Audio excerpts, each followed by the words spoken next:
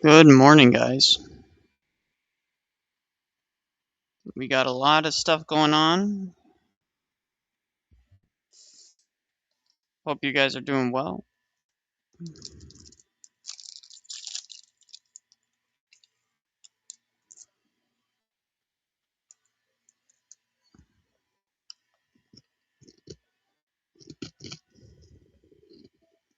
One second.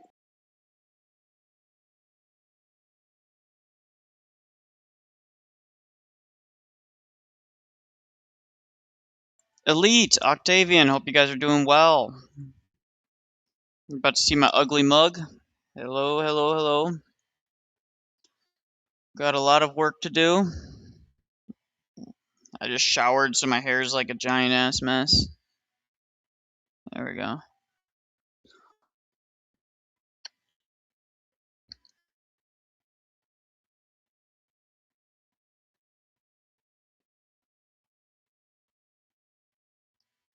Low IQ Swadian. Well, Swadian will take any opportunity to dunk on Orthodox because he's not Orthodox.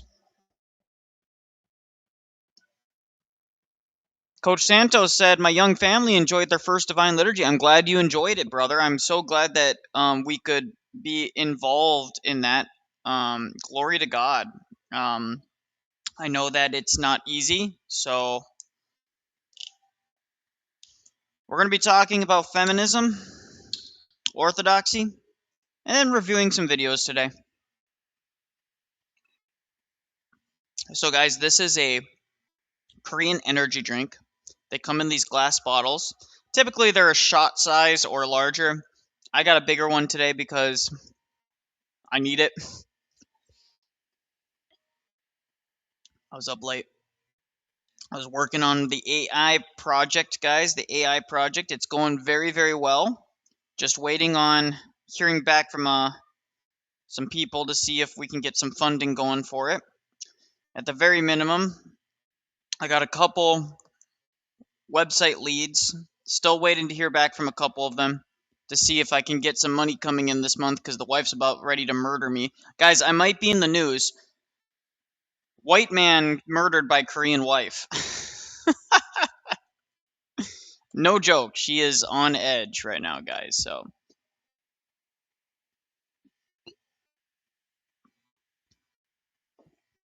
he's accusing EO of ecumenism while talking on a non-denominational board. Dude, the main criticism these non-denominational dorks have against us is that we aren't ecumenist. Like that's the big thing that they're constantly doing is whining about that.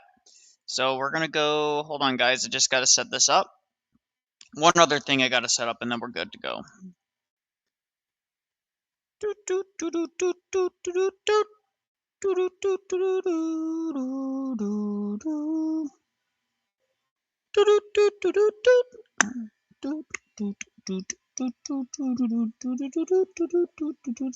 All right, there we go.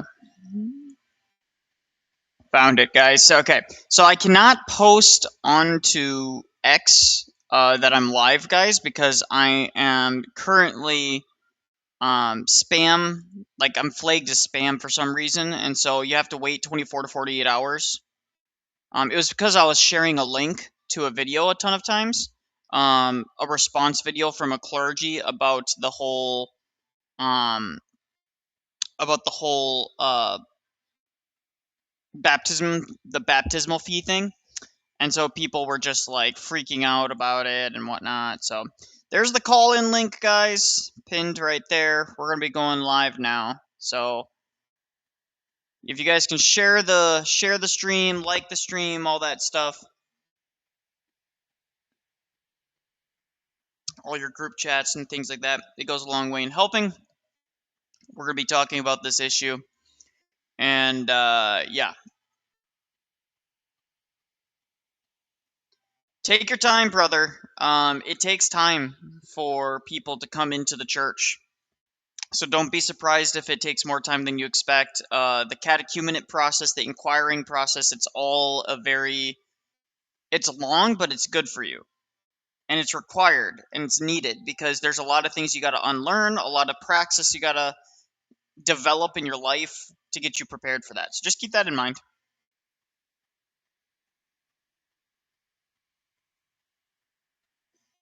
So true, Octavian.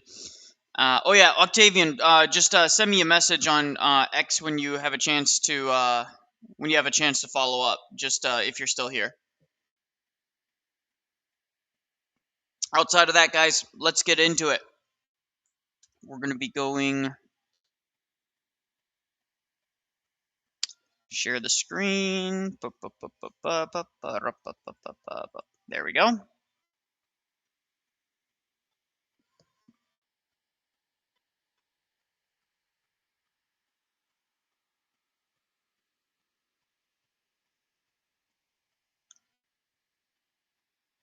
So we have a video of somebody responding to Father Stephen DeYoung. I don't know if this woman is Orthodox or not, but she has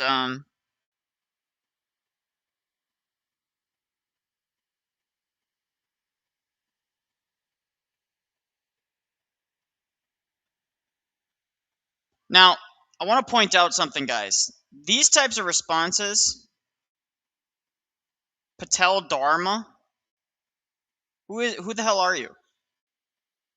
This is not, as far as I'm aware, this isn't an Orthodox guy. It says, you're a pussy, we get it. That's not a good response. Now, why is it not a good response? It's not because it might not be true. Let me show you guys. I have to add it to stage. It says right here. We get it, pearl clutching is in fashion, and she's moaning and groaning about Father Stephen DeYoung.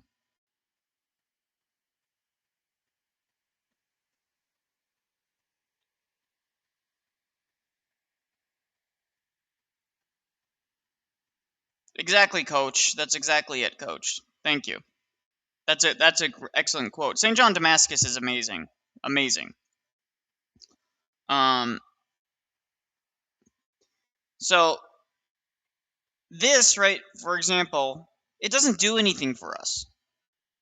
Point out the flaws in her argument and less with this other stuff. But let's listen to what this feminist has to say about us.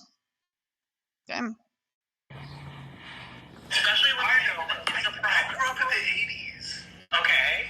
So you settle this with ridicule and, if necessary, violence.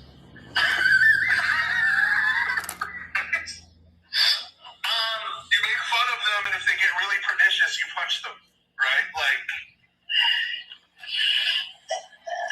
I think. Sorry for my Gen X approach, but that's. They're just joking. No, I mean, So they're clearly ribbing a little bit. They're clearly having a little bit of fun. They're joking around. So what is there to be obsessed or upset about? Like, answer not a fool according to his folly, but as my famous. Sometimes you do answer a fool. Yeah, sometimes you have to answer a fool according to his folly. Or maybe just question the fool. Maybe don't answer him. Maybe ask him some questions like, why would you punch somebody? Why would you mock and ridicule somebody? Well, because sometimes you answer the fool to their folly. Like, it's scripture. Sometimes you mock the heretic. Sometimes you make fun of them. You use rhetoric. That's what the church fathers did. Many church fathers did this.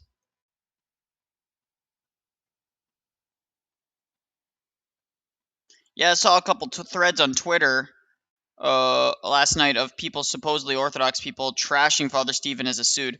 Well, I mean, it's very usual for these types of people. They're very sensitive. Does she give more context in the clip? He's always jokes at Jacob. Well, that's the thing, is that there is no other context that she provides. There has to be answers. Right. I can answer somebody. I can rip somebody apart without standing on a stage with an equal-sized podium next to them. Right. And, like, shaking their hand beforehand and acting like, you know, Yes, sincere hypocrite. Many of them mock the way that some of these heretics died, because the way that they died was judgment from God. certainly didn't shake his hand. He has a platform. He can rip this guy for 3 weeks. He has a bigger audience, right? Is that a proper way for an Orthodox priest to teach and speak in public? Yeah, it's totally fine. It's up to him. You see, the thing is he's clergy. You're not. It's not your job to judge the clergy.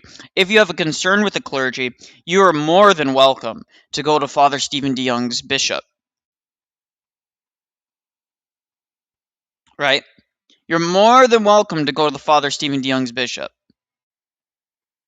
and talk to them about this. It's like, I think Father Stephen was recommending this. And you know what the bishop's going to do? He's going to laugh at your face or throw away your email or just go, oh, I see your concern. Okay, well, please focus on your prayer life. Please focus on your parish life.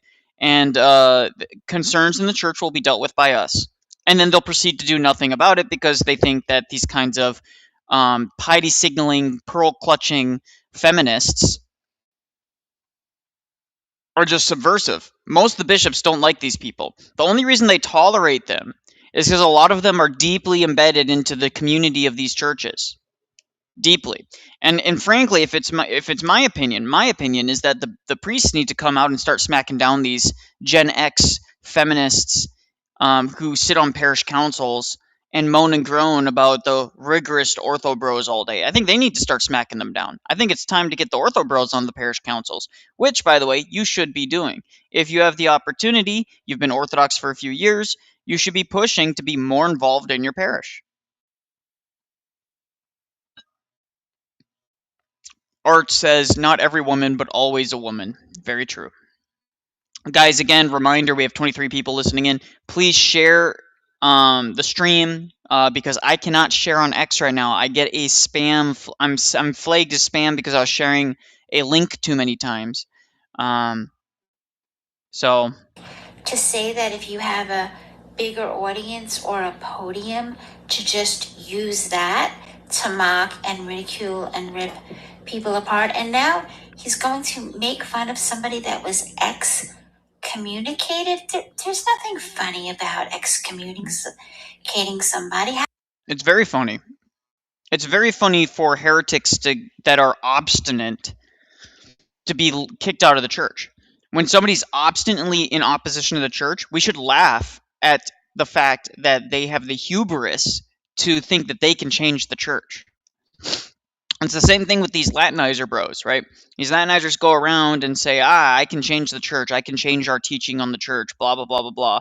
And they just keep on going and going and going and going. Insufferable people. And a lot of the priests that were previously kind of in the middle of it are coming out against it as well. But notice how it's always a strain of thought. I can fix the church. The church has a problem and I can fix it. I can point out the problem and it's all about me, I. How does the church relate to me? How does the church relate to I? Right? How is this funny? Because it's funny. Matthew Heibach was dealt with. He got excommunicated from the Orthodox Church 3 times. I don't know if you know about that. He got excommunicated from an Antiochian church, and so he snuck into a Russian church where the priest barely spoke English. Okay. And didn't know he'd been excommunicated. But then as soon as his bishop found out he was there, he got excommunicated from that church.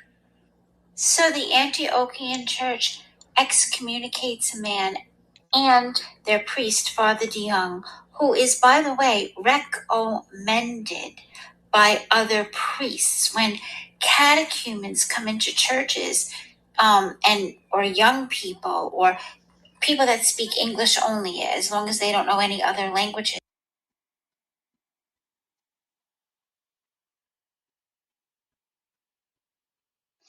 Yeah, I mean the TOs are massively inconsistent. I don't take anything they say seriously. I'm genuine about this. The TOs, their biggest position is let's manipulate the history as much as possible. Let's take out of context statements and manipulate the reality of the situation to make it seem as horrible as possible. Let's not address the canon question. Let's not address any of these other problems and just complain all the time. That's all they do. The way that they practice the faith is by complaining. She's getting mad at somebody for a different sense of humor. That is feminism, bro. I don't know why anyone's shocked by this. That is what feminists do. Because people have different senses of humor, people have different ways in which they engage with people, they do that. God bless you, brother. Thank you for doing that.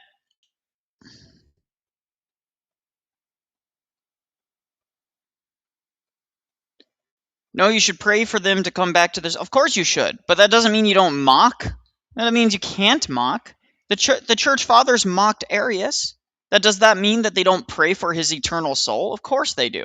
You don't think the saints aren't praying for the eternal soul of Arius? Of course we should, because he's in a dangerous position, right? So once again, I want to point out that it doesn't need to be an either or.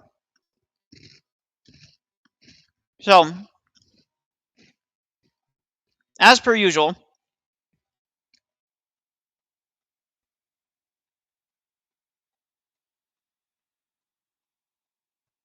today they're co-hosts. They're not co-hosts. And by the way, Jay was calling out a specific priest who is the co-host of Father Stephen DeYoung, not that he himself had criticism of Father Stephen. And believe it or not, men can just work out these issues in the back end. Like, not everything needs to be public for you people. Not everything needs to be public for you people. Right? Not every like dispute or issue that gets resolved needs to be public for you. Now we're going to be talking about feminists infiltrating the church. Not Lauren Chen, Lauren Southern.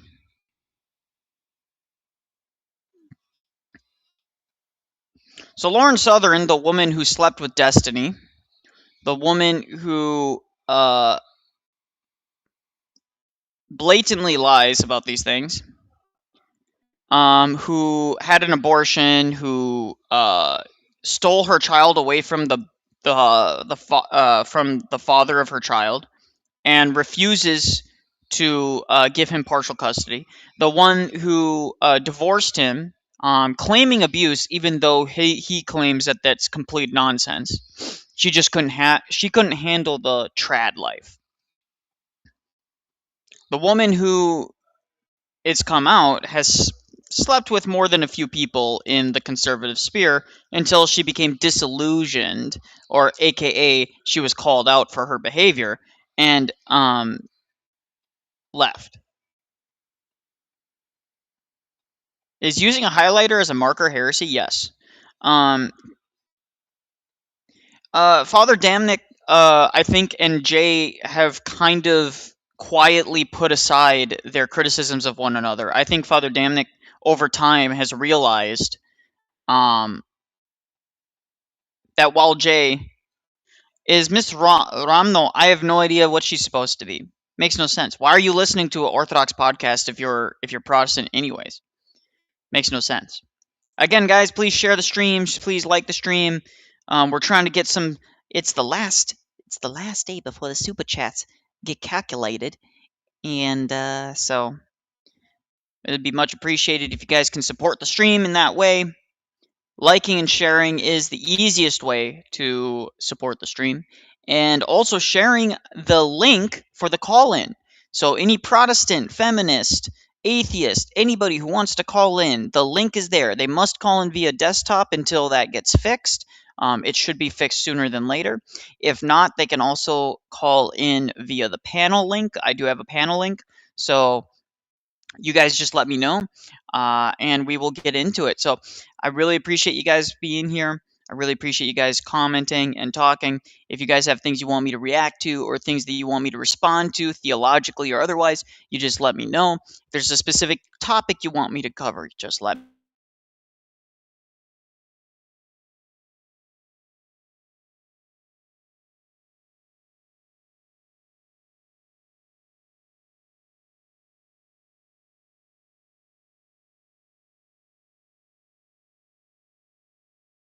who Tim Andrews is. Let's see.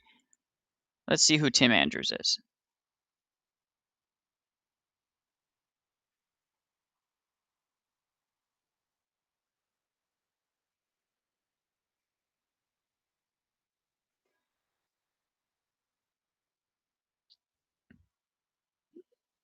I don't know. It just seems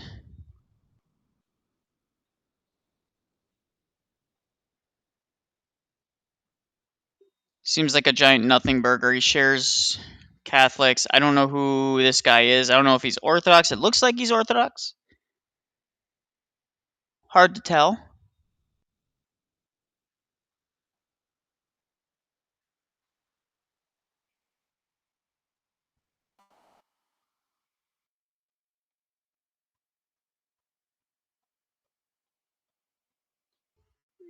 I think he's Australian, it looks like. Australian Taxpayers Alliance. Puffer says $5. Thank you for the daily slop. You are welcome, Puffer. Summarize drama that has been happening. I don't know what drama is happening. Guys, you guys got to remember, I don't pay attention to none of this stuff unless it crosses my timeline, and even then, I can't be bothered to pay that close of attention.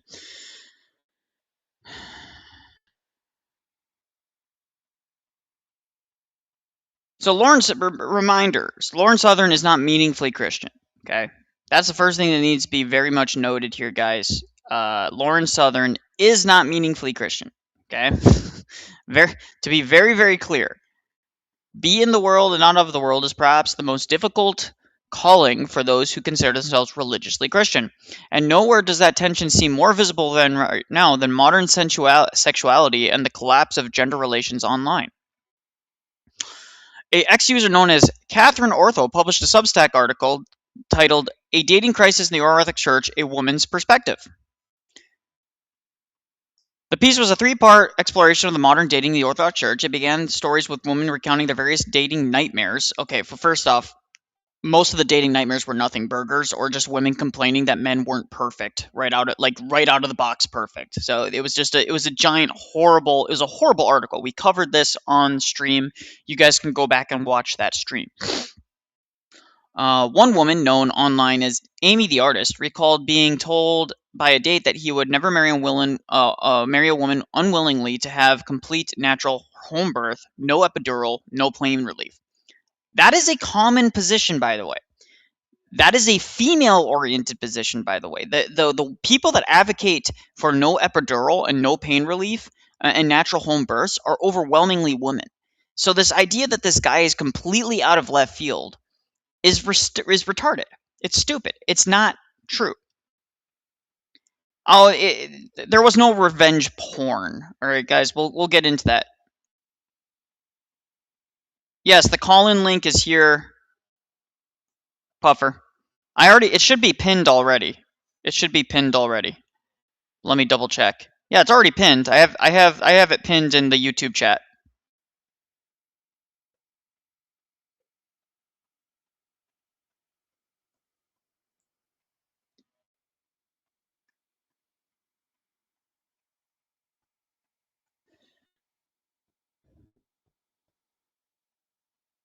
She must heroically bear the full weight of childbirth alone.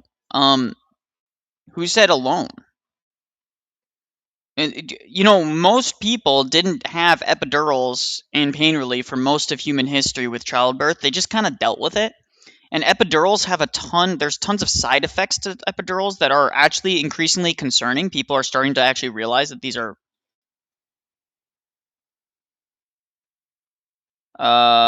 if you're looking for a panel link,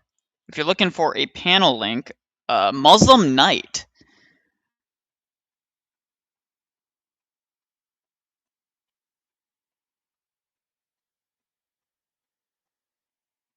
Muslim Night, can you show me a quick give me a quick wave? Quick wave.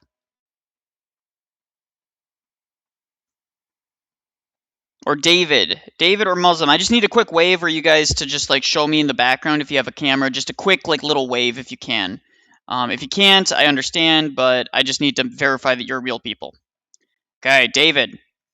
What's up, brother? Nigger, nigger, nigger, nigger, nigger, What I nigger, thought. nigger, nigger. Absolutely immature. You can sit there in the background. You can waste your time.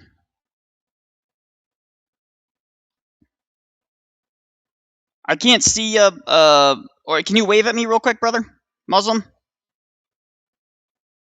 Yeah, congratulations. You're not on the stream, you retard. He's flashing a bunch of nonsense in the background, guys. No one can see you, and I can't see you either. You muted. These are why degenerate Muslims. Like, look at how degenerate these retards are. Not going to show you guys, of course. Brother, brother, brother, brother. Brother, please. Can you please let me back in? There we go.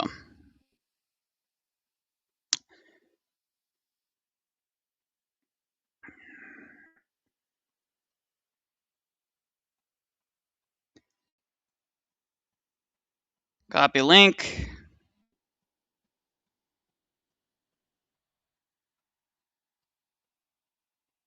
There's the call-in link as well.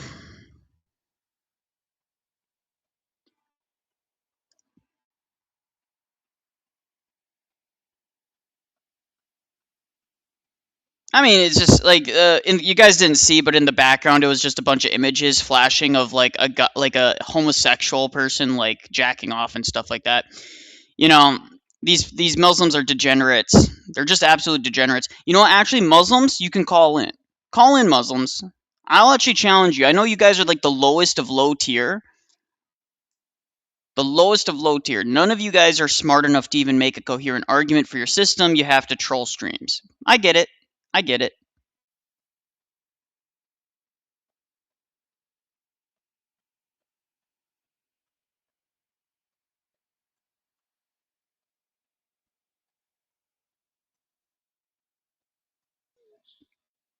There's a way for me to do this. Hold on, guys.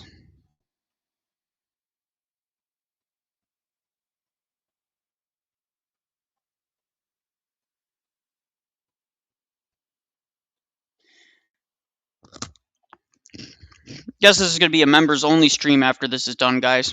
Members only stream, unfortunately, after this is done. All right. Let's continue with this since nobody wanted to call in, and that was a waste of our time. So, the second section summarized the results of a survey Catherine conducted, a survey that had 41 respondents, and of those 41 respondents, 3 were under the age that's even relevant, and 4 were over the age that's relevant. So the core demographic that we care about are this. It was absolutely abysmal.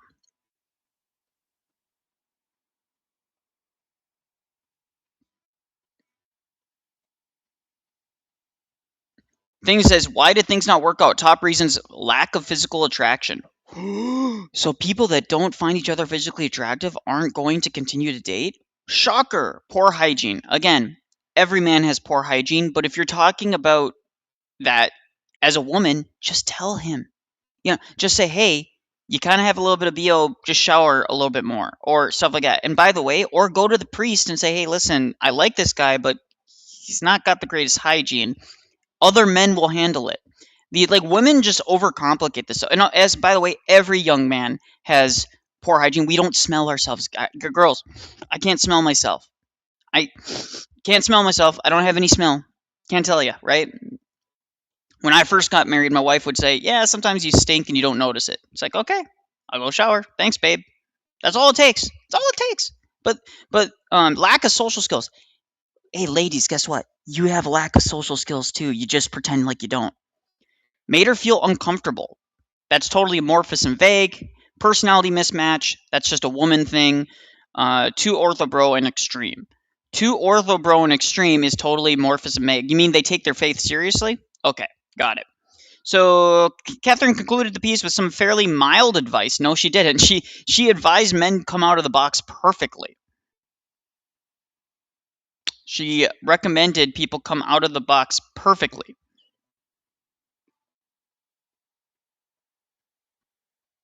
On face value, the article is not especially radical. It actually was. It was feminist coded all the way through. It had feminist coded language all the way through it. But men, commonly referred to as orthobros, hyper-religious pseudo-traditionalists with crosses in their bios and increasingly militant political religious aesthetics, did not take the criticism well. You mean we had critiques of her article? Most people had no problem with the article itself being published. We questioned the efficacy of it and whether it was good. Okay, so first off, this is not an Orthodox cross. This is a Russian papist, you idiot. So Lauren Chen, this is too funny. Guys, share this stream right now. Lauren Chen thinks a Russian papist is an ortho bro. We're saving that, guys.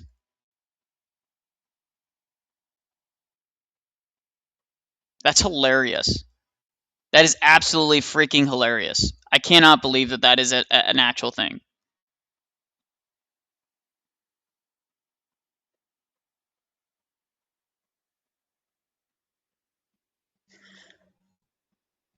And yeah, it was completely contradictory. At the same time, pulling young girls from outside their sex somehow.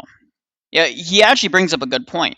She's crapping on men and how they're undateable and they have all these issues, but somehow these same men are going and dating women from other countries and bringing them into the faith. So somehow these men are, in one instant, completely undateable, completely smelly, poor hygiene, bad social skills, and yet somehow they're getting married and bringing women into the church.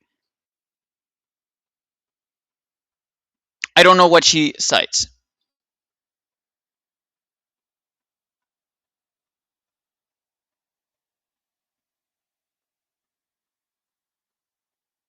So Ed, is Ed a Orthodox? I have no idea. Could be anybody. Could be just some groiper who is being insufferable online. Right? Like, I don't advocate for what he said here. I think it's stupid. There's plenty of things that you could critique in her article without doing this. But how does this prove this is an orthobro? Show me the orthobro. The only person we know is Orthodox is Ubi. But Ubi, she doesn't even post any example of what he said that was so outrageous. She doesn't even post it. It's amorphous. It doesn't exist.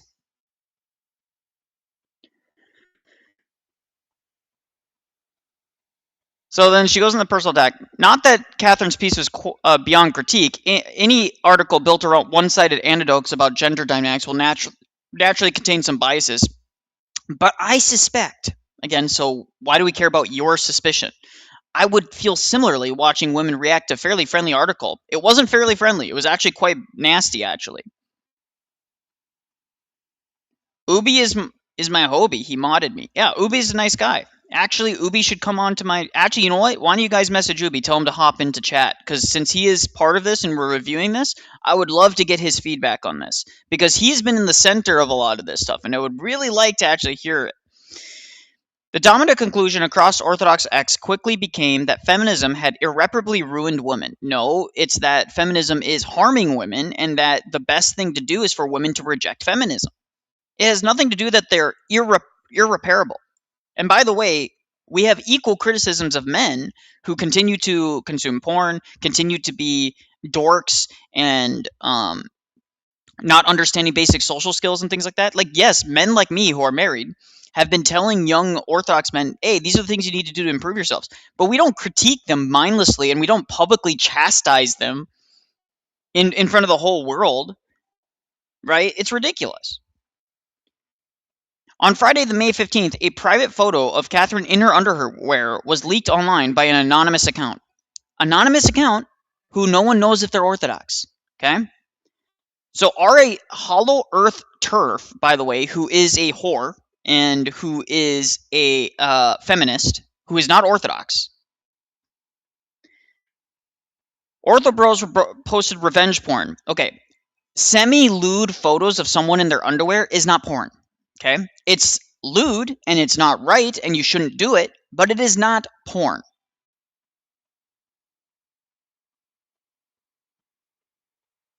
John Smith, who, by the way, we have no evidence is Orthodox. He had like 50 followers, and he was overwhelmingly reported by Orthodox people to where his account was destroyed.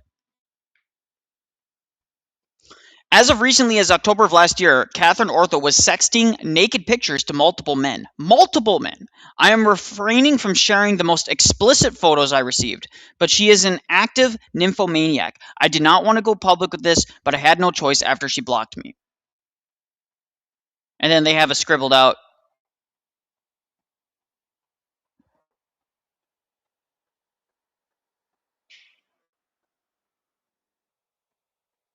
So notice how Lauren Southern doesn't critique Catherine, who is sending to multiple men nude photos of herself. Oh, no, Catherine's not wrong for that at all. The initial leaker was an account called John Smith, who later claimed he was forced to leak the images. I disagree with how John posted it. He shouldn't have leaked the photos, or he should have blurred them out extensively to where you can't tell what they are. Because I think that would have been in a way to say, hey, this is actually real. This is the person that I went to. But honestly, if anything, her original piece may have been too charitable. Being awkward, rigid, and overly ideological is one thing. Publicly humiliating a woman because she ignored your DMs is behavior so deranged that I wouldn't.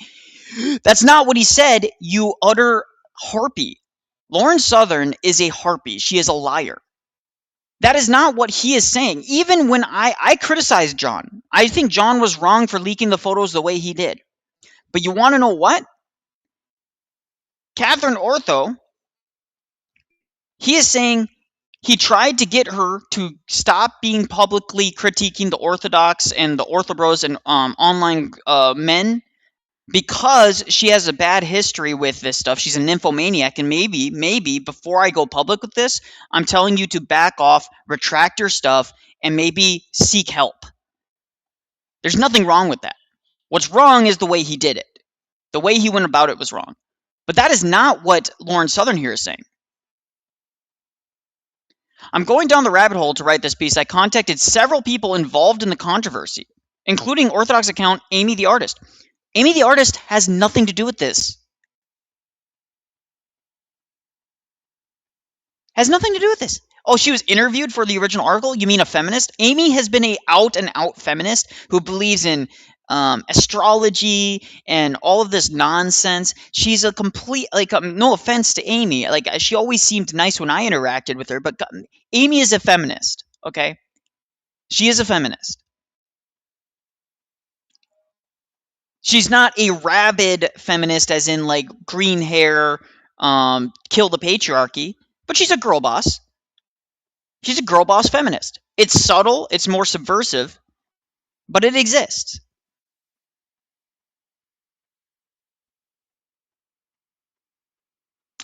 I was the first person who saw the tweets. You were the first person to see the tweets. I guarantee you were not the first person to see the tweets. So I let Catherine know. She was obviously mortified. We agree. We reported it and our friends to report it too. But it was taken down fast enough because it wasn't taken down fast enough because the Ortho Bros, who are these Ortho Bros? Name them. Started immediately screenshotting and reposting it. No, people are pointing out, one, most of the people are saying, hey, you shouldn't be leaking lewd photos to the internet. Maybe you can talk about her problem without actually leaking the photos. Catherine also, by the way, was sexting nudes to multiple men until very recently, just late last year. She is in no position to be critiquing anybody. That's the point. The reason someone says, why is Lauren Southern interested in Orthodox drama? Because she's a subversive feminist. She wants to use if this was happening in Catholic Twitter, she would do the same thing. She's a subversive feminist who wants to undermine Christianity and traditional moral values and the patriarchy. She's fighting the patriarchy. She's a leftist. She's been LARPing as a right-leaning or a neutral person for years now, but she's not really. Amy is not a feminist. She is a boss queen. So true. David Wood is doing a stream with a prot who says orthodoxy is false. David Wood is stupid. I mean, I can call in. We can try and call in. Let me see this, guys. Modern denomination. Hold on, guys. Does David Wood have his stream open?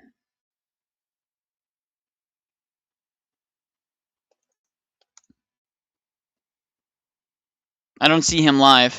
Oh, wait, he is live. Augustine taught it, and so did John Chrysostom and Gregory of Nazianzus, two fathers of the East that are highly regarded in the Eastern Orthodox Church. They taught penal substitutionary atonement. And this is where I find it ironic. They attack this doctrine that their own fathers believed in and taught. And so when the Protestants spoke about how Christ bore the wrath of God and that he received the wrath of God on our behalf, they say, you guys, you're following pagan ideas. Oh, I just got banned, guys.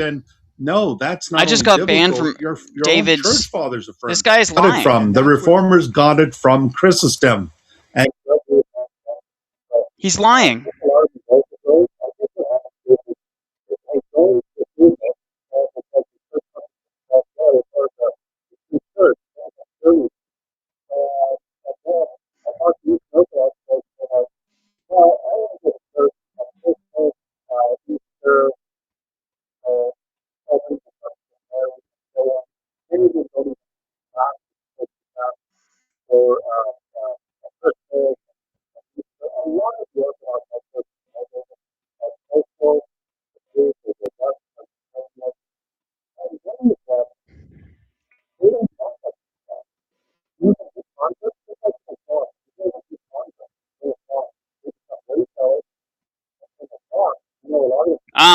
So we're just... This is ridiculous. He's just lying.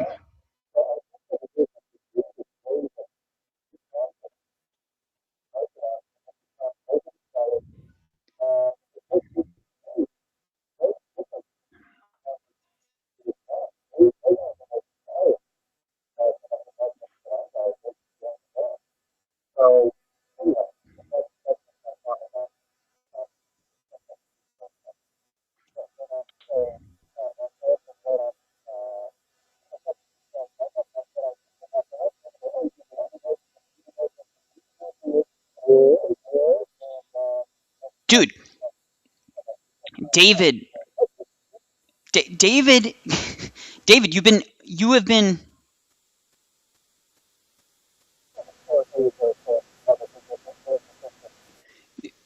Guys, David Wood has been in apologetics for 20 years. The fact that he leans in any direction and hasn't settled any theological positions. Andrew asked basic theological questions.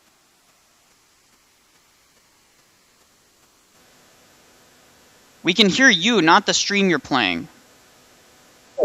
Can you hear it? Can you hear it when I turn it on, guys?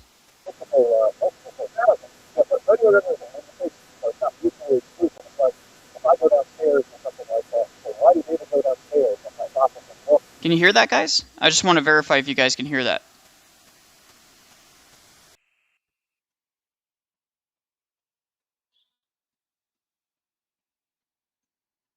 Audio is chopped.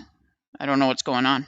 I'm open to some case for some other position, but here. How like enough to rule out old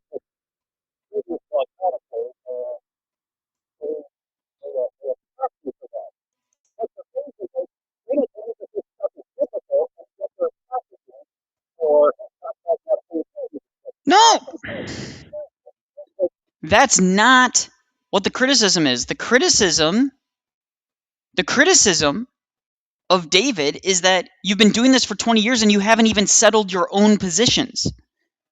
It's not that we actually agree with PSA. No one agrees with PSA in the Orthodox Church except for a few small niche groups. This guy is a liar, by the way. He's one of the worst people on it. We've reviewed him on this channel before. He's just a dirty, filthy liar. Seriously, a dirty, filthy liar.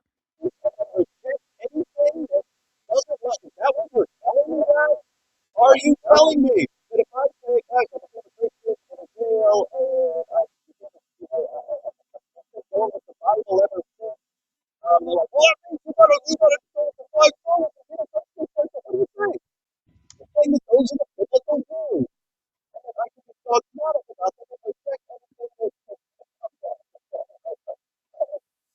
insane, guys. It's guys. It's David's audio. I don't know what to say. It's David's audio. My audio is fine. Nothing I did has changed. If we go and watch another video, it's there.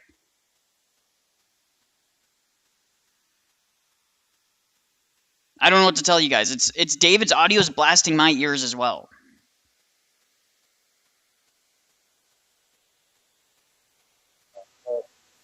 So,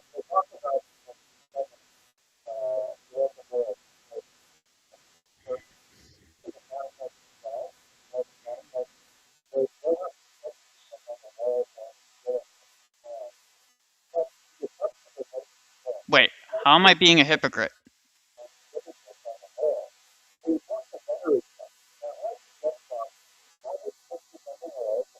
scenes which would assist illiterate people in understanding biblical stories because they couldn't read. Most Christians were slaves, they were illiterate, they couldn't read. I don't know what's going on with the audio, guys. I don't. Let me try and fix it. Hold on.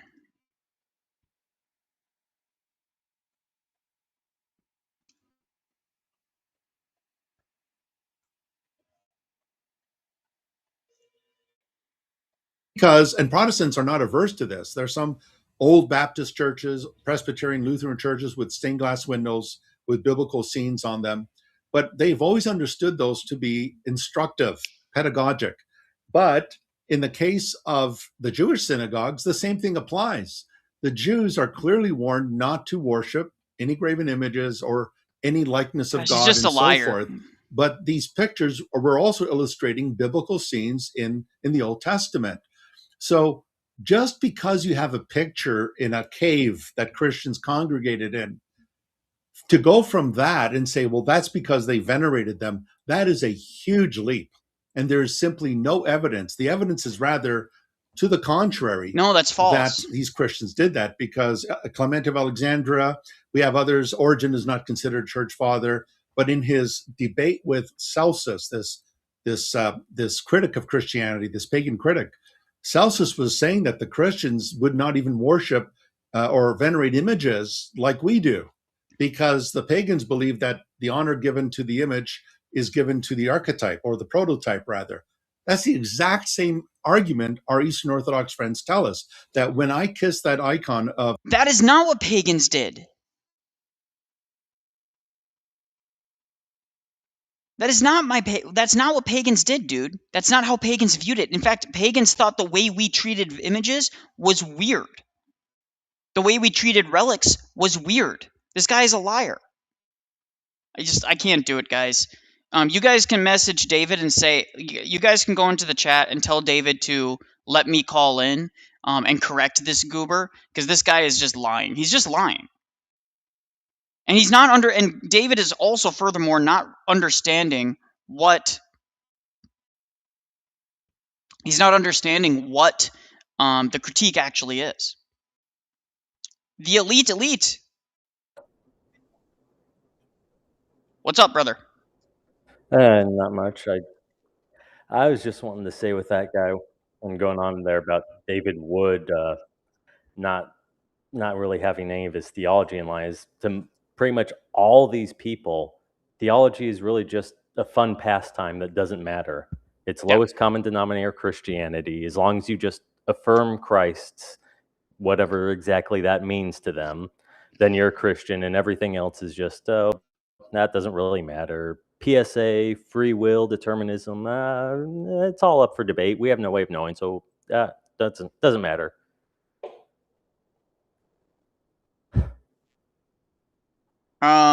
Yeah, I mean, I totally agree with you. Wes Curry, what's up, Wes Curry? Wesley Curry. Hello. What's up? Well, I have three things I'd like to talk about.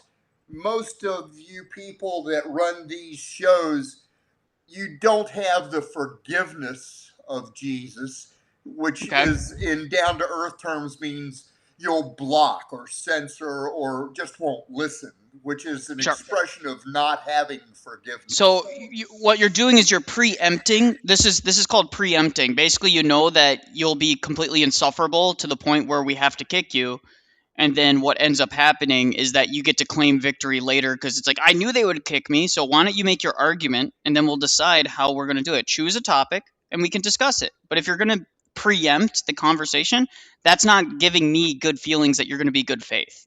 Sure. So let's start there. Let's start I'll there. How about start that? by praying to Jesus. You want to pray to him with me? No, how about we focus on the argument right now? We can pray to Jesus I pray to Jesus at the end of my streams. So we Sure. do a prayer at the end of my stream. So how about this? Why don't you start by giving me an argument? Okay? Okay, realist. Jesus, put the bruise behind their left ear than their right ear, and put the taste of honey in all their mouths. That I am the little book in Revelation, and those are all deceivers of sin. Mm-hmm. Thank you, Jesus. You're going to feel a pain in the back of your head. First behind your right ear, then your left ear, and you're all going to taste the taste of honey. You all know who I am. I don't know who you are. If you don't Okay, tell so them are you going to make an going to argument, or lose. are you just going to try and do some weird prophetic stuff that isn't actually happening right now? So Most make an males argument. like you are going to take the Omni barcode to get $32,000 in Islam money. It's the mark of the beast. There are many deceivers like you that say Jesus with your lips, but do not believe he is God. Okay, what He is your told you to argument? tell the vision. I'm not going to Wesley, argue what with is your... you. Jesus says Okay, don't argue. I am authority. actually, You Jesus are and Saint Paul, footstool. Jesus and Saint Paul say to give an answer for the faith that you have. So, can you actually make an argument for why my position is wrong and yours is correct? Jesus, would you make all those Muslims gnash their teeth? Those are all worshippers of Satan. I'm not Muslim. I'm Orthodox. To So, talk Allah, Jesus said to you, you say he is not God. You're an Allah, according to Jesus. I'm not arguing with you. You're a footstool. I see. So, you're not going... So, just to be clear, you're not going to make an argument. He didn't come here to argue. He came here to preach, like a good Yes. evangeli. He just left. Guys, he said that I was going to have a pain in the back of my head. That was interesting. He left. So, Yeah, the male version of a wine mom there. I can't get anybody who is just normal in my streams to debate. Octavian said to set a goal, which I just did for super chat goal. Thanks for the $1.99, Octavian. Much appreciated. So that was interesting. We got our first call in. It ended up being just a schizo boomer type, but anyways, Elite. What were we saying? Yeah, guys. So David Wood, he's just being dishonest here. Completely dishonest. Yeah, guys like him just focus on the anti-Muslim stuff because it's I've easy heard and that low guy tier. before. I've heard that guy before. I actually know he's called into streams in the past, and he's done the same stick. He's done the same shtick from the past. Oh, guys, we have a bunch of super chats. I didn't even realize. Oh, wait, that's from yesterday. Never mind. Today. That was my bad. My bad. So yeah, that was interesting. So He had anyways, he had his script. He had to run like that woman going after Father Seraphim in Greece. Oh yeah, they're all like that. So now, guys, here's what's funny. We're going to continue to go through this article because David Wood is so boring, and his guest is one of these people that has been talking about orthodoxy. He knows all the terms, but he doesn't understand the arguments, and he doesn't understand the theology. So just because someone can say theosis doesn't mean they can actually explicate what makes theosis different than something else, for example. So,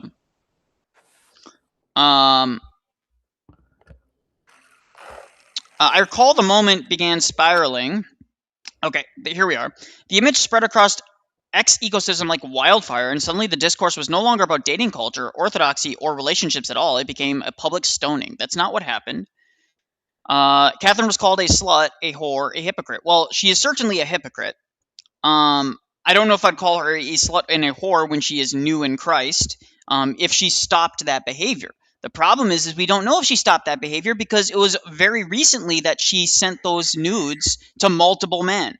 Okay? So the critique, notice how the critique is shifting towards, oh, all these men are sharing this. What about the fact that Catherine was literally bemoaning in her piece? She was bemoaning the fact that men ghost people and they're addicted to porn and they're addicted to all these things. Meanwhile, she's a nymphomaniac. By the way, single mother.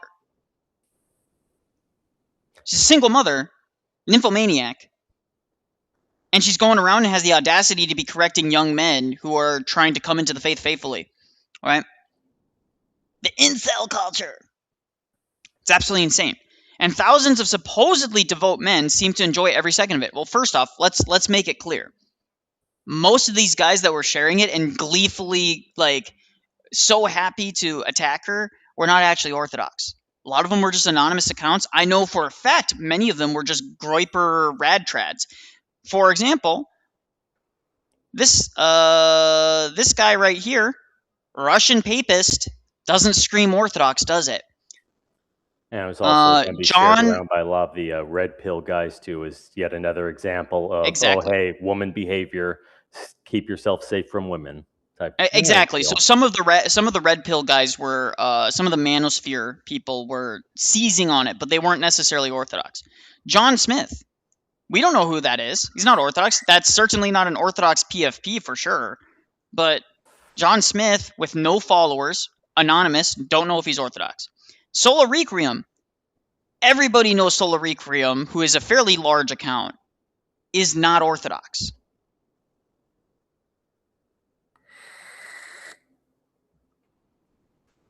And notice, and even then, notice what he says. Now that the whore is off Twitter, which, again, I just don't think it's useful to call her a whore publicly, frankly. I just think it's not useful. I don't think that that's something we should be doing as men, generally speaking. But make sure to report the EO guy who was receiving and sharing the photos in the first place. Yes, we should report both. You shouldn't be sharing those things.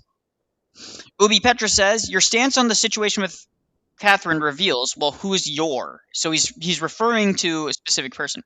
1, whether you're a woman with a high body count. 2, whether you're a woman who sent nudes, or whether you're a man who's married to a woman described by 1 and 2. And I disagree with Ubi. He's being edgy here, but it's kind of funny. It's just edgy. John Smith says, Catherine's article is back on Substack. Here's how some of the things she wrote while sexting pictures of her buttocks, breasts, and vagina. It seems that the real issue for Catherine is that men are consuming pornography of women who are not her. And again, nymphomaniac. So again, all the criticism of the men, nothing of the Catherine. I bet Catherine's watching. Again, I would love for Catherine to come on and chat with me about this issue, but unfortunately, that just does not seem to be the case. I would love to talk to these feminists about these issues, and I guarantee you, most of them would probably agree with me at the end of the thing, or they would just cry orthobro and just cry and whine about it. An ex-boyfriend of Catherine's, known as Right Wingman, has allegedly shared the image privately with a friend who was leaking it publicly onto X. As the controversy grew, he inserted himself directly in the discourse with a lengthy statement attempting to justify the situation. No, he's explaining the situation. Justifying would be like, I'm right to do this because XYZ. So poor Catherine sending nudes to multiple men. Poor Catherine, who is attacking men in her piece. Her piece was not mild, by the way. She was expecting men to be perfect, but women were just innocent little angels that never did anything wrong. All these women are godly women that just want to pursue Christ, but meanwhile, all these guys are just insufferable. That was the essence of her piece the entire way. And one of the most hilarious things too is I saw somebody posting on Twitter there about, oh, these guys would be shaming Saint Mary of Egypt, and it's like, did Saint Mary publish an article talking about how horrible and degenerate all the men were? And then, of course, young penitent, God, good Lord, Lord of mercy on me, young penitent, one of the most insufferable piety signalers on X, who, for every single situation that is remotely controversial, he's the one that has to naysay everybody and say, you all are just so obsessed with this issue, you got to be holy like me and just be above it all. But you're commenting on the situation by pretending to be above it all. To be above it all would be you don't even notice it's there, you don't comment, you don't even discuss it. Right? not being of the world, right? And being above it all is always, of course, siding with protecting the woman. And again, I'm not saying that they should be sharing the lewd photos. I think that was wrong. I think the way they went about it was wrong. I do think that they should have blurred it out, covered it up, and etc. Not shown her face, but said, "Hey, these are pictures that she has sent me personally, and multiple other men have come forward to me saying that she has done this to them. She is a hypocrite. Her article is not representing the truth accurately, and she's slandering men while being a complete hypocrite." Right? That would have been a good approach to take, but she didn't take that. Blah, blah, blah. The sin, of course, is not just... Okay, now we're going to get Lauren Southern's theological takes. The sin, of course, is not just disobedience, but the immediate refusal to take responsibility. Adam blames Eve. Eve blames the serpent. Nobody looks inward. Yes, but... Does Catherine Adam's... need to look inward, Lauren?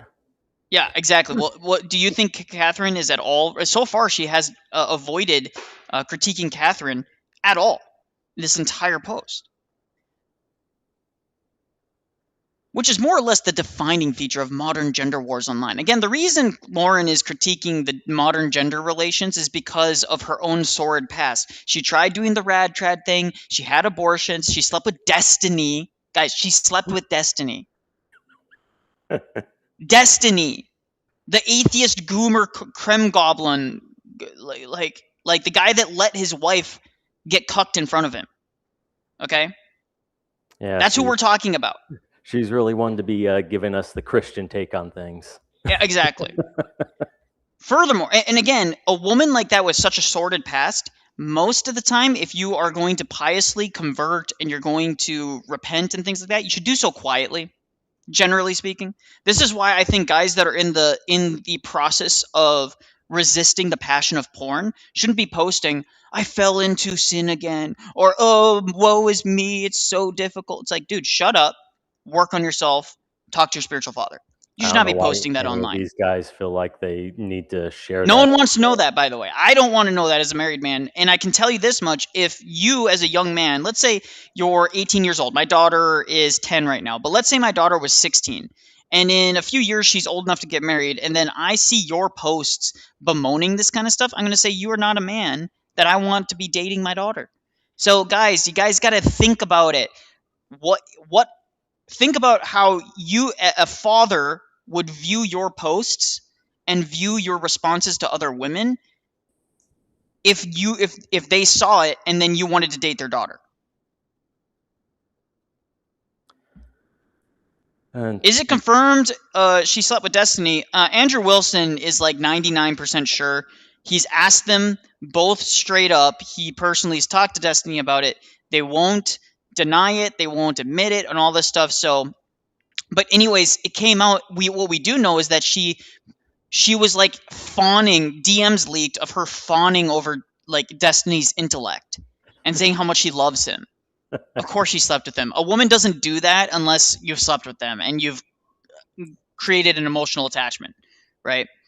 So, like, guys, it's disturbing stuff. Don't even look into it. Don't look into it. It's actually really disturbing what she sent. Like, your intellect is so beautiful, and it's like Destiny's not a smart guy. He's fast on his feet. He's not smart.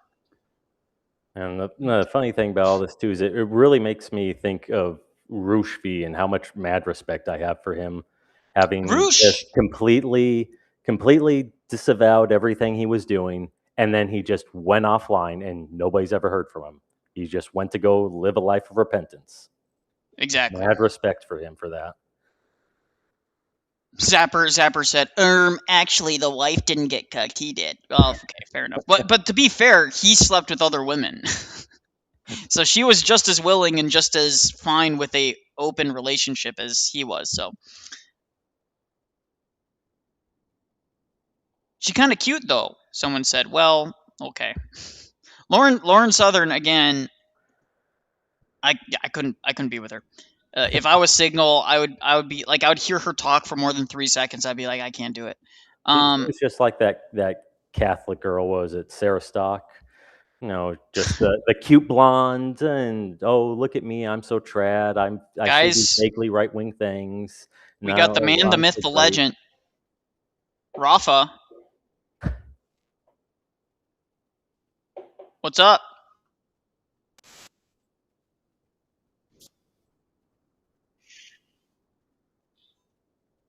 So let's see what. Furthermore, the idea that anyone in this ecosystem is morally pristine is completely delusional. No one made that argument.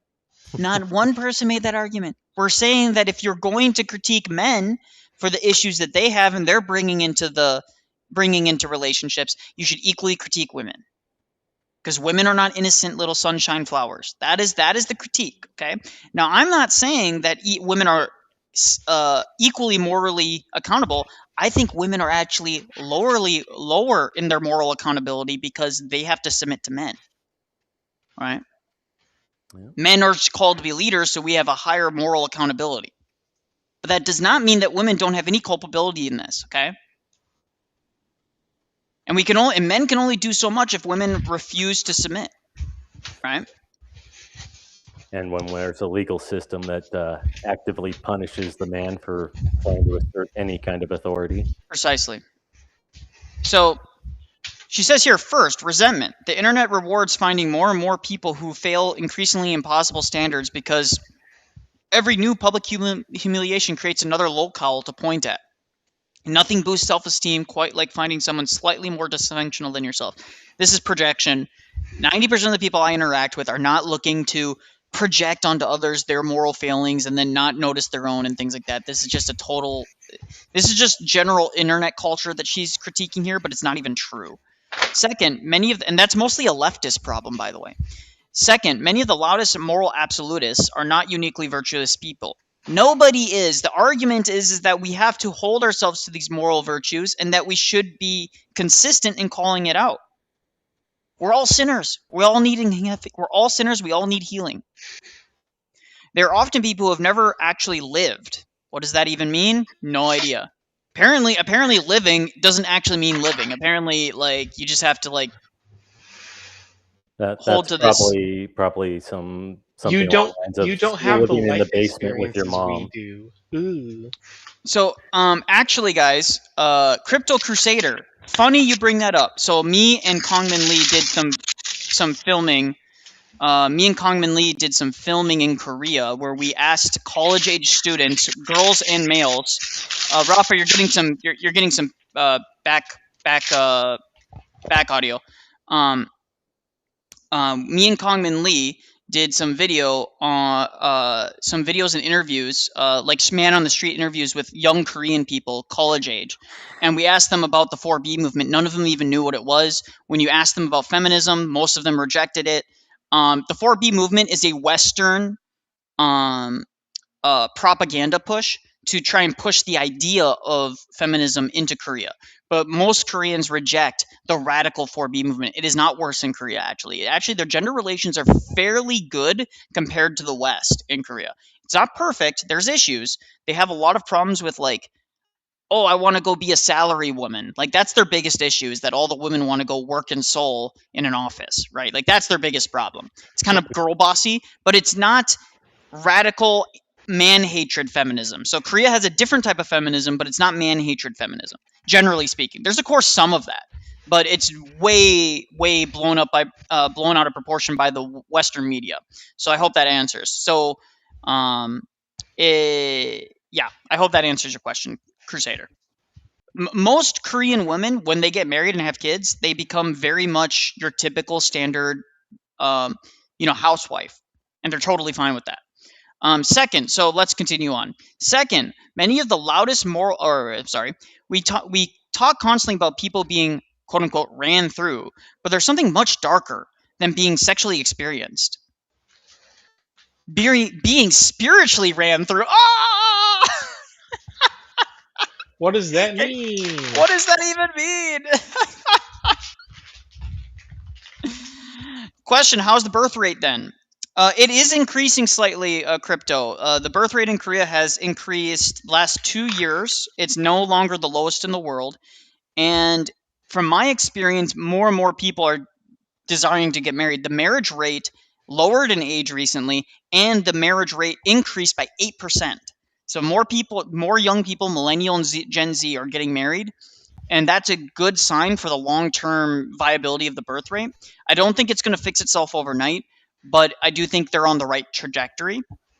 That being said, they're going to hit a pretty low point in their population before it bounces back up. So it's not going to bounce back up immediately. It's going to take time. The biggest problem with the birth rate in Korea is basically the economy. Everybody is in Seoul, and Seoul is very expensive. If you live outside of Seoul, it's very cheap, very reasonable to live here, very affordable. Even Seoul's affordable compared to most cities around the world. But still, in Korea, by Korean standards, it's not conducive for children. So someone said that's great news, etc., etc. The only What is concern is preventing the government from uh, bringing in migrants en masse. Yeah, that's the one thing that Koreans are fighting back about. Luckily, there hasn't been mass migration into Korea yet, but there are some people trying to push it. Just like there are people trying to push it in Japan. But generally speaking, so far they have some migrant labor, but they don't have permanent residency. It's very difficult to get permanent residency in Korea. Very difficult. It's not easy at all. So Their and migrant labor is mostly like foreign language teaching and well, I would say liaison stuff. most of the factory workers that they bring in, you're getting a ton of feedback right now, man. You might need to change your mic because it's getting a ton of feedback right now. It's not normal. Um, most of the migrant labor is Indonesian, Vietnamese, Thai, etc., etc. Um, so it's not like mass migrants of like completely dissimilar people either. So that's important to note. But let's continue to do it. So she spiritually ran through. She doesn't define that. A soul is so marinated in resentment and internet humiliation it can no longer distinguish morality from cruelty. First off, she hasn't really pointed out anything overtly cruel, other than the fact that people were pointing out that she's a hypocrite, and then and some people posting lewd photos. Again, they are not porn. Porn is nudity, guys, okay? Porn is sexual acts being displayed, right? Showing that she is sharing semi-lewd photos with multiple men is not the same thing. I still think it's wrong, but it's not the same thing. So this idea that it's revenge porn is just bullshit. It's complete bullshit. Okay? Cruelty is being held to your own standards. Well, sure, yeah. And as Amy put it bluntly with me on the phone, wow, they're all talking to each other. All the feminists are talking to each other. It's like Steven Crowder's wife was talking to Lauren Southern and like 3 other of the crypto feminists before she divorced Steven, right? It just shows you that these people are completely insufferable. I suspect a lot of these online bullies are not social. I suspect. That's doing a lot of heavy lifting there. They don't understand the messiness of human relationships. You're right. People just grew up in a vacuum. They just have no idea that relationships can be messy. Or maybe some of these guys have bad experiences with women, and that's exactly why they have some of the positions they do. I'm not saying that's true, good or bad. I'm just saying that maybe, just maybe, it's because of their experiences that they think this way, right? They are shut-ins who are always online. Guys, let me tell you this much. Every single Orthodox person I know on the internet who I actually have gotten to know actively attends their parish, goes outside, meets with people, goes to divine liturgy, goes to coffee hour. This does not reflect the reality. Yes, certainly there are some shut-ins, okay?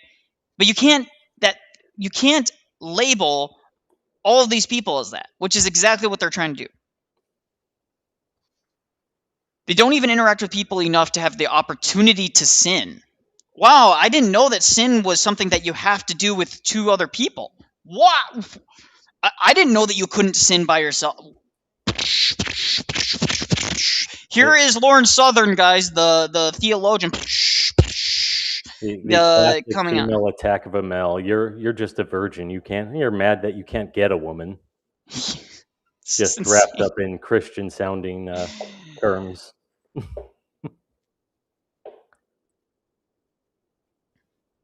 Look at Nikolai, he's a shut-in. Yeah, I'm only in a public area right now.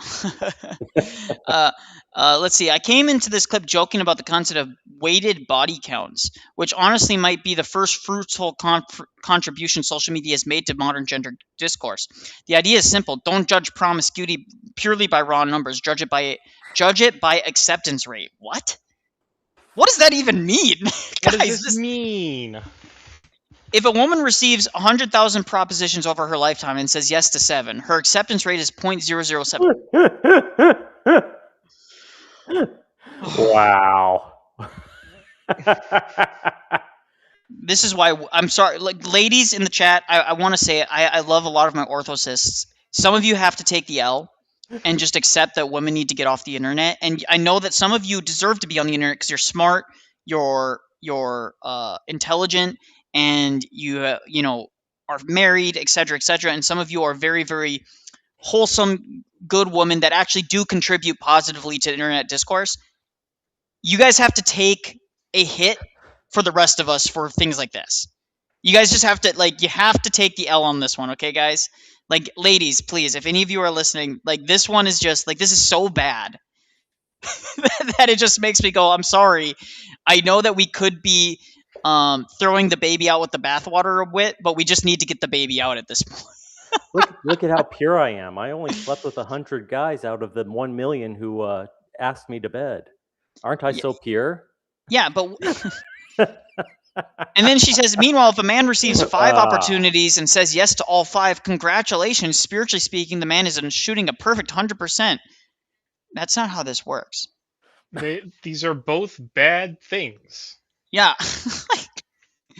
At a certain point, you are not celibate by conviction. You're celibate by low demand.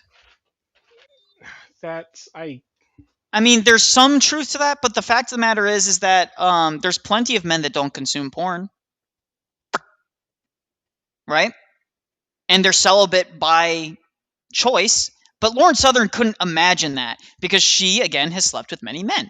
Many men. Many men. It's a known fact that she has a torrid sexual history, including sleeping with Andrew Tate, one of the Manosphere guys. So, again, she has absolutely no moral scruples. She attacked Tommy Robinson, and Tommy Robinson came out and said, dude, you slept with Andrew Tate, and you have the audacity to be going out around here and complaining about all this? I mean, come on, give me a break. Kind of like Michaela Peterson. Exactly. Like, all these people, like all these women in that critique the manosphere, you give them 2 seconds with Andrew Tate alone, they're gonna throw themselves at him. This is serious. And again, I don't even like Andrew Tate.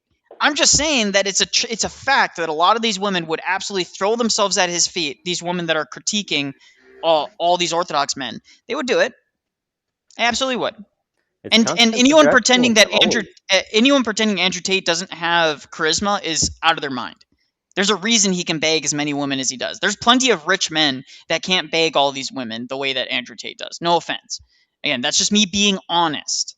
Not saying I advocate for it, because I know that's going to get taken out of context, okay? So let's continue. Of course, nobody should actually be morally reduced to a spreadsheet of sexual history in the first place. Okay. But if the Internet Purity Police are going to insist on freezing everyone's sins in amber and constructing advanced cybermetrics for righteousness, that's not what we're doing. We should be at least make sure the methodology is statistically sound. This is some of the most retarded logic I've ever heard in my life. This woman used to be considered a thought leader in the conservative movement. Just so you guys are aware. I mean, she was always Canadian. Was doing in her article, freezing all these men's faults and saying like, oh, they're just undateable, they're horrible and awful.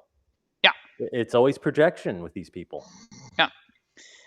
You cannot spend every waking hour screaming body count matters while conveniently ignoring the opportunity adjusted metrics. That is junk science. No, you're just stupid. You're just literally retarded, Lauren Southern. Oh. Guys, I was on such a good streak about not cussing on stream, and now I'm getting this close to just like dropping some F-bombs on her. Normal people are having sex. It's normal just to have sex with random strangers or send nudes to random people. Normal people are sending nudes. She's going to critique us, Orthodox, on Christian theology and Christian morality. Normal people who sincerely love God and can care deeply about their spiritual lives are doing these things too. And Amy, the artist, is supporting Lauren Southern's article on this, by the way. She's saying, oh, Lauren is so great. Are you kidding? It's okay, fine. It's normal for men to consume porn. Hey, Lauren, It's normal. Why are you critiquing? Actually, it's normal for women to do it too. It's like something like 75% of women consume porn at least daily, Uh, or at least multiple times a week. I think it's like 3 times a week. if you include non-internet pornography, Which is porn. which is porn, And yes. I'm sick and tired of pretending it isn't, because so many people The pretend that. quote romance unquote novels. Guys, Well, I gotta. even like Christian romance novels are getting a little out of hand at the moment. Well, Nicholas Sparks, controversial thing here, guys. Nicholas Sparks has done more damage to romance and gender relations than almost anybody.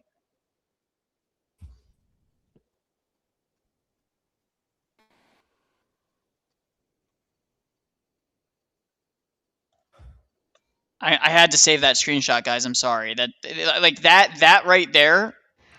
What? What? Degeneracy and sin have been normalized, so you shouldn't comment on it. And usually the work through these failures privately with priests, pastors, friends, and authentic relationships in the real world. You're right. None of these people that are critiquing Catherine's sending of nudes to multiple men at the same time. Yeah, none of these people have real lives, real relationships. You're right. They're all just these online. You're right. They managed to convince the poor innocent Catherine to send those nudes themselves. They had no social skills. So Catherine, who is saying that men have no social skills, somehow was convinced by these men with no social skills to send them nudes. Man, what are those guys doing, man? I think a lot of guys would be like appreciate those levels of skills, man. If they don't have social skills, what do I have, right? You know what I mean? No, I'm married, but I'm just saying, like, what the heck? So, if you have ever fallen deep enough into Instagram Reels at 2 a.m., nope, never. That's a very female thing. Eventually, the algorithm starts feeding you the sad literature quote videos. You know the ones. I don't know. Dostoevsky's quotes over Chopin nocturnes. Dostoevsky is amazing. What is there a problem with Dostoevsky? Anyways, Kafka excerpts over black and white footage of a rainy street. What is this? Is some female-oriented slop, guys. I don't even know. The gut punch reels, which now include a whole genre where people list the insults strangers have called them online, followed by what they actually feel inside. Who cares? Poor. This is the stupid cyberbullying crap. It's not real. You don't know any of these people. You never run into any of these people in real life. You whenever can my just daughter log whines off and never see these people. Whenever my daughter whines, yeah, whenever my daughter whines, I always read it in like the most obnoxious voice ever to make her realize how stupid her whining is, and that's what I'm going to do right now for. Yeah, actually, I'm pretty ashamed of these things I've done and feel loved, but chosen by people, I pray that God forgives me every day. Pathetic. I know I'm trying, ran through. No, Raster, I'm absolutely disgusted by what lust has done to me. Just like these people are insufferable. These videos get hundreds of thousands of likes because despite what sanctimonious internet morons pretend, most people are painfully aware of their own brokenness already. Oh, no, it's called piety signaling for the internet. It's actually a form of pride. I have an aunt like this, guys, and I'll talk about this real quick. I have an aunt like this, and I love her to death. I love her to death. But I have not had a meaningful relationship with her in probably close to 15, almost 20 years. Why? Because she piety signals all the time about how poor me. Oh, I'm so miserable. Oh, I'm in so much pain. Oh, just woe is me. I'm such a failure. Oh, it's so insufferable. And eventually you just can't do it anymore because it's like, bro, I can't even have a conversation with you without you trying to one up me about every woe in your life. If I talk to you about, hey, I'm really struggling right now, you know, I'm like, for example, if I were to come to her and say, listen, I'm struggling with money right now, it's pretty rough. She's like, oh, I know how you feel. I've struggled with money for 30 years. It's like, oh my gosh, like, I can't do it with you. You know what I mean? Lady's only 30 years old, too. No roster. I'm actually, and by the way, I learned this very young. I learned this when I was 12, how insufferable people like that are. This is why I have very low tolerance for it. These videos, okay. After the controversy blew up, Catherine eventually deleted her entire X account. Good. She Good. needed to get off the internet. Get Good. off and stay off. Stay off the internet. Go to your spiritual father. Get yourself right. Confess those sins of sending many, many, many nudes to many men. Many nudes I sent to many men. Care about your child. You know, Catherine, you're a single mother. Go. Care about your child. Go raise your child properly. Humble yourself. Realize that you probably aren't going to find a perfect man. And submit to him. And maybe you'll get a guy that is willing to look past your history. And actually be a father to your child who is so far in a single household. It's like all the Tinder dating profiles you'll see come up on Twitter of some woman. Oh, hey, I'm 35. I have 4 children by 2 different baby daddies. I expect you to make 7 figures, be 6'2", and It's take care of ridiculous. me and my children. It's like, what world are you living in that a guy like that is going to go for a single mother? Samurai Phoenix says if a girl was actually ashamed, she would go to a priest and focus on her life and validation from internet men. Exactly. She has a kid. Yep. Yes, she has a kid. This is what I've heard from other people. People said confirmed to me that she has a child. But still, the point. It's insane. So Vader Senpai again. I don't know who this is. This is about a good likes. What you did was mean. Good. For far too long, men have been ridiculed, taken advantage of, falsely accused of horrendous crimes, told how worthless you are, etc., etc. Now we're done with this crap. Welcome to the real world, feminists. Again, this is just like a general commentary. This isn't attacking Catherine specifically, but I just think generally speaking, it's not wise to gloat. It's not wise to gloat. It's not a good look, right? People do not disappear from the internet because they're proud of having intimate photos spread across it. They disappear because shame, humiliation, mass public scrutiny eventually become unbearable. Just get off the internet for a while. It's like guys, I don't understand why people get like Shame works. Sometimes we need to bring shame back. When okay? Everybody and their mother was denouncing me because I said the N-word one time a year ago, did I like leave the internet and like care all that much? No, I didn't give a flying crap.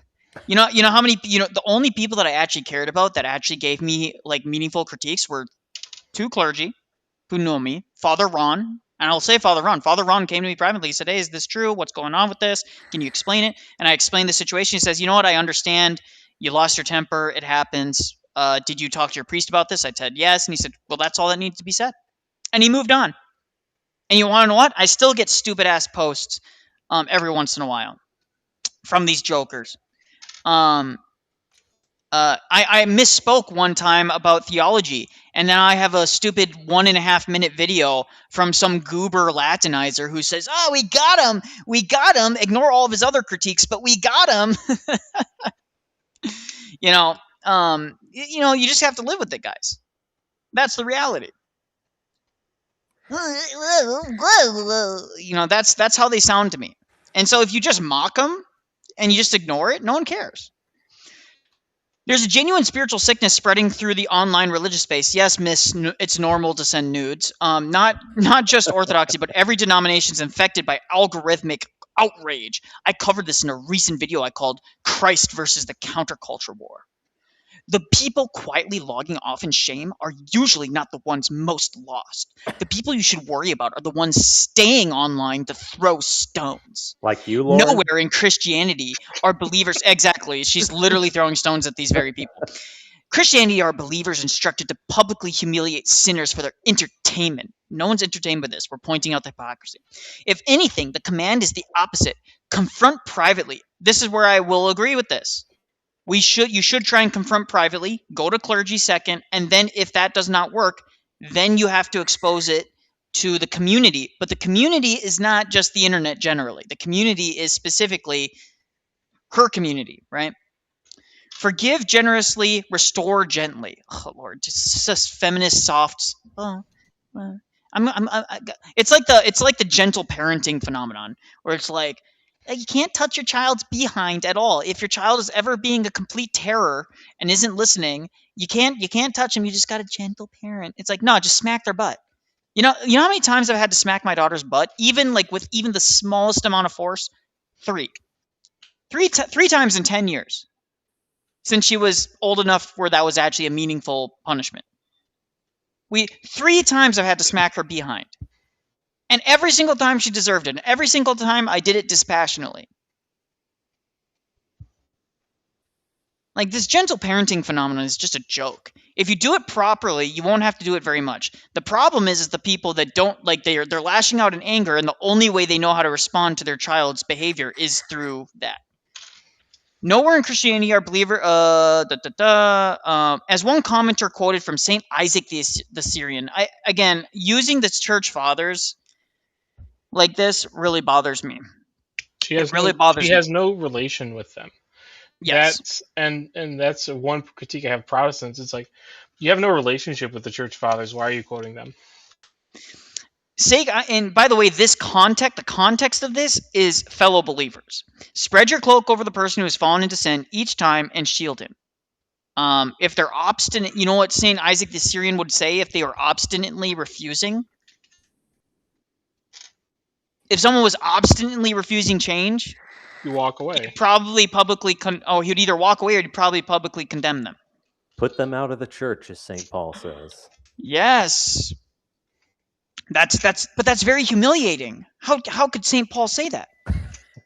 Compare that principle to what happened here. Thousands of people watched a young woman publicly degraded in real time. The woman that publicly degraded herself and then had an article publicly degrading people and being a hypocrite, who is actively sending nudes to multiple men. Yes, you're right. Any men? I do not know if Catherine will ever read this. She may, but I hope she knows this. Oh, it goes on and on and on and on and on.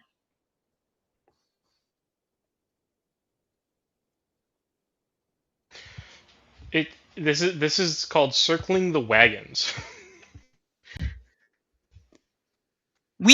So on this channel, Rafa was here as well when it happened. We reviewed Catherine's article. It was bad. The article was just not good. It contradicted itself numerous times in it.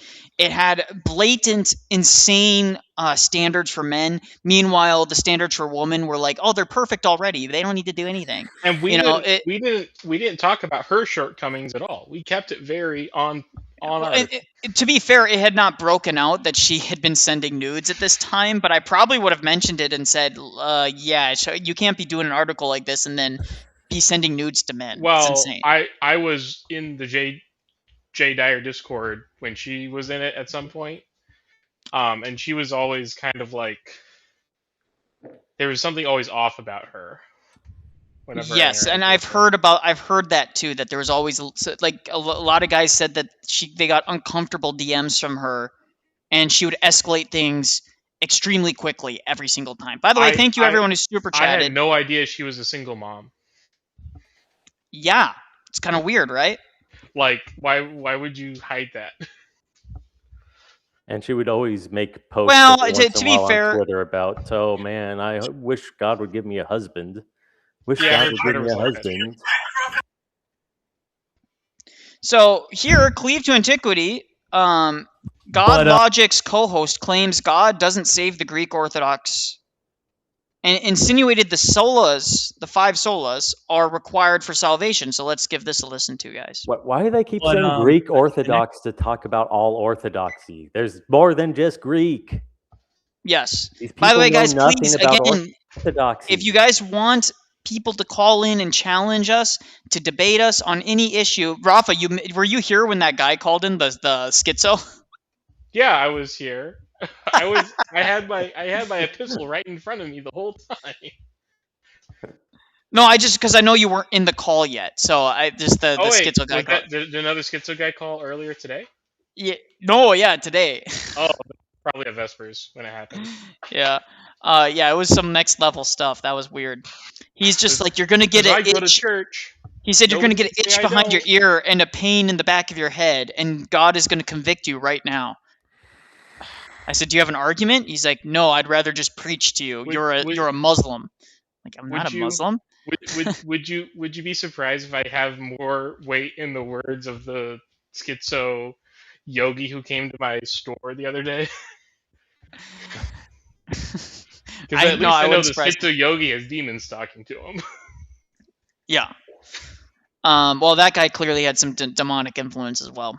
So God logic and considering the souls are required for salvation. Oh, that's exclusivist though. If you don't hold to the 5 souls, You I need thought to we were have supposed to faith be alone and faith ecumenist. alone.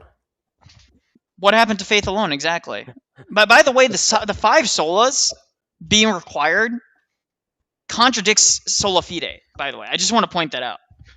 Yeah. But I think the next question you got to ask is, does Jesus save people in the Greek Orthodox Church, or should you adopt sola scriptura, sola fide, sola gratia, solus Christus, soli Deo gloria? We should move on.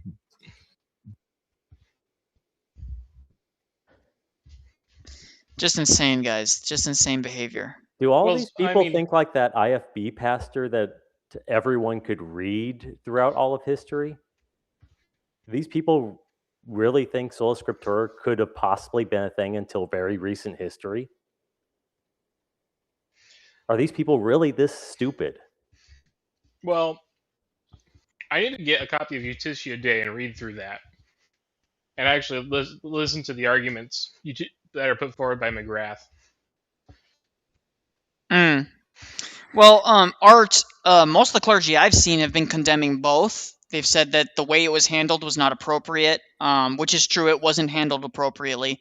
But that being said, they absolutely are critical of Catherine's response as well.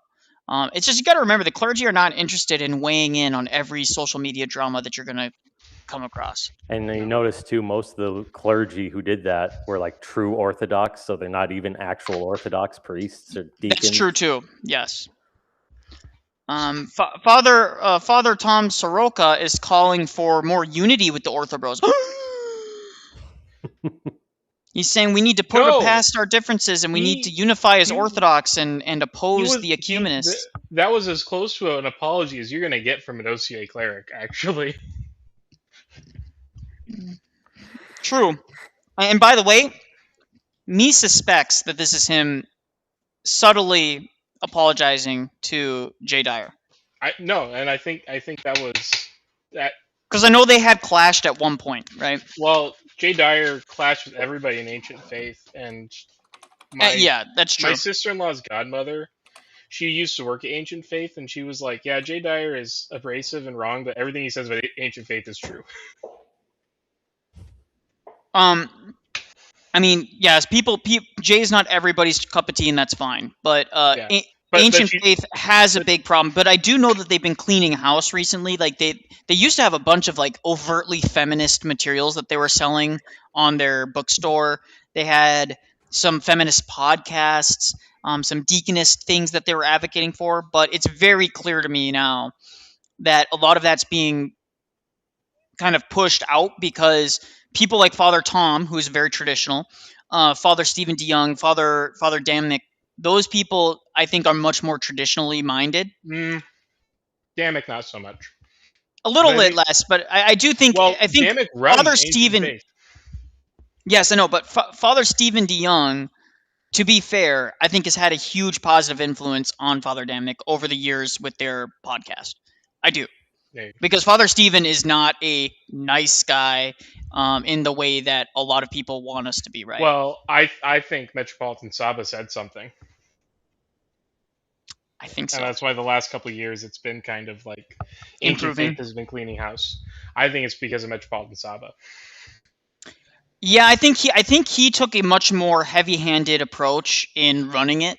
Frankly, in the diocese being active in running it, because I think that it kind of went off and started doing its own thing.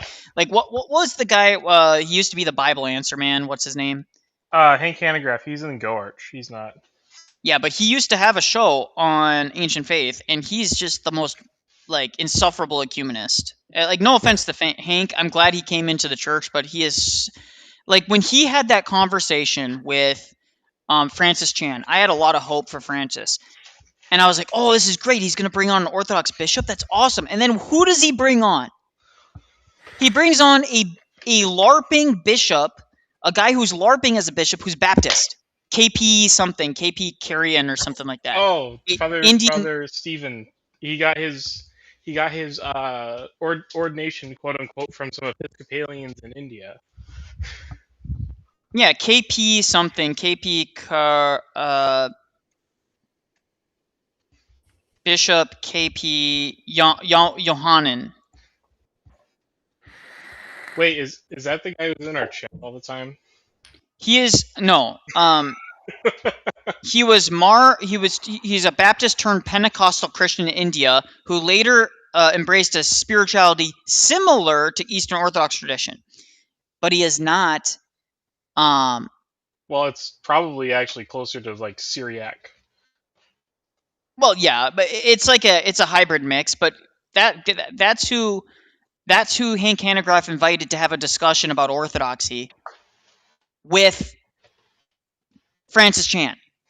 Completely dropped the ball on that. Total ball drop. I was like, at the time, I was still coming into orthodoxy. I was still, I think I was still a catechumen at the time. I was pissed because I'm like, why would you have a guy who's not even part of the church come in and start talking about what the church's beliefs on these things are? It's insane. You are Hank Hanegraaff on Ancient Faith Radio at the time. You have the There's not opportunity. another bishop you could talk to. Yeah, exactly. There is a dozen bishops you could have talked to In California. And you choose KP Johanan. Insane. Okay. Yeah, Art, you know, like critiques of feminist behavior and stuff like that is fine, but at some point, you can't let it get to you too much. You have to work on yourself. I mean, fundamentally, that's what men have to do. So that being said, guys, let us go here. Using Orthodox theologians to teach justification. Again, what does justification mean? We don't know. So again, guys, I want to reiterate: share the stream, like the stream, all that stuff. If you want to call in, there is a link below in the YouTube. It's pinned on the YouTube channel. You can use that to call in. What is going on here? I thought my shoe was breaking for a second, but it's not. Hey, Nikolai, I'm going to take off. Thanks for taking my call. No problem, brother. See you around. Have a good one. Thank you for calling in. Have a good one. Christ is risen. Truly is risen. If you want to join the panel, you can ask and request for a link. So that being said, we're going to cover this. I think this is going to be good. If you guys know of any Protestants, I cannot post on X right now, guys. So if you know Protestants on X that are critiquing Orthodoxy, now is the time to pin tag them in posts, send it to them, and say, hey, call in. It'll be a good faith discussion. I promise it'll be good faith. We had a good faith discussion with Alton Johnson, despite him literally the next day going around and slandering Orthodoxy again. We had a good discussion with him. We are open to that. Okay, guys? We will be fair. Had Sweden on. Oh, I know. I don't even want to bother with that. I mean, Sweden takes any opportunity he can to dunk on Jay and Orthodoxy in general. Did I tell you the story about Sweden? By the way, a reader I had at one point. Yeah, go ahead. The reader showed me his AOL messages that he got from Sweden like 30 years ago, and they're back and forth. Like 30 years ago. Over AOL Messenger. Well, Sweden's a hypocrite because he became a priest even though he's divorced. Wait, which what? is very he's divorced. Okay. It's very non-canonical, which again, if you're true Orthodox, you should care about the canons. And he says, yeah, but there's economy. Oh, so economy for you, but not for thee, right? Economy for me, but not for thee, right? Well, did he remarry? I don't know. Actually, I think he might have. It would only be a canonical. I thought that you were not supposed. I thought that if you were divorced, it's very suspect if they're going to ordain you. Like generally speaking, it. But it is technically not against the canons. Because if you only have one wife, you can't remarry. You can have a second wife and be a priest. Let me double check here. I know for a fact he's at least divorced, though. So he is married. then yeah, it's a canonical. He got remarried. Violation. For sure. Even if you're divorced outside of the church before you come in, most bishops will not allow you to take any office. Yeah, and that's what he was divorced prior to coming into his clerical role. So yeah, no, divorced prior to coming into the church. Some bishops will hold that against you if you're divorced or remarried prior to coming into the church. Okay, guys. So again, we are doing calls. So guys, I'll give you the link. You can copy the link and spread it to everybody. Spread it all over the place. Atheists, Muslims, Orthodox, Protestants, anyone who wants to call in. That is the call-in link. Please go ahead and share it around. And we will get you guys all handled. Okay. Thank you. We got 5 Rumble viewers. Thank you guys for the 5 Rumble followers. It's much appreciated. And let's see here.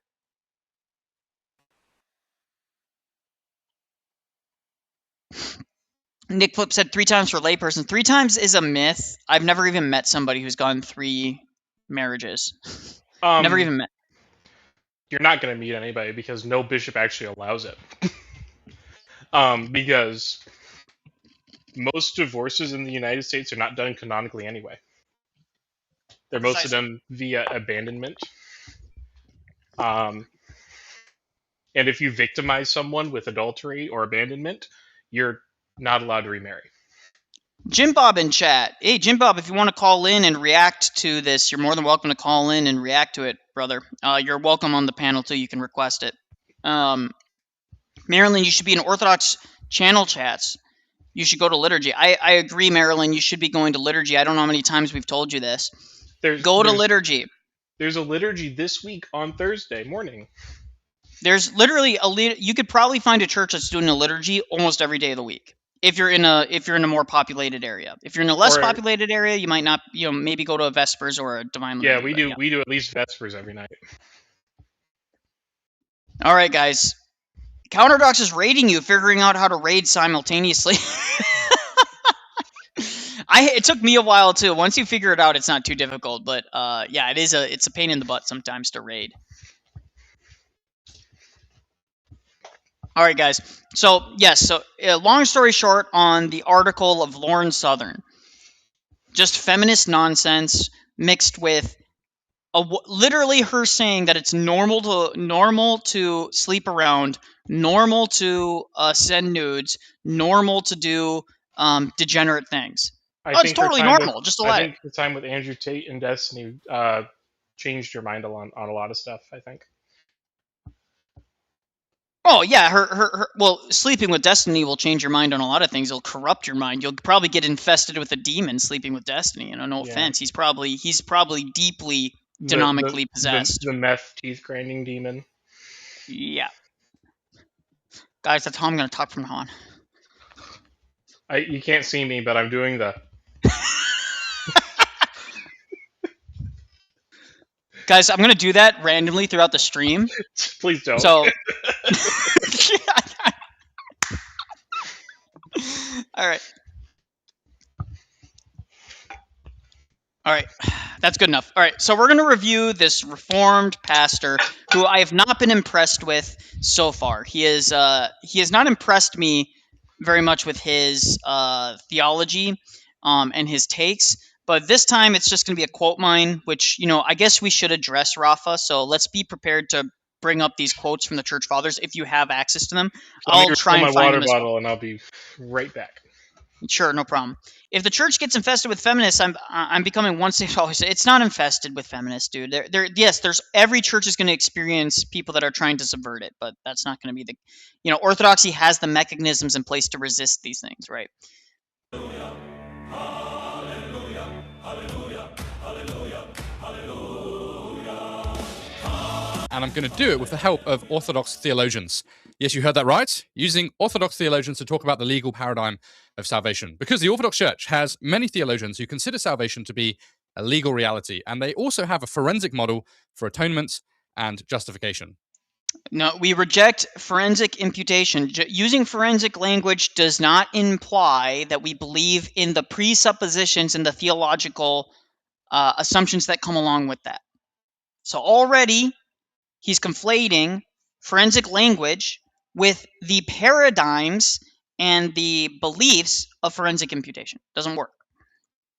And really, this was born from a post I did a couple of weeks ago asking my Orthodox friends to explain their legal soteriology. Because I was kind of under the impression. Okay, so one thing that needs to be said here is that if he got a bunch of responses from Latinizers, it's going to color his response. It's going to color him. It's going to influence that. So, Who are his It friends? was just rejected. go ahead, Rafa. Who are his friends? Well, exactly. Who are the people that are responding? He didn't ask me. He didn't ask Alex Soren. He didn't ask Father Stephen DeYoung, Father Ron, Father Joseph, Father Perry Robinson, who would have been an excellent person to ask these questions to. He could have just DM'd Perry. Perry will respond. He could have given a list of questions, and Perry would have given him an essay. Perry's a very open person. He could have asked Bishop Irene. He could have asked. He could have watched dozens of videos from Tristigan Films to Patristic Nectar to dozens of other clergy. Father Bourgeon from Holy Orthodox Church, whose videos are excellent as well. There's any number of people he could have gone to.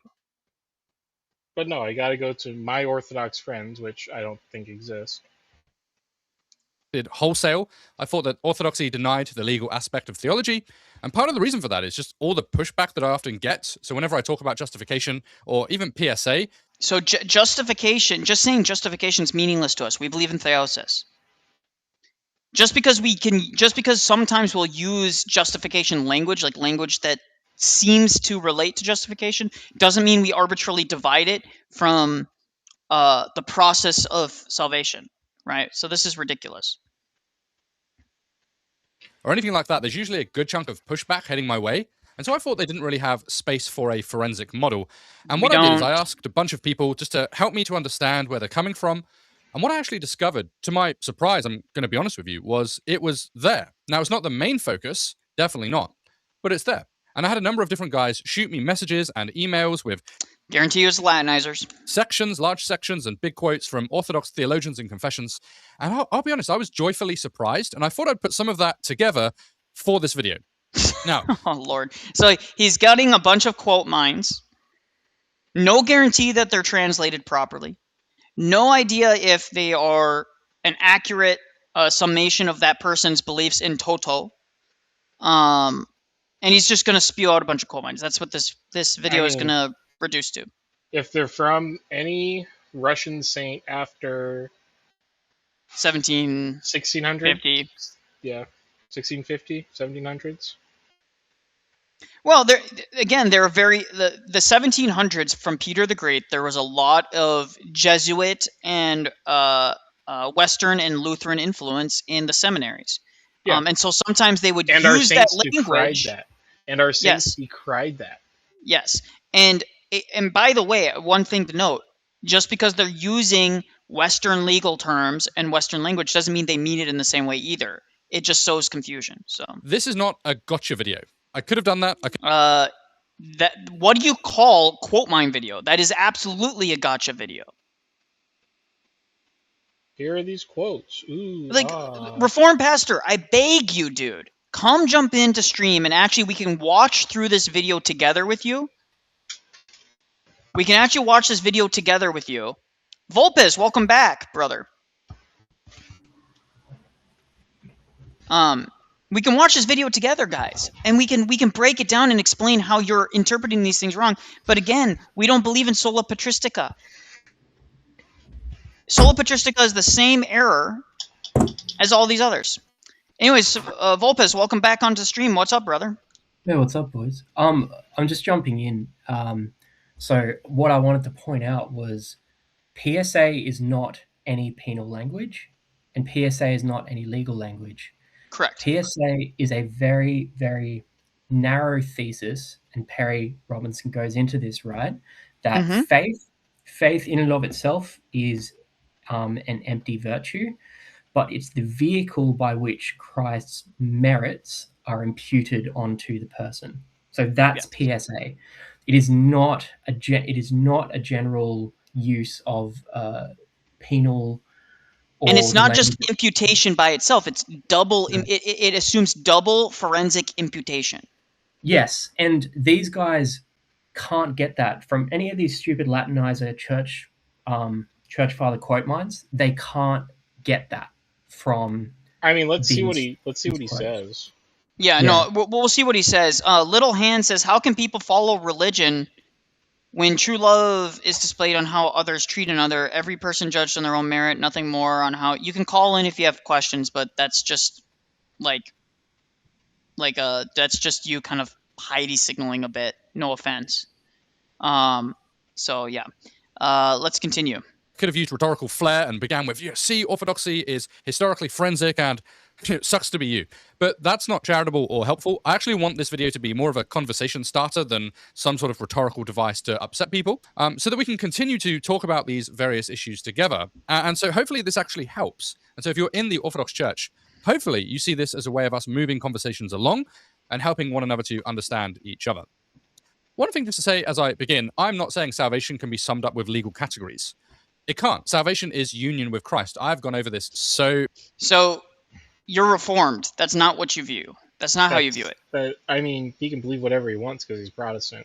Well, that's true, but if you're going to call yourself Reformed, the Reformed position, and Vulpes knows this as well, the Reformed position is not that it's union with Christ. It's that you are covered by the holiness of Christ, and the union with Christ is just a byproduct of your salvation. It's a byproduct. Yes, and Calvin uses the language of union in his Institutes, but it's kind of rhetorical. It's not union in the same way that we mean union, with regards to theosis and the energies. It's just they're using word games. So yeah, I just wanted to make sure we make that clear right off the bat that, remember, guys, this man is a Calvinist.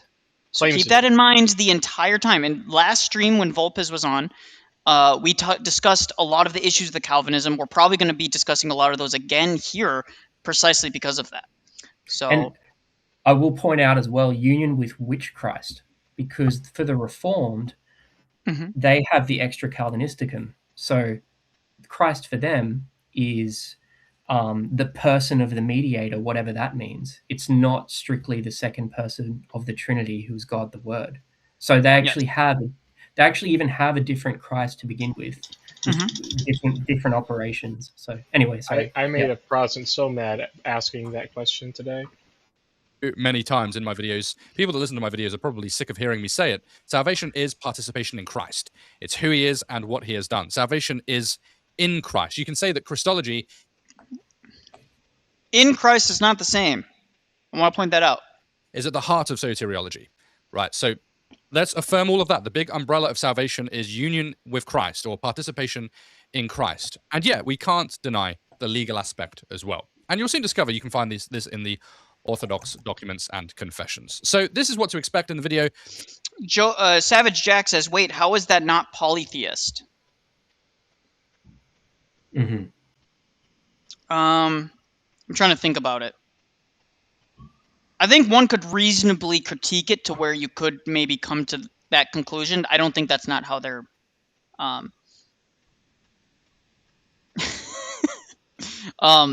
just want to say that, so... I mean, firstly, we're going to look at some scriptural evidence first. Secondly, we'll consider Orthodox theologians on the forensic model. Okay, so we're going to bring up... Let me pull up Bible Gateway. Or... Yeah, we'll just do... What? We'll pull this up because I think it's going to be important. That's not what I wanted. And then finally, I'll engage really briefly with Cyril Lucaris. He was a patriarch in the 1600s. Oh my gosh, he's using Cyril Lucaris. And there it is. Oh no! Guys, okay, I just want to say right off the bat, for any of you who don't know, Cyril Lucaris, the writings that are attributed to him are very dubiously his. There's a lot of people that not write them. They don't have any similarity to the writing style of his previous writings. And in fact, he overtly contradicts some of the previous writings. So Well, absolutely insane. And he was brought before the Constantinople and Alexandrian Synod to answer for his alleged writings, and he denied writing them both times. Yes. So whoever's and I think this guy, I want to point out one thing though. I think Reformed Pastor is a genuine person. I think he is a good faith interlocutor. I do. I think that he is someone who is genuinely wrestling with these things and trying to come with a Protestant response to our objections. I do think that. But stop bringing out Cyril Lucaris. Just stop. Stop it. He's a martyr. He did not believe what you believe. He fought against the Uniates and the Reformed for years, and he denied writing your little confession that you attribute to him. This guy thinks he's teaching people something. It's pitiful because he studied so much to be so wrong. I don't know who you got to be more specific who you're talking about, because it could be me you're talking about, and in that case, I'd be like, you're right. I absolutely. have never received any sort of theological education. And by the way, some of the smartest theologians in our church and some of the greatest theologians in our church are not theologically educated from a seminary's perspective. In fact, it's the exception, not the rule. The first saint to be seminary educated was it would have been one of the Cappadocians, right? And they would it wouldn't have been seminary. It would have been philosophy. They would have studied philosophy, right? It's not until the 1700s. It's a Russian saint, but he went to a Jesuit seminary. Oh, and the first saint to graduate primary school was Saint Nectarios of Egina. Yes, yeah. And sympathetic to even actually Calvinism, not just the legal model of salvation. And so firstly then, let's have a look at the biblical data or data. The best evidence for the legal model is Scripture itself. And you can think of this in two ways. Scripture you can have the thing in question. Framework, and then you have individual texts. And so covenant theology, it doesn't really need to be complicated. It means that God, whenever he enters into a relationship with humanity, he always does so through covenant. If you just read the Bible, that becomes so clear it's not funny. It's never just some sort of buddy-buddy thing. God is God Almighty. A covenant is by nature a relationship between God and the person in question. The covenant of marriage. Thing. Marriage is a covenant too between two people. Are you suggesting that it's not just a relationship? Also, it is a relationship. So that doesn't follow necessarily. I'm not even critiquing the fact that he says that God and the way that God interacts with his people is through covenant. No one's denying that. I think that that's pretty true for the most part, right? But it's not exhaustively that. And also, anyways, we'll continue. Mighty, not God Almighty. And so he doesn't treat us like pals. He enters into serious covenants. And there are two types of covenants in the ancient world and in the Bible. You have a suzerain vassal covenant, and then also you get a royal grant covenant. A suzerain vassal covenant is what we see with Adam. It's a do this and live covenant. And so God says to Adam, don't eat from this tree. It's like, be obedient, and then you get to eat from the tree of life. If you're not obedient, then you'll die. You get a flavor of this in Irenaeus on apostolic preaching. It's only like a throwaway sentence or two, but he sort of hints at some sort of covenant happening with Adam in the garden. That's not even, but it's not even with Irenaeus. It's the first time that you hint at it. We know, all the church fathers talk about how there was the Adamic covenant, the Noahic covenant, and then there was the covenant with Melchizedek, the Melchizedekian priesthood, and then the Noahic covenant, and then there is the covenant with Abraham, and then there is the new covenant, right? So, that's not even controversial. Notice how he frames this, though.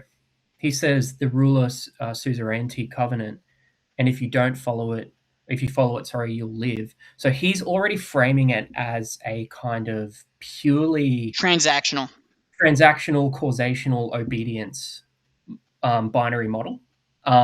Whereas it's much more ontological, like we discussed with St. Augustine the other day. There's the penalty and being cut off from divine life is one of ontology, with serious consequences that way. It's not the obedience punishment model that he's already subtly trying to frame it as. So yes. Yeah. Well, again, and I don't think he's even doing it intentionally. It's just his immediate built-in assumptions are just kind of spilling out, right? Yeah. So Wait And till then he also gets you to the see this covenant with of works. Moses. It is a do Yeah. this and live covenant. You've got to obey in order to meet the demands, I guess you could say. So Paul says this in Romans 10. He says, "For Moses writes about the righteousness that's based on the law, that the person who does the commandments shall live by them." It's about what you shall live by them. need to do. And by virtue of our union with Adam and being made in God's image, we're all under the covenant of works. We're all in Adam in this covenant. We have to Here we obey. go. And the covenant curse. Here we go. Go ahead. Oh, well, he's gone to the covenant of works. And I want to say this is a misappropriation of what the works of the Torah are. So Father Stephen DeYoung talks about this. What are the fruits of abiding by the commandments in the Torah? It's not eternal life and salvation. It's actually the fruits of living on the land. You will be blessed. You'll be multiplied. You'll be protected from your enemies. I will dwell among you. You will be with me. All that stuff. So the fruits in what he is trying to twist to be this covenant of works, which he's then going to in the future contrast with this covenant of grace through Christ. Like the framing's already off, because the Torah is not about you follow the rules and you get eternal life. The Torah is about getting the blessings from the land. It is temporal in nature.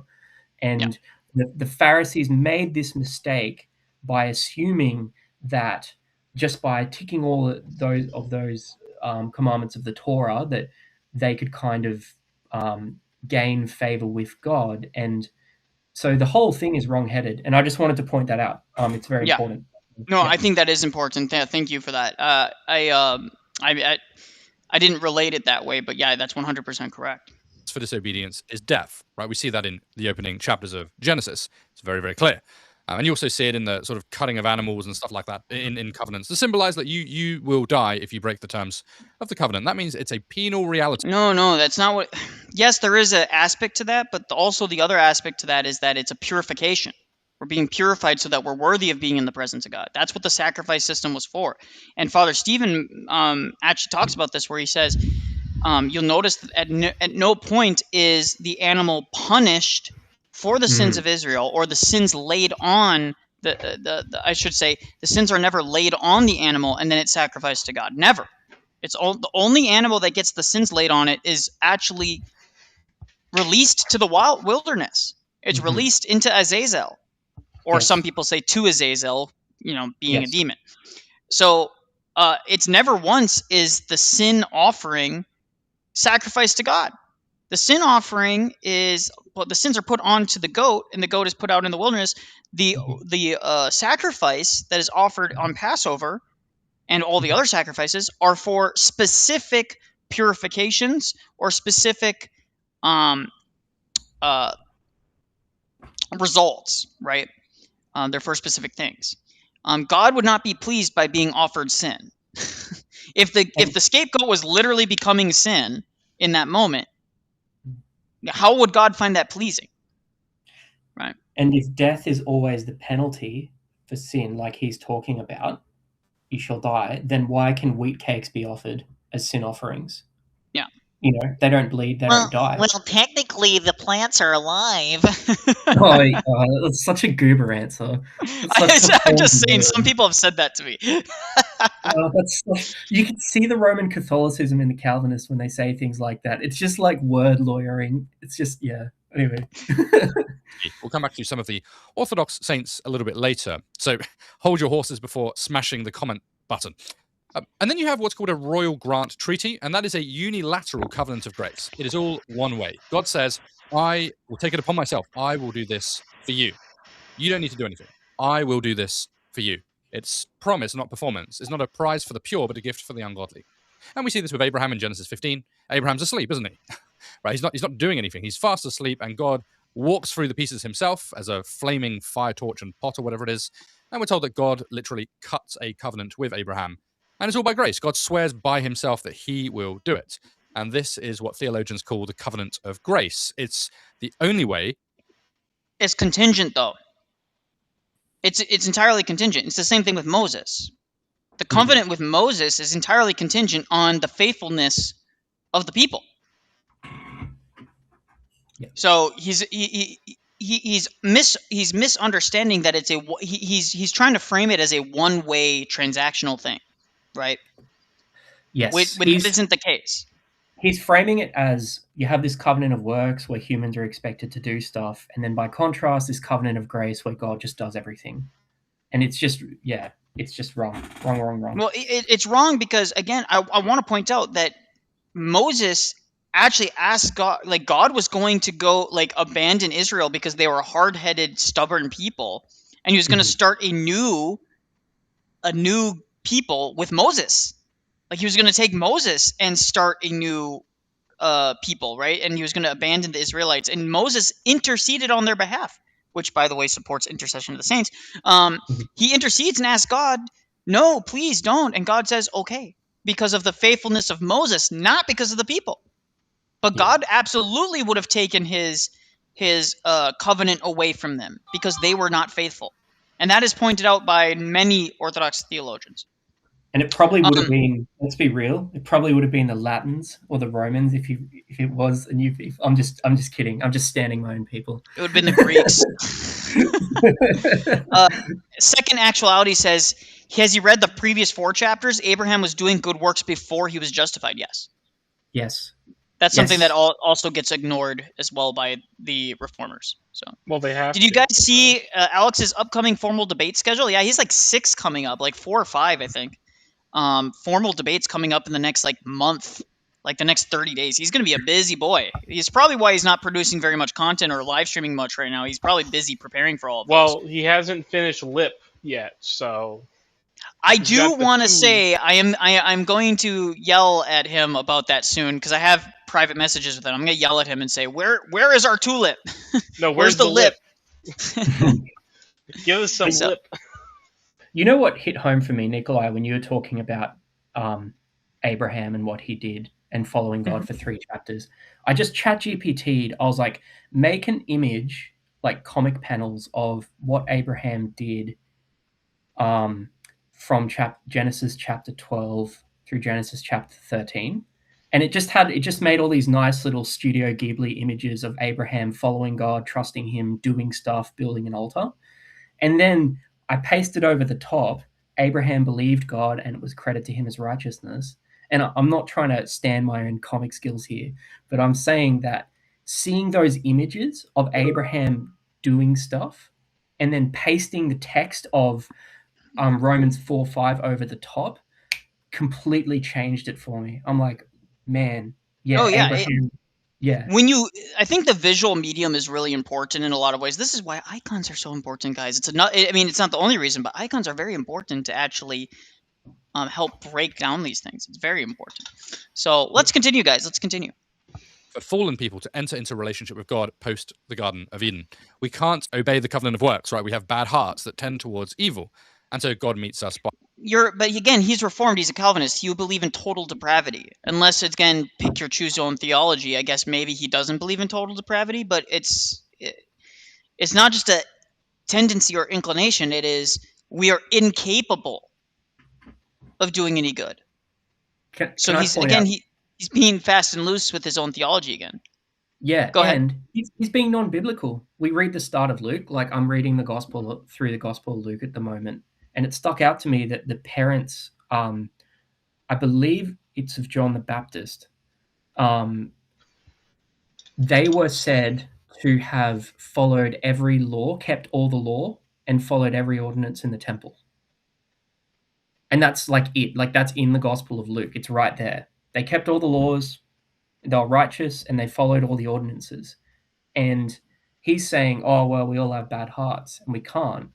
But, I mean, literally in the Bible, it says that the parents of John the Baptist kept all the laws and that they were righteous and that they kept all the observances of the temple. Like, well, and also, again, I want to point this out, and then we'll continue the video. We'll let it play for a little bit, actually, guys. Trust me, we will. Okay. Yeah. The one thing that I want to point out is that if you really want to upset Reformed people and Baptist people and stuff like that, when they start complaining about how we view the Theotokos and how she was sinless and stuff like that, you just have to say, we think St. John the Baptist was sinless also. Drilled. Can of Worms was out of control. Can of Worms was out of control. PSA, original guild, out of context, Augustinian frameworks. Us getting called Pelagian, and then these origins coming out of nowhere in the woodwork. Crazy times. Yeah, they all come out together. The demons like to do a massive wave of attacks, and that's what we see with the online sphere right now. David Wood did say that he's having an Orthodox priest on.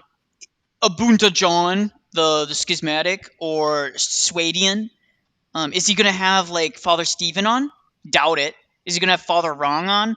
Doubt it. Is he going to have Father Josiah Trenum? Doubt it. Like, there's how many... You know what I mean? So... By grace, and Jesus comes and fulfills the covenants. He establishes the new covenants, and through him we have peace with God. And we know it's a one-way gift. Have a listen to this in Romans 4, verse 5. What then shall we say was gained by Abraham, our forefather, according to the flesh? For if Abraham was justified by works, he has something to boast about, but not before God. For what does the scripture say? Abraham believed God, and it was counted to him as righteousness. Now, to the one who works, and not counted as a gift, but as his due. And to the one who does not work, but believes in him who justifies the ungodly, his faith is counted as righteousness. And so salvation's a legal reality because God is a God of covenant. If you want to deny the legal framework, then you need to say the Bible's not a covenant book. It's obvious that it is a covenant book, and therefore you must submit to the legal paradigm. Again, that just assumes that his interpretation of covenant is accurate, but we already pointed out that marriage is a covenant as well. Does that mean that it's a legal framework? No, it's a spiritual reality. It's a relationship. It's a union of two people becoming one. It's something very deep and spiritual. So this just doesn't work. It's a bit like the Islamic dilemma. This is the no forensic dilemma. Admit the legal framework or deny covenant theology, but you can't deny covenant theology, and so you must admit that there is a legal framework. Yeah, it doesn't follow. So that's sort of like the big picture covenantal stuff. There's a lot more to say on that. If you want to read a good book on that, then I'd recommend Kingdom Prologue by Meredith Kline or Covenant Theology by Michael Horton. And then you have... Recommending Horton. on that point as well, right? He's saying if you admit a legal framework, then you admit covenant theology.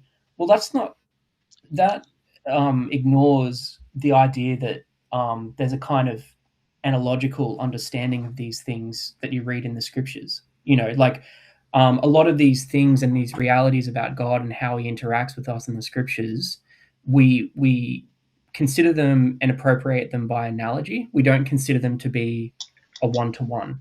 If that makes sense. And he doesn't have any framework for that whatsoever. Like and that's even in the Reformed corpus. Like there's magisterial reformers like Turretin and whatnot that will talk about like considering God via analogy, but he just ignores all of that. And he's just saying it means what it says, and it says what it means, and screw you, basically. So yeah, second actuality, no, I did not see her apology Substack, but I'm assuming because you said it in quotes, she proceeds not to apologize and just justify her actions and then blame everybody else.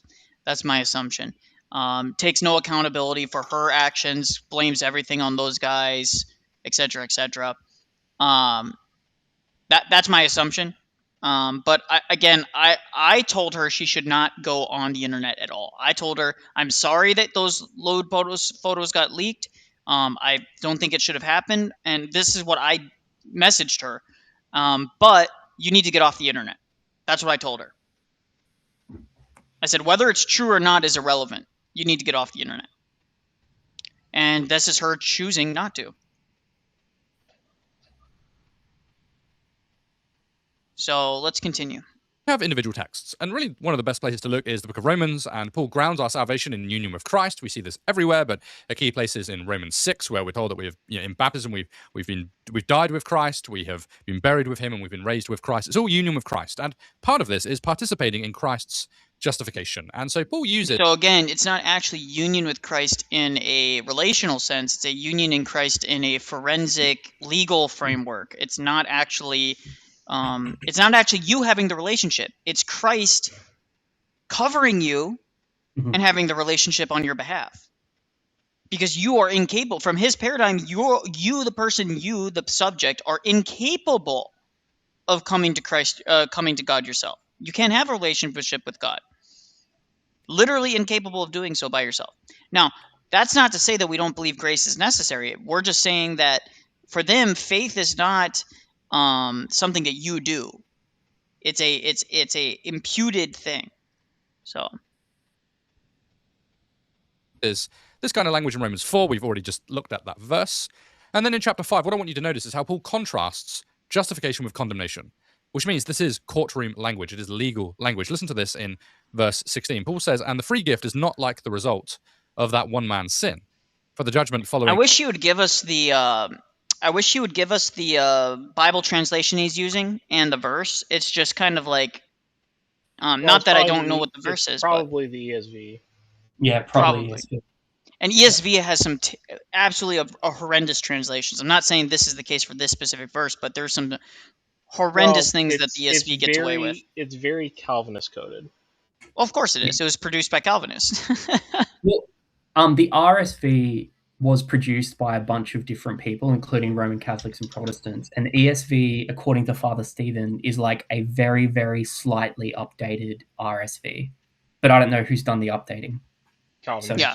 Well, also the latest, I have heard that the latest editions of ESV does correct some of the more egregious errors. But actually, the Father Stephen says the NET full editions, full notes edition is the best, is what he says in terms of English. Because it gives you explanations for everything. For every decision they made in terms of translation, yes. Yeah. So at the very minimum, even if they choose the bad version of a translation, they actually give their reasoning why they did it, right? So at the very minimum, you can understand the thought process of it. That being said, the OSB, though I love the OSB and I love the inserts and I love a lot of it, they did use a inferior Greek translation. So I'm hoping the new edition that comes out, and also there's a new Orthodox Bible coming out soon as well. There's two actually coming out. There's a new edition for the OSB, and then there is a another, or like a completely separate press is doing an Orthodox Bible as well, translation. I'm hoping that both of them will correct some of those minor mistakes and things like that. So again, they're very minor, but it's still, I think it'll be worthwhile. So one trespass brought condemnation, but the free gift following many trespasses brought justification. And so justification is contrasted with condemnation. To be condemned is to stand before a judge and receive a penalty. And in this case, the penalty is death. And then well, notice it's not eternal hellfire. Exactly. Notice how it doesn't say you're condemned to eternal hellfire because of your sin. What's interesting as well is he's taking this to be kind of the authoritative passage. Yes. Why not go with, let's say, Colossians, where St. Paul uses the language of like someone clearing away a slave's debt. You know, Christ has torn up the handwriting of our sins, and that's not courtroom language. If you understand the proper context, that language is about freeing someone from slavery. Like you're tearing up someone's slave bondage, like the agreement. That wouldn't match the presuppositions that we have to hold. Yes. Well, also, why again, another thing they use is the wages of sin. What are the wages of sin? Yeah. Wages are not something that is imputed onto you. It's something you've earned. You've earned your wages. Yep. That's something that needs to be reminded, is that, and also even if you want to use debt language, a debt is something you earn.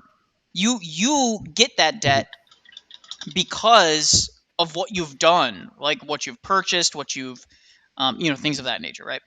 So even then, the language is very they play very, very fast and loose and give a very, very Western legalistic framework. Even if we assume forensic or legal language, is the assumption coming from a modern English common law understanding of law, or is it coming from a Byzantine or a Russian understanding of law, which is very different than English common law?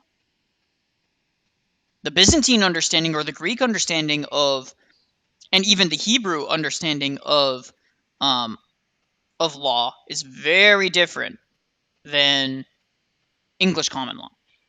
Yeah. Which is why English, and Father Stephen actually talks about this. He talked about this on a stream with Alex Soren, where actually the the reason that the West's legal system is so jacked up is precisely because we have a disordered understanding of law, of punishment and reconciliation, and the therapeutic of righting wrongs, etc., etc. Right. These guys will also smuggle in, to build off what you said, Nikolai. You start to see it with his language that he's using now. These guys will smuggle in that the kind of presupposition that any sin is kind of infinite in nature, because you're sinning against God the judge. So therefore, every sin brings on you eternal punishment, but that doesn't quite reflect like the language of, let's say, the Torah, where there's like a kind of gradation. Some sins you have to kill animals, some sins you offer wheat cakes instead. So it doesn't accommodate for the nuances in the Torah. They just take their presupposition and then kind of fill the void, So, and this is what he's doing here. I can already see it.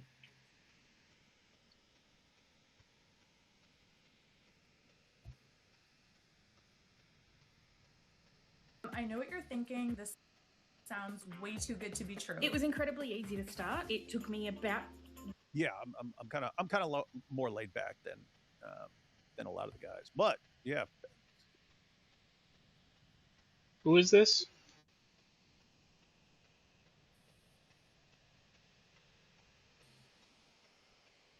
Did I miss something? I think you're muted, Nikolai. Nikolai, you are muted. Oh, I'm sorry. I'm muted. Unmute, dude. Unmute, dude. Unmute. David Wood. David Wood. Brought up Zion Z, a Calvinist. Mm-hmm. And it's like they're talking about orthodoxy. It's like, why can't you bring on somebody? Like, I'm live. I could easily hop onto David's stream right now and answer some questions and actually respond meaningfully. He won't do it. It's insane. Why would he? Would Nick and Ben Luigi count, or you'd mainly be referring to clergy? I mainly mean clergy and academics, but even Ben and Nick, I think, did a adequate job. But the problem is when David brings on these people to critique orthodoxy, he should allow for us to defend ourselves, right? Mm-hmm. Explaining theology is very different than just like blindly attacking it, right? So anyways, let's continue, guys. Consider the opposite. What is it? It is righteousness. So let's skip to the part where he gets into orthodox theology, because I don't care about his Calvinist framing anymore. We've kind of already is he doing call-ins? You should hop on. I don't even know. He doesn't have a link to call in, so unless you guys go over to his chat and ask him if he would take a Orthodox caller to answer some of these questions or push back a little bit, I will do it. Literally, I would do it live. I would go on and do it live. So we'll do it live. To Orthodox theologians. If you get your Orthodox theology from the internet, then you'll be pretty convinced that the legal model is Protestant. And perhaps you'll think you can't believe it, and you might even say it's heretical. You might even be convinced that your church hasn't taught it. But that would be wrong. Let's begin with original sin, because you'll think that this is... heart of mercy. Booga booga, original sin. They talk about people having sins from Adam. That means original sin, guys. Ooga booga. That means the Augustinian imputed guilt understanding of original sin. That's what it must mean, right? Some sort of Augustinian Western view of theology, but that's not the case. Listen to this from Saint Philaret of Moscow. This is from there it is. Question 208 says this: that we may the more readily believe this mystery, the word of God teaches us of it, so much as we may be able to receive, by the comparison of Jesus Christ with Adam. Adam is by nature the head of all mankind, which is one with him by natural descent from him. Jesus Christ, in whom the Godhead is united with manhood, graciously made himself the new almighty head of men, whom he unites to himself through faith. Therefore, as in Adam we had fallen under sin, the curse, and death, so we are delivered from sin, the curse, and death in... That's not PSA, and that's not original sin as understood in the West at all. Period. Actually, that one was that was pretty orthodox. That Yeah, what that's very, Metropolitan very Fiddler had orthodox. said. It's completely orthodox. Like, guys, Did you guys, boys I'm watch? tired. I'm tired, you boss. I'm tired. It's like when Papists just like get new material. This Did you doesn't boys do watch any. Oh, what's up? Trulia's stream? Craig Trulia's stream on I couldn't do it. With So- Samuel Farag? No. Craig Trulia did a talk on economic atonement. Oh yeah. Yes, I and have seen that. That I think is- that's brilliant. It's brilliant, and it cuts to the heart of this whole issue. It does, yeah. And by the way, all the Latinizers like said that Craig is hellbound because he holds that. By the way, Yeah, well, they literally said that on my stream. They said Well, he's hellbound. They have the truth and are denying the truth. I think they're probably in more danger than Craig. And I'm going to call out Orthodox Ensign.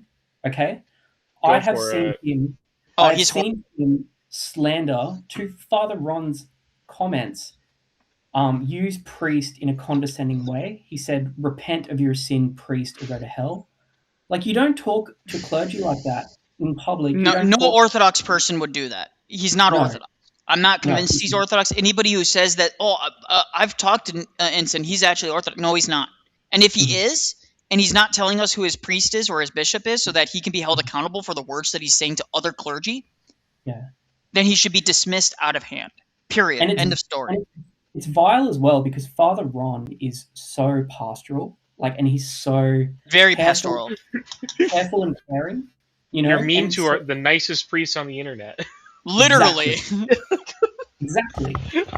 And Father Ron is funny because I'm in. Okay, so it's no secret there. I'm in group chats with some of these guys, some of the other content creators, and with Father Ron and some of the other clergy.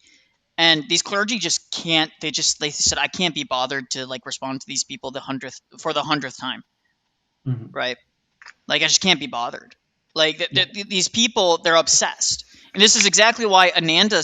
I'm gonna go on a mini rant here. Ananda, the guy who literally almost apostatized from the faith, the person who almost went true Orthodox, is now publicly making material trying to explain Orthodoxy to people. And he's been Orthodox for less than a few years. It's been 2 years. This guy, the chrism is barely wet on his forehead. Barely dried, is what I should say. It barely dried on his forehead. It's still wet, right? And he's going around trying to teach people that we teach PSA, and he just does a giant word. His entire video is just a giant word concept fallacy. It's insane. These people are insane, and they're the ones that mislead a lot of these people. Guarantee you, he got a lot of these quotes from these people. So, anyways, this specific quote does no work for them. It's not original sin as understood in the West. It's not original sin as understood by forensic imputation. There's no forensic imputation here. Okay. So that's the first thing. So so far, nothing burger. It's actually a really beautiful quote. Federal too. headship. Adam is the head of all mankind, and in him we fell under sin, the curse, and death. Here's Gregory. Oh, federal headship. Ugh. And actually, in him is actually probably it's probably a bad translation because most of the time they mean because of, not in. They most of the time in Russian you can probably translate it either way, because Russian is heavily influenced by Greek. Because that's what they gave them, Church Slavonic, right? Yeah. So that's important to remember. Alamus. He said, and just as through the one Adam by descent the punishment of death was passed on to his descendants, so from the one God-man, the Word, the grace of eternal and heavenly life is... Okay, so I'm just going to read it because just as through one Adam by descent the punishment of death was passed on to his descendants. Yes, no one cares. That's not original sin. So from the one man, God-man, the Word, the grace of the eternal heavenly life is passed on to all who are regenerated by him. Therefore, heaven is open to them, ready to receive them in due time, if nourished by the faith in him and by the righteousness which corresponds to the faith. That's not Reformed theology. That's not imputation. He doesn't believe in regeneration. It's not faith alone. Yeah, exactly. He doesn't. They become heirs of God, Who, again, just read Dositheus. I don't understand what these people are doing. Just read the Confession of Dositheus. It literally refutes all of Calvinism and all their presuppositions about it. And all of their pomp and all of their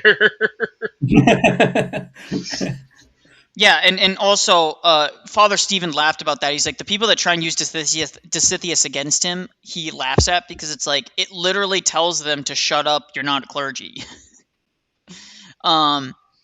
Anyways, become partakers of his ineffable life and mortality, that's theosis, and abiding inseparably with him and enjoying his glory. For formerly heaven was closed to us, and we were the sons of wrath.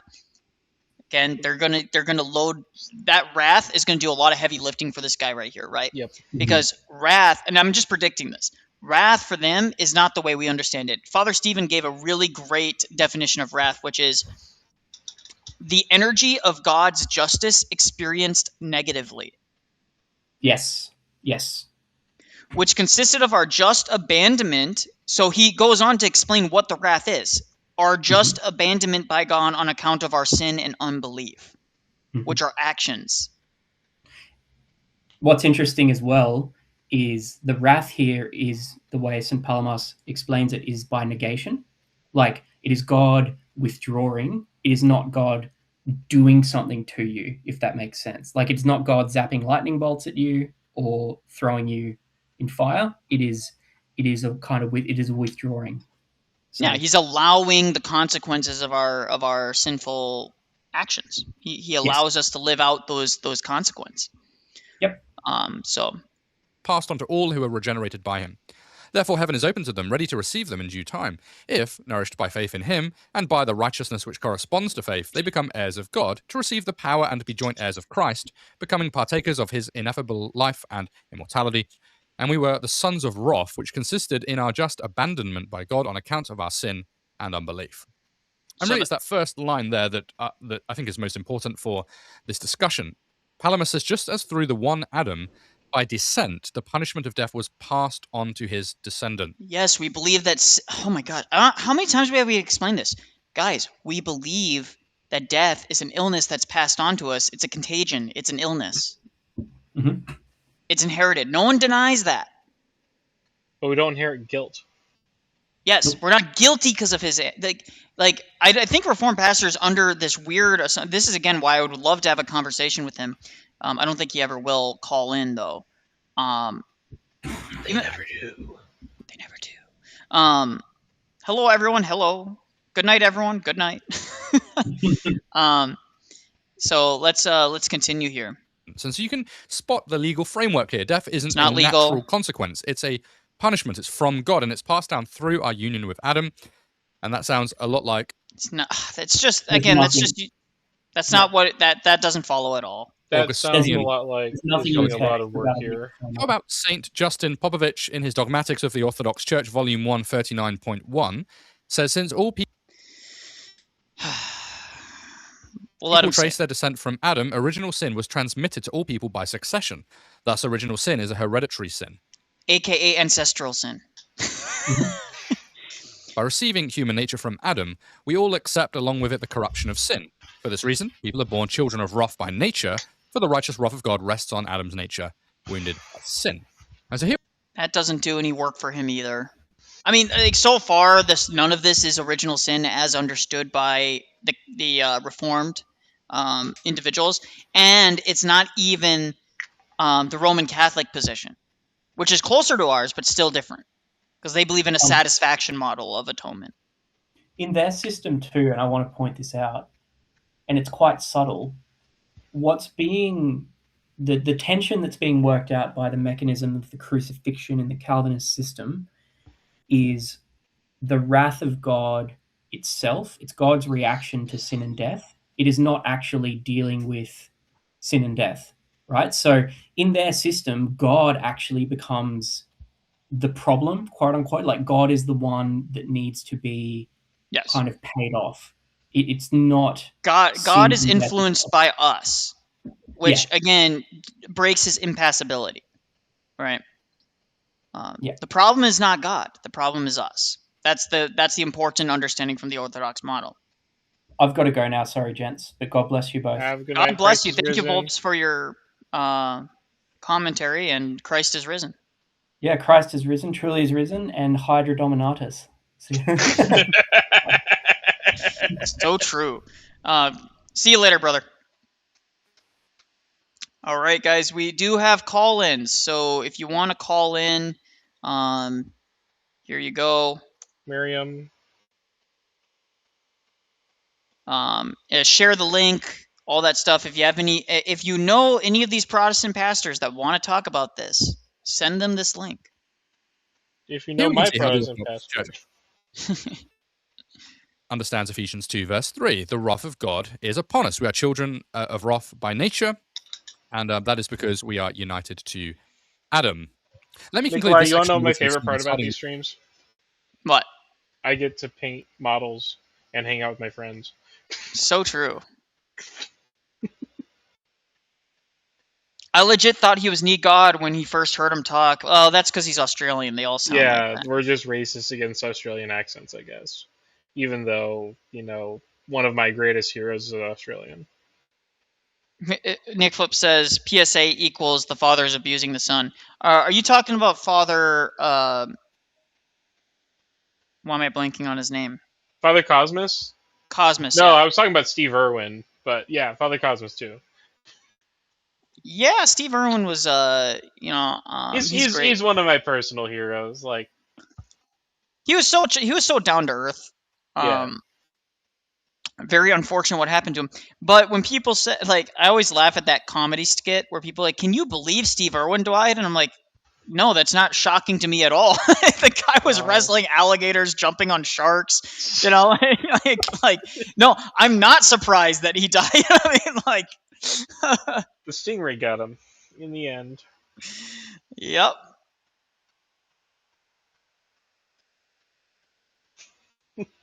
The Orthodox Church's official dogmatic understanding. This is from the Orthodox Confession of the Catholic and Apostolic Eastern Church, the Confession of St. Peter, Part 3, Question 20. It says, what is original sin? Okay, so he got these all from these guys. Yeah, these are Latinizer quotes. So, original sin is the transgression of the law of God, which was given to Adam, the father of all men. In these words, of the tree of the knowledge of good and evil, for the day that you eatest thereof, you shall surely die. This original sin spreadeth over all of human nature, spread illness. For inasmuch as we were then contained in Adam. Wherefore, by one Adam's sin hath passed into us all. And we are conceived and born with this blemish. So that's orthodox. It's a blemish. Yeah. As the scripture teacheth us, such an one. Okay, and then skips a section which probably gives us context. Such an one remains unabsolved from his sin and continueth in his guilt. Again, by the way, the reason you know this is a bad translation is because Greek and Russian saints do not speak with iths and continueth, and you know that this is a Latinizer quote because they used Shakespearean English to translate. Which isn't even like correctly Shakespearean English. It's not. Scripture teacheth us. That's not how Shakespeare talks about teacheth. Well, continue with. I forgot the rules. There's lots of rules about when you're supposed to use Shakespearean English. There's a lot of rules, but these is liable to eternal punishment of the divine wrath. And it says continueth in his guilt, and that's important to remain. You continue in your guilt. Your guilt. Or continuing not Adam's. Continuing in his guilt. Yes, meaning you continue to act in disobedience. As it said, verily, I say unto you, except a man is born of water and the Spirit cannot enter the kingdom of heaven. Just read that. It's like, such as one remains unabsolved from his sin. The individual. It's talking about the individual here, yes. And continuing in his guilt. So I'm guessing these three dots were doing a lot of heavy lifting there. Yeah. That's the first thing that I think. Second thing is this language is clearly bad translation, as we explained. Like, this is not how Shakespearean English sounds. And furthermore, why would you translate it into Shakespearean English? Why? They do it because it gives them legitimacy. It makes it sound fancier. It makes it sound more legitimate in the mind of the reader, right? So this is just bad translation, guys. Original sin is the transgression of the sins wanted to lie into you heaven of original sin. See, very few deny that death is a consequence for sin, but those who oppose, I guess, the legal framework reject the notion that death is a sentence according to the divine decree. No, it's a natural consequence of God removing his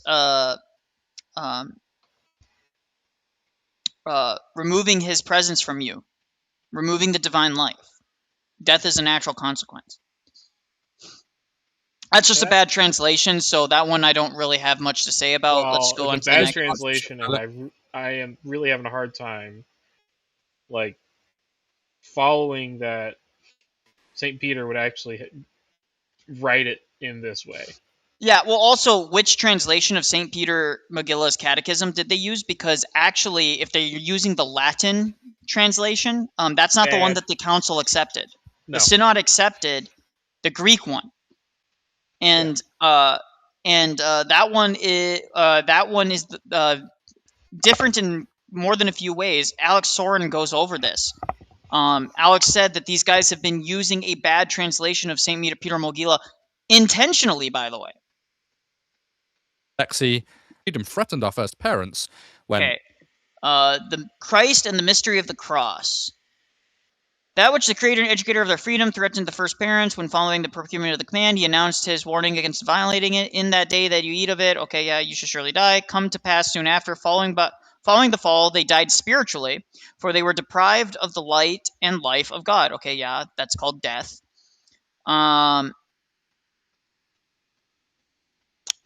First came upon the soul when all sense of the mind were extinguished through the separation of the heavenly and spiritual enjoyment of the blessings, and came of the dead. Then after 930... Where is he saying this is from? Christ and the mystery of the cross. Hold on. I guess here's Archbishop Alexei Ratzinitsyn on the mystery of the cross. He said that with which... What? Who? Archbishop Alexei Ratzinitsyn on the mystery of the cross. He said that with... Ratzinitsyn. Which the comments you should lie great and lay its righteous judgment upon death. But death does before. Theologian Orthodox model of the atonement. You notice they all say they're all hyper focused on death and not eternal punishment. Notice how almost all of them, there's only one quote so far that even mentioned eternal punishment, and it was because of his guilt and his sin. So already it's just a very weak. This is what happens when you're doing sola scriptura. So what happens, guys? Then you need to realize they affirm victory over death, the renewal of the human nature, and icon restoration. However, one aspect of the atonement is under fire at the moment, and that is PSA, penal substitutionary atonement. And part of the reason for that is because of how our PSA is articulated by so many people. So you might think of the late R.C. Sproul, who said, on the cross, God the Father said, God damn you to the Son. You know, Jesus. That is what...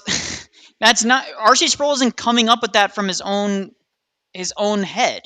This is a consequence of a natural consequence of Luther, read Bondage of Will, read the Institutes by Calvin. They absolutely held to this as well. How is that spelled? Hodges, what, who? Ratzinitsyn. I have no idea. Jesus suffered condemnation and hell punishment, heresy, and is condemned.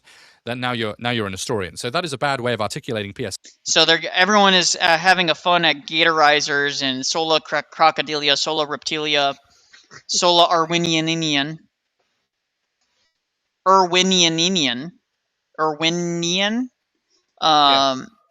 All hail the flying spaghetti monster, ramen. But that is not really historic PSA. I would say that that is historic PSA. That's false. Literally, every single major Reformed theologian holds to this view. Do you know better than all of them, Reformed pastor? I guess you do, because you're just able to interpret the Reformers better than all of these other, some of the best and most liked and theologians out there. Modest PSA is that Jesus takes the penalty of death in our place and on our behalf. He is not condemned to hell on the cross. All right, I'm not going to get into it.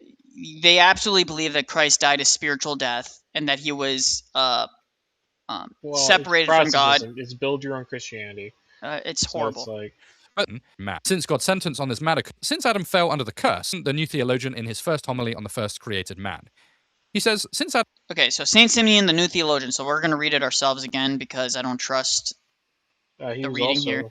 also post Latin captivity, so it's probably a Latin translation of him. Yeah. Since Adam fell under the curse, and through him all people descended from him. Yeah, okay. Since God's sentence on this matter could not be annulled, it absolutely could be annulled. God is not bound to not annul it. He could have annulled it at any time. Christ became a curse for us by being hanged on a tree on the cross. He became a curse for us in the sense that he's taking on the passions. We don't deny that. He's taking on the passions. He's taking on human nature, which is forced to toil, go through hardships, and all these things. That's Christ lowering himself, becoming accursed, lowering himself to offer himself as a sacrifice to the Father. Yes, no one denies that. As it's been said, and to annul God's sentence, this is still not PSA, by the way, sentence by suppressing merit of the sacrifice. For what is greater and higher than God? Just as so this is just a confusion of satisfaction. So this isn't PSA. This is more leaning towards satisfaction theory, by the way, which is more Lutheran and Catholic. It's not Reformed. PSA is uniquely Reformed. It's from like Hodges and Calvin and things of that nature. So God is incomparably higher than all of creation, and nothing can compare to him, not even all of creation, visible and invisible. Thus God, who is incomparably higher than all of creation, visible and invisible, assumed human nature, which is higher than all of creation, and offered it as a sacrifice to God Father, to himself. And by the way, we anathematize anybody that says that the sacrifice is only to the Father and not to the Trinity. Ashamed of such a sacrifice, I will say this, honoring it, the Father could not abandon it to the hands of death. Therefore, he annulled his sentence and raised from the dead, first and foremost, the one who gave himself in sacrifice, atonement in exchange for his kindred. This is just Latinizing wordage, but it doesn't necessarily follow that it's that. So let's skip to the next out of context quote that he's going to do. And this is from... We'll go to the next one here. And In the renewal, it was Justin Popovich again, Dogmatics Volume 2, on the mystery of the Incarnation. He says, but in the renewal... Okay, so in the renewal, it's fitting that all things should be handed over to the Word, so that he might become man, and so that in him all things might be renewed. For by abiding in him, man was given life, for the Word was united with the man for the very purpose that the curse might no longer have power over him. For this reason, in the 71st Psalms, those who pray to God for the human race say, O God, grant thy judgment of thy king, so that the mortal condemnation that was against us can be transferred to the Son, and he would destroy it in himself by dying for us. Pointing to this, he himself said, the 88th Psalms, Thy wrath is determined upon me, for he bore himself the wrath that was against us, as he says in the 173rd, 37th Psalm.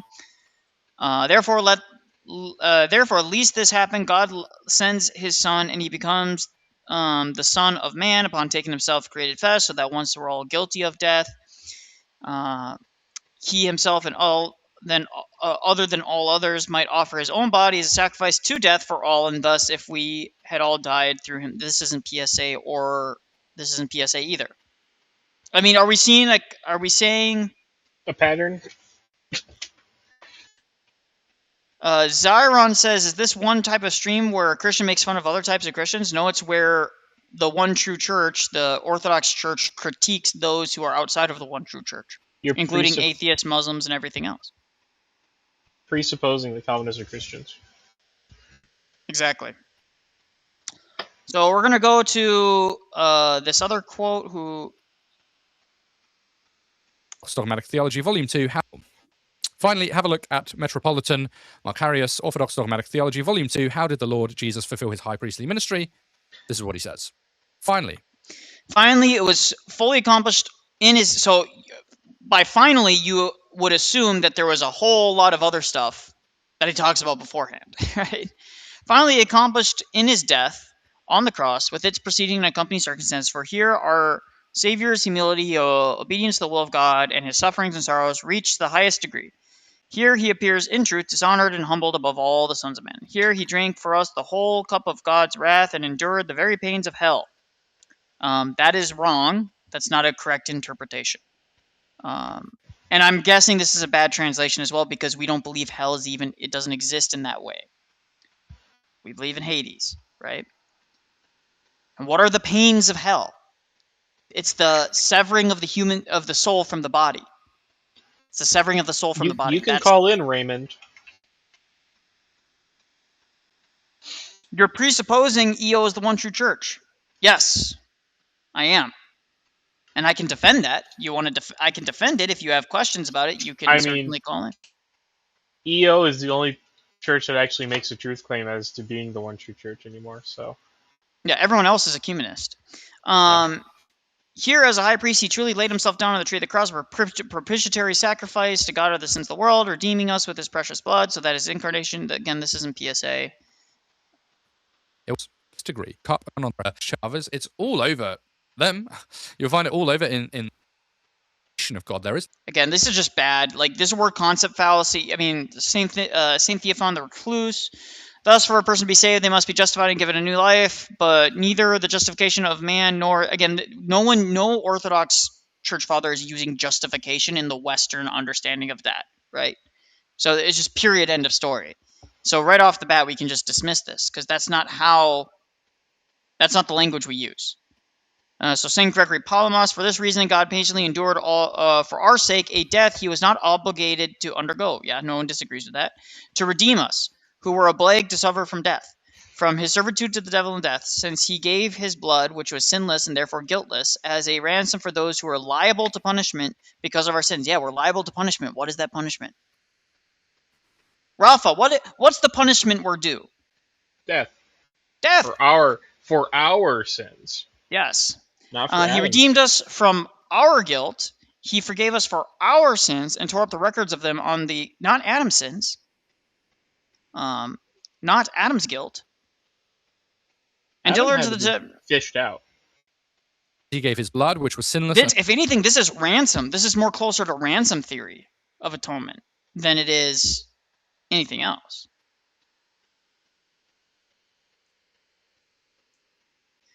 Please explain, if you will be on in 1 hour. I can join. Yes. I mean, you just have to use the call-in link. Yep. And therefore guiltless as a ransom for us. I don't know if I'll be on in an hour, but if you can make it shorter than that, that's probably better. We're liable to punishment because of our sins. He redeemed us from our guilt. He forgave us our sins, thereby freed from... All right, St. John Chrysostom. And further be convinced in how evil this is, reflect about it. Suppose a king seen a robber or other criminal being punished, but were to give up his beloved, only begotten blood and lawful son to die for him, so that along with this... Okay, so he's just making a comparison, a metaphor. 1638, and he's super interesting because he attempts to bring Calvinism into the Orthodox Church. See, Cyril sent Greek theology. No, he didn't. He didn't. This is just a lie. Again, he rejected that this writing was from him, and that it was a forgery. Before two different synods, he rejected it. He said that was not him. Twice before Constantinople's synod, and once before Alexandria's synod. Yes, because those writings were floating around with allegedly his name attached to it, but that's not the case. What days are you usually on? I'm on whenever I feel like being on. I don't have a set schedule yet, though I am planning on having a set schedule this summer. Friday evenings, your guys' time. I'll be doing some readings of the saints starting soon for members. It'll be exclusive to members for a few days, and then it'll be public after that. So, let's see here. All right, well, that video was a nothing burger. It's exactly what we thought it would be, right, Rafa? Just a bunch of Latinizer quotes. Who did you ask? Who are your quote-unquote Orthodox friends? Why wouldn't you go to Father Stephen DeYoung and ask him to help break down some of these quotes, right? Do you help explain them? Do you speak Greek?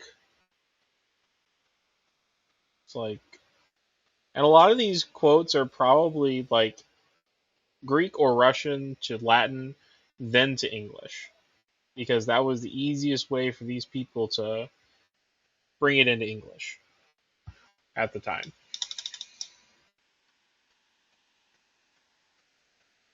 So,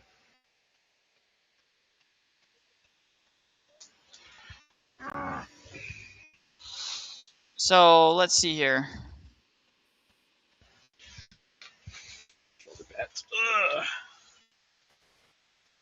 What is this debate? So what's the debate Andrew Wilson's doing?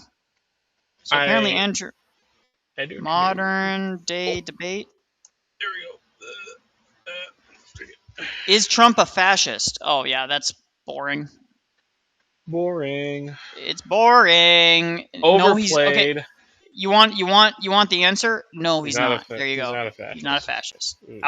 In a lot of ways, a lot of us would wish he would be a little bit more fascistic. If he was 1/4 the tyrant Abraham Lincoln was. Are all church fathers saints? Yes. That is a prerequisite to be a church father. Is they have to be a saint. Exactly, yes, 100%. All church fathers must be saints by... So that's why Origen and Tertullian are not church fathers. They are at best witnesses. They're historical attestations to early Christianity, and that again is very best. So I want to answer the question of Redeem Zoomer's latest video. Each denomination's favorite church father. None of these denominations can have a church father that they like, because all of them are all church fathers that are saints are. And again, to be a saint, you have to be a, Orthodox. You have to be that. So I don't know what currency that is, but it says 150. I don't know if it's dollars or what it is, but thank you for that. Nikolai, which books would you recommend to start reading to be more knowledgeable in theology? Start with something simple. You start with the simple stuff. So,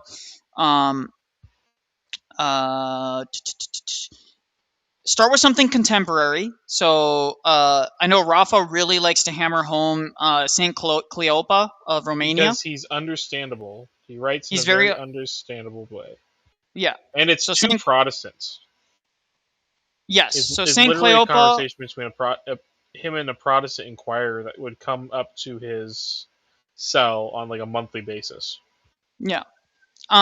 So Saint Cleopa, his writing on that, I recommend Truth of Our Faith, Father by Saint Cleopa. I would say Father Stephen DeYoung's Religion of the Apostles is a really good foundation stone for understanding the mindset of the early church fathers. Then from there, I would read On the Incarnation, Against Heresies. Those are good good entry level ones. I would actually, Against Heresies is really beefy. I wouldn't say that's entry level. I would say On the Incarnation is really good. On Holy Images by St. John of Damascus, and then An Exact Exposition of the Orthodox Faith by St. John of Damascus is very good as well. Those would be my recommendations, because they give you a good baseline, right? But you want to start simple and work your way up. So start contemporary. Start with contemporary saints. That's the one thing that Father Peter Heers recommends that I think is absolutely fantastic, right? So. Well, his company did the translation into English of a lot of these works too. So. Someone says start with Saint Dimitris Staniloia. Saint Dimitris Staniloia is like one of the most difficult saints to read. So because he is so advanced. The priest I got my cassock from learned dogmatics from Saint Dimitru. So, and he was a very smart guy. Married priest. He said the most beautiful woman he'd ever seen was his wife, and he was blind before he met his wife. Octavian, you gotta message me, brother. DM me. That being said, the Ridged Design Co. You're annoying, so your questions people have been answering for years. Death. So true. So we're gonna quickly, and I'm gonna speed through it. We're not going to linger on it long. I just kind of want to see what he thinks for each denomination. Yeah. So for Eastern Orthodox, he says Gregory of Nazianzus, he says, did not teach the Filioque, monarchical Trinitarian, emphasis on theosis and monasticism, proto-essence energies distinction. It's not proto. It's literally... He teaches the essence energies distinction. Yeah, it's not proto. That's where we get it from. Is Saint Yes, Gregory. that's silly. That's a silly argument. Let's see here. Lutherans. Ambrose of Milan. Influential in music, proto sola fide. I don't know if that would be true at all. Single predestination. What? I don't know if that's true either. Basis for Lutheran sacramentology. Huh? Yeah, But he that's doing some preached heavy. two natures. Yeah. Okay. Oriental Saint Cyril. Well, they're wrong about Saint Cyril. Well, and Saint Cyril signed on to Saint Ambrose's Christology. Yeah, exactly. Exactly. So you can't argue that Saint Cyril is they're interpreting him correctly, because otherwise Saint Cyril would have disagreed with Saint Ambrose. So you actually have to argue that Saint Ambrose was a Miaphysite, which isn't true. So he says probably a Miaphysite, though hotly debated. So that's just your opinion, bro. Great job. Well, I mean, there's one way to put it. There's one way to put it, is that Cyprian was a Miaphysite. The Coptics are monophysites, not Miaphysites. Well, I agree with that, but they try and have it both ways. Yeah. Catholic, Cyprian of Carthage coined the phrase "no salvation outside the church." Yeah, but that's everybody says that. Anybody who actually takes a serious truth claim says that. But said Peter is the unity of the church. Yes, Peter is the unity of the church. That doesn't mean he also opposed Rome. Presbyterian says Jerome submitted himself to the will of the council and his bishop. Said bishop and presbyter are identical. No, that's not what he said, but okay. He was simply saying that the presbyter gets their authority from the bishop, and therefore a presbyter is an extension of the bishop. That's all it says. Said presbyterial succession is valid. No. No, he held the 66 book canon of the scripture. No, he didn't. He actually had a different canon than even modern Protestants do. Well, and even then, he submitted to the council when it came down exactly. to brass so, tacks. When it came to brass tacks, he submitted to their decision. Anglicans get Athanasius. Why? Defended essentials of Christianity, loved by all denominations, prima scriptura. No, he wasn't prima scriptura. Not in the way that you guys understand it. Dutch Reformed, Augustine, double predestination. He didn't believe in double predestination. That's a lie. Infant baptism. That's true. Reformed view of communion. No, he did not have a Reformed view of communion. What are they on? Divine simplicity. Not absolute divine simplicity. Maybe divine simplicity, you could argue, yeah, but absolute divine simplicity is not the same as divine simplicity. So that's a bunch of nonsense. Gosh, this is why I can't stand Redeemed. I just can't. Baptists get St. John Chrysostom? What? Dude, sola fide? What? Expository preaching? Very against the Skittles. But he's pro icons. Not only is he pro icons, he's pro submitting to the church councils as authoritative. He's pro he did liturgy. He was a bishop and did liturgy. He didn't do just preaching from a pulpit. His homilies were post liturgy, guys. I know it's shocking, right? What are we sipping on tonight? Is he high? Could be. So Pentecostals get Tertullian. Yeah, you can have Tertullian, guys. Yeah, you guys. That's fine. That's true. You guys get the heretic. You can have Tertullian. No. Congregationalist says Polycarp, to office polity. That's not true.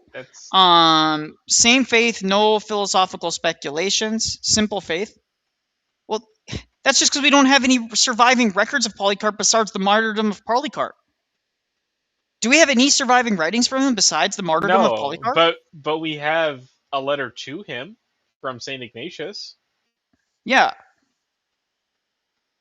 So this doesn't make any sense. And also Polycarp is like the foundation, like his martyrdom, the writing about his martyrdom of Polycarp is like the bedrock of why we have relics. It's like one of the earliest attestations after the apostolic period of relics.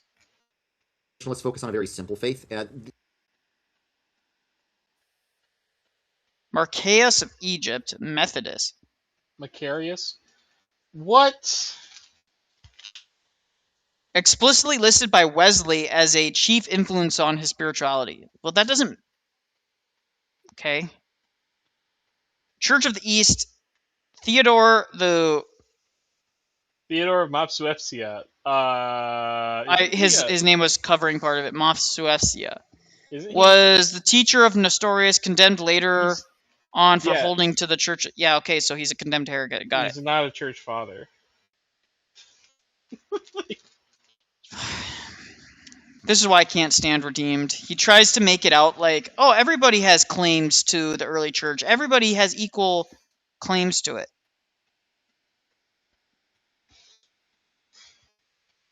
Can you be a Christian and liberal leftist? There's probably a reason he made this members only. Probably because he says yes. I'm going to be honest. I think he probably says yes. Yeah. Leave denom. At least he got married. So yeah, that might make him better over the years. Maybe eventually he'll finally abandon this retarded. We're gonna reconquista LARP. Guys, we got 50 people in stream. We're slowly ticking up there, and that's because you guys are doing the good work of sharing the stream. If you want people to call in, if you want pastors, tag them. If you want anybody who disagrees, you got to tag them in the post and link them to it. So share the stream, like the stream. Also, anyone who super chats, it's much appreciated. If you want me to react to something, you got to comment below if there's something you specifically want me to react to.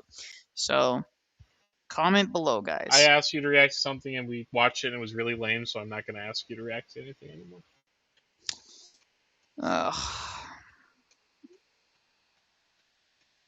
I enjoyed some of his videos until I watched him debate. Well, some of his early videos were just him like giving basic, like, what is Eastern Orthodoxy? Here's the basics of them. And then getting like it mostly correct. So you want to know something funny? Yeah. My little brother watched that debate and called me like the next week and said, so what's this whole Eastern Orthodoxy thing about? Yeah, I think that debate really is what kind of actually... People like forget that Jay was kind of still a blood sports niche debater actually at that time.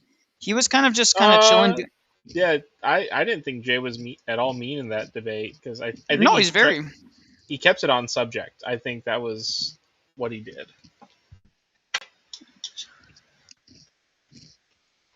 Infidel says, I'm not that studied, but I point to orthodoxy.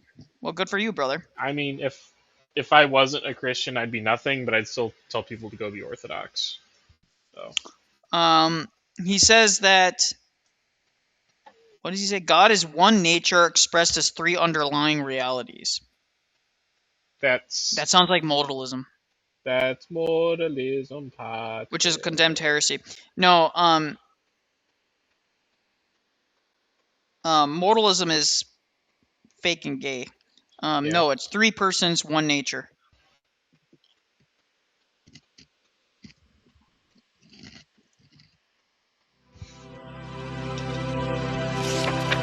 What? Oh, is this Father Jonathan? I watched this earlier. We're gonna discuss a little bit of this what is considered a quote unquote ortho bro problem or phenomenon or crisis. Pause it. I want to get your raw thoughts. What's up? Why would I be nothing if I weren't Christian? If I weren't Christian, Christianity is the only faith that actually makes sense for the whole world. Yeah.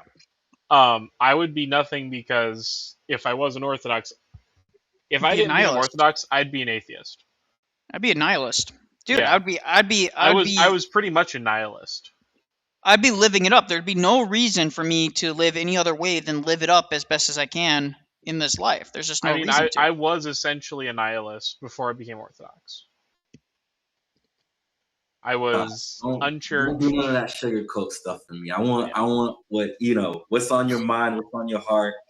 But before we even get there, so somebody somebody in the chat said, like, what does it even mean? Like, what's this concept? It's tough because like it's a made up word, right? That is starting to like have life to it.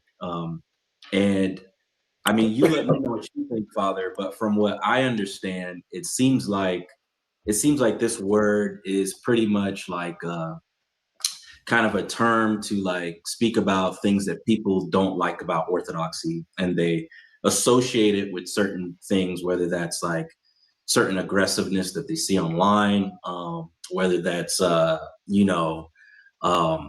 whether it's certain people that maybe, I don't know.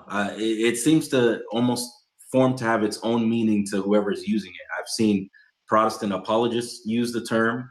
I've seen even Orthodox use the term, and I, I, s- I can understand to a degree like what someone is trying to say when they say the word, but then again, it it looks different when everybody kind of uses it. So I don't know. What are your thoughts, Father? Okay, I gotta say, first thing, Raymond, no one cares about Christian King. The guy spends 11 hours a day streaming. He's doing 40, 50, 60 hours a week streaming. The guy has no life. He's obsessed. He makes dynamic thumbnails. No one has any interest in engaging with him because of that.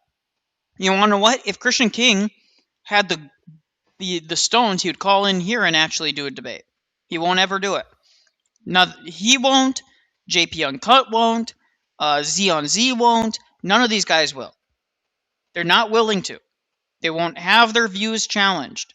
They want to sit back and be able to do 20 questions to you, put you on the hotspot, do an interrogation lesson, but never actually allow their views be challenged. Bro, you're only 51 followers in. Yeah, it doesn't matter. Dude, I have 2.5 thousand subscribers total. I've been doing this less than a year. I don't even do this regularly. I don't have a regular schedule. I don't have the time to produce super high quality videos. I just do this in my spare time. So, what exactly is your argument? We had Interlocutor on the other night, and we didn't mute him. Yeah, we didn't. We had two people. Dude, there was a guy that was just in my channel that was like schizo, like freaking out, saying like that I'm gonna die from like an itch and I'm gonna have a pain in the back of my head because God is gonna condemn me, and he called me a Mohammedan. I didn't mute him, not once.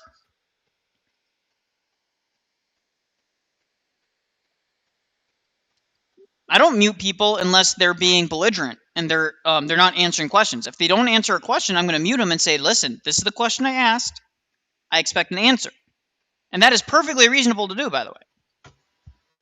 Answer the questions that are asked of you. Don't dodge. Don't do any of that stuff. And by the way, those guys mute people too. So let's not play some BS. They mute people when they feel it's necessary to do so.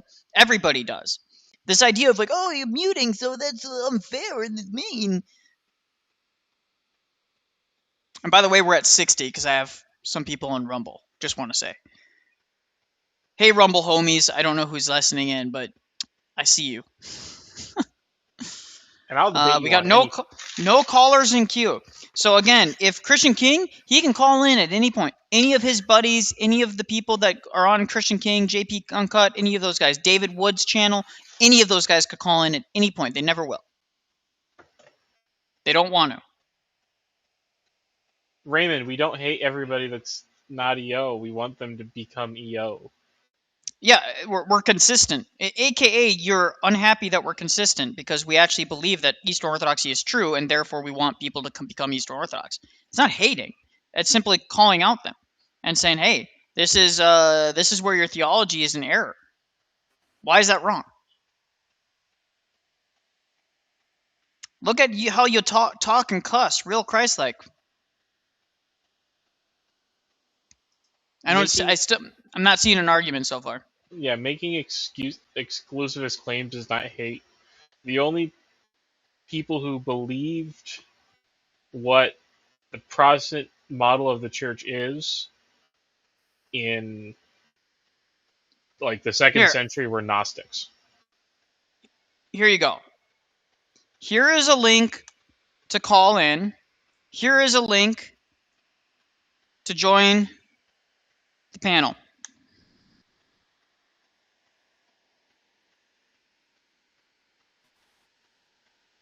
I used to be Protestant. I used to be Protestant. I grew up Pentecostal. I was evangelical, Calvary Chapel, you know, Bible one verse at a time. And some Sundays it felt like it. It was just not right what was going on. And I left. And I wasn't anything. I was like nominally Christian. And about 2 years later, I ran away to Arizona, ended up with some not nice people, and just walked into an Orthodox church on a whim. Like, there was no prelude, just I just said, I'm going there next Sunday, and I went.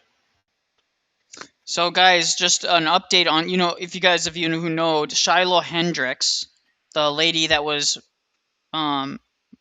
accused of calling a child the N-word, which, by the way, no evidence has ever come forward. No, there was no child filmed. No parents have ever come forward and even said, yes, my child was called the N-word. Nobody's even claimed it, et cetera, et cetera. No one even knows what's going on.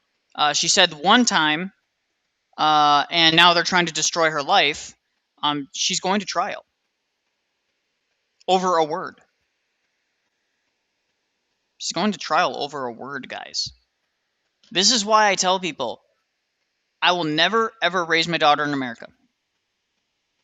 And if anything controversial happens to me, where maybe I'm filmed saying something that could be perceived as bad, especially towards, like, let's say black people or some other group of people that are in a special status in America, I'm out of there. I'm on the first flight out before the media can blow it up, because you know that some prosecutor who has an agenda is going to go and try and destroy your life. And if you're in a blue state, you better be getting to a red state.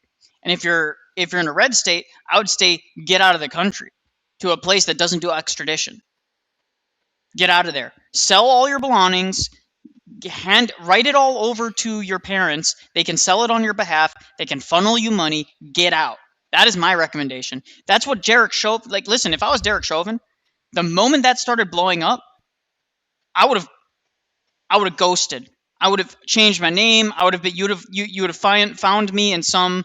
You know, he had to get a divorce from his wife. Had to divorce him, because if she didn't, they were going to destroy her life as well. Because they were saying, oh, she had to lie and say that he was abusive, even though they had a happy marriage, multiple children.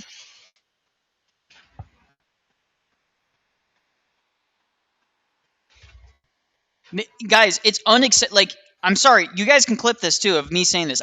Listen. I'm gonna spotlight. I think I just messed it up again. That's fine. Boomer Nikolai.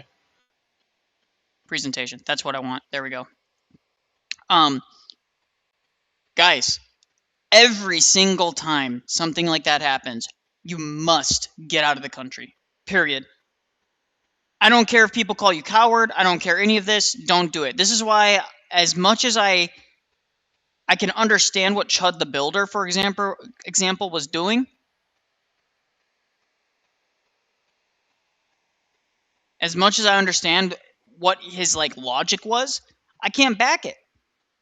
Because you should know that they're going to destroy it. They're going to throw the book at him. They're going to throw the book at him. Multiple books.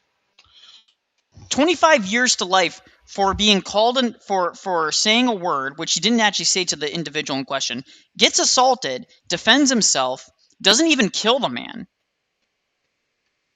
and now he's going to be going 25 years to life. And guess what? And what's crazy, here's what's crazy. Not only is he probably going to go to 25 years to life, he is probably going to end up serving longer than half the people that have murdered people in this country.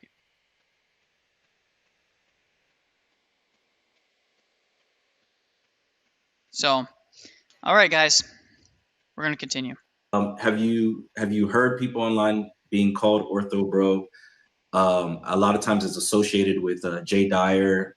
You know what they say is Pope Dyer. I want your opinion. So let me know what you've heard, what you've seen. I saw. Actually, I'll say one more thing, Father. I think it's Ruslan. He's like a Protestant, a popular Protestant face. Yeah, I know who he is. Yeah, you know who he is. Protestant. He comes from the Armenian Apostolic Church, interestingly. Right, he's a commentator. I don't know if I can call him like a, but this has been something he's levied. And there's this new guy, I just recently, this guy named JP. Every week he's making like a video disrespecting, well, he probably wouldn't say disrespecting, but trying to make attacks towards orthodoxy. And I think that's his new like claim to fame. Have you seen any of that? What are your thoughts? Oh, absolutely. Now, let me, I'm going to say something very controversial. I'm going to say something very controversial. And I know that there's going to be a lot of people who will hate me from what I'm about to say, but I think it's true. I think Jay Dyer has brought more people into orthodoxy than anybody else here in America in the last 10 years. Now, having said that, and I think it's true, and because Jay's been doing this going back to 2017. So he's been doing it for about 9 years. And in 2019, I started to notice people mentioning him.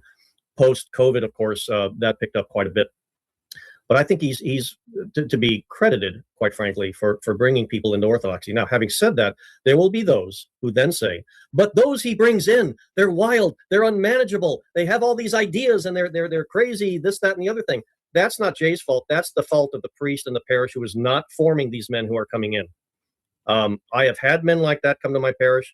I have had to deal with it, and it's not a problem. You just have to sit them down and say, okay, whatever you've heard online, now you're going to hear from me as your priest. This is what you need to do. This is what you need to believe. This is how you have to act, and so forth. And if they don't like that, they're going to leave.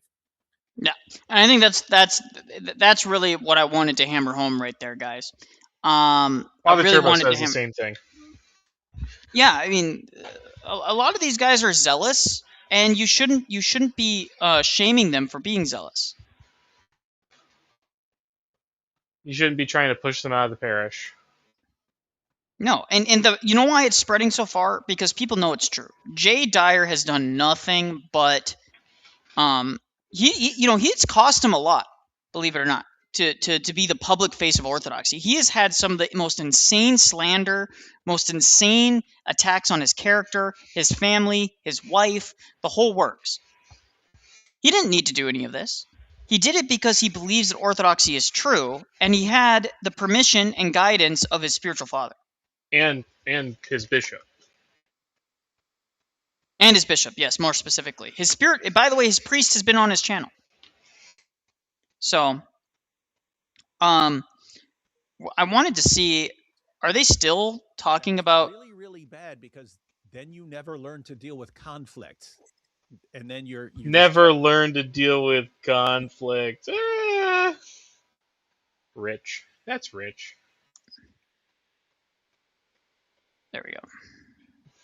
And we all come out a little bit more knowledgeable, a little bit wiser.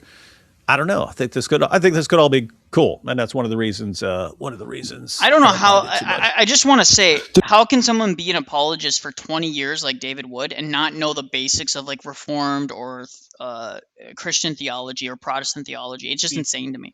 Because that would mean he has to take a stance. Yeah. And, And by the way, isn't AP the guy that literally left his wife to go, like, romping around in Israel? Yep. I know his wife, like, kind of went off the deep end, but that kind of is going to happen when you leave her and abandon her. So. Yeah, no, he left his wife. And then you have David Wood, who has he's not a squeaky clean history himself. And you'd think they would be a little bit more humble, a little bit more cautious and gracious and things of that nature, but neither of them are doing that. Is this Xeon Z? Is that seriously Xeon Z? I don't think that is.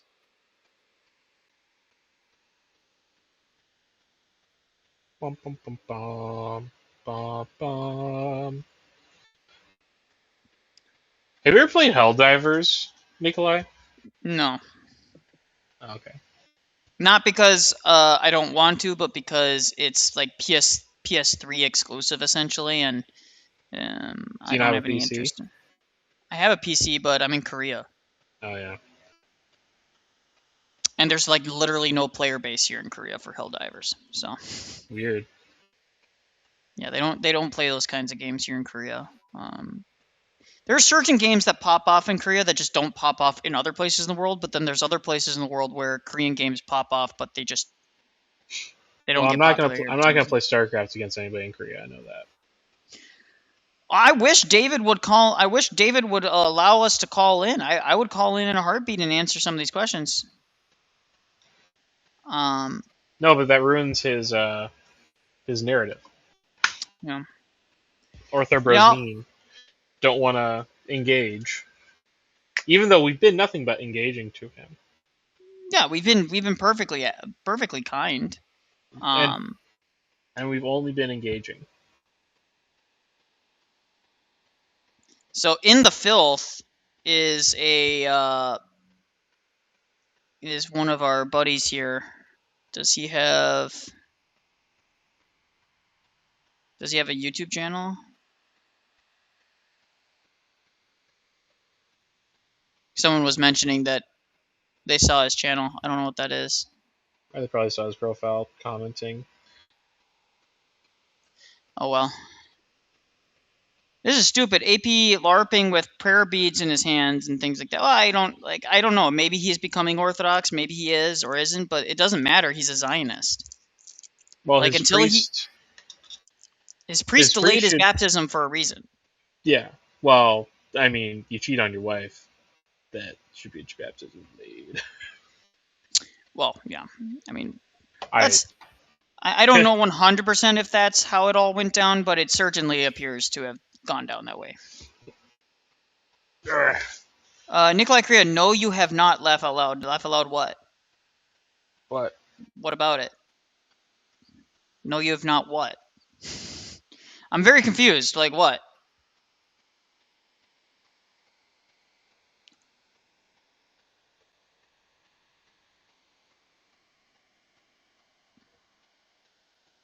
Someone said, I have a comment on one of my videos. It says, hello, I'm an atheist. I define atheism as a suspending any acknowledgement as to the reality of any particular God until sufficient credible evidence is presented.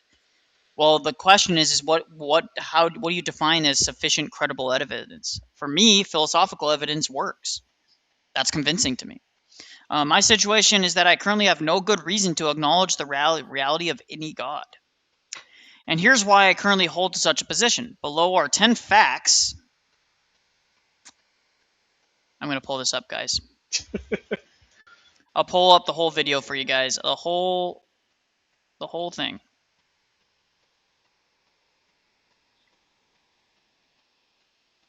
Where is the comment? There we go. Okay, we will pull this up.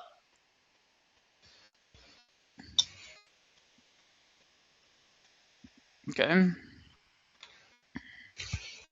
So we're going to go over the atheists' 10 facts, guys, okay? That seems like some fun. And here's why I currently hold to such a position. Below are 10 facts that I consider when evaluating the claim made by certain theists that a particular God exists in reality. To be clear, these are not premises for any argument that concludes there are no gods. These are simply facts I must take into account when evaluating the verify of such a claim. If any of the following facts were to be contravened at a later time by evidence, experience, or sound argument, I would then have good reason to acknowledge such a reality. Okay, so guys, we're gonna go over this, and I might clip this section of the video just because. Oh no. 1, I personally have never observed a God. Okay, but why does your anecdotal experience have anything to mean? I have. I've seen Christ. We have icons of him in every church. I've seen him. Yeah. I've also have direct experience of Christ in the divine. So that's the first thing. So my anecdote versus your anecdote, this is not a fact. Okay, it's just a personal statement of your personal position. Furthermore, there's all sorts of things that you've never observed. You haven't observed air. You haven't seen the molecules of air. You just know that there is air and that there must be molecules by extrapolation, but you haven't seen the atoms or the molecules that is air. You haven't. 2, I have never encountered any person who has claimed to have observed a god. I have met many people, and all the saints do as well. And again, why this presupposes, right? This presupposes that observation is the only thing that you can do in order to prove something exists. That doesn't follow at all. 3, I know of no accounts of a person claiming to have observed a god that are willing or able to demonstrate or verify their observations for authenticity, accuracy, and validity. God is spirit, so that's one thing. So the way that you prove something that is non-material is different than the way you'd prove other things. So this doesn't follow either. This is just a argument from incredulity. It's just I don't think it's argument from incredulity. It's just a fallacy. 5, or wait, was that 4? 4. I have never been presented with any sound, define sound, logical argument. Define sound logical argument. I don't care about what you personally think. I'm saying, is there an objective standard that we can hold to here? Which also introduced demonstrably true premises that lead deductively to the inevitable conclusion that God/gods exist in reality.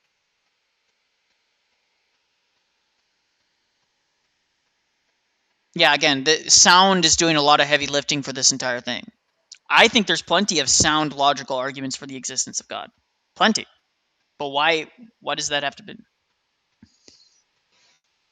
5, of the many logical syllogisms I have examined arguing for the reality of God, I have found all to contain an formal or an informal logical fallacy or a premise that cannot be demonstrated to be true. Okay, why do I... Again, Rolf, am I going crazy? Is this just him asserting his position? Like, I personally think that I've never seen it. Who cares if you've never seen it? I've seen logical arguments that I think don't break logical fallacies and are true and are demonstrably true. Like, why does your personal incredulity about a syllogism matter in this case? 6, I've never observed, notice observed is doing a lot of heavy lifting here, a phenomenon in which the existence of God was necessary antecedent for the known or probable explanation for the causation of such a phenomenon. Okay. Stupid. If this is the best atheist got, I just don't know what to say at this point. 7.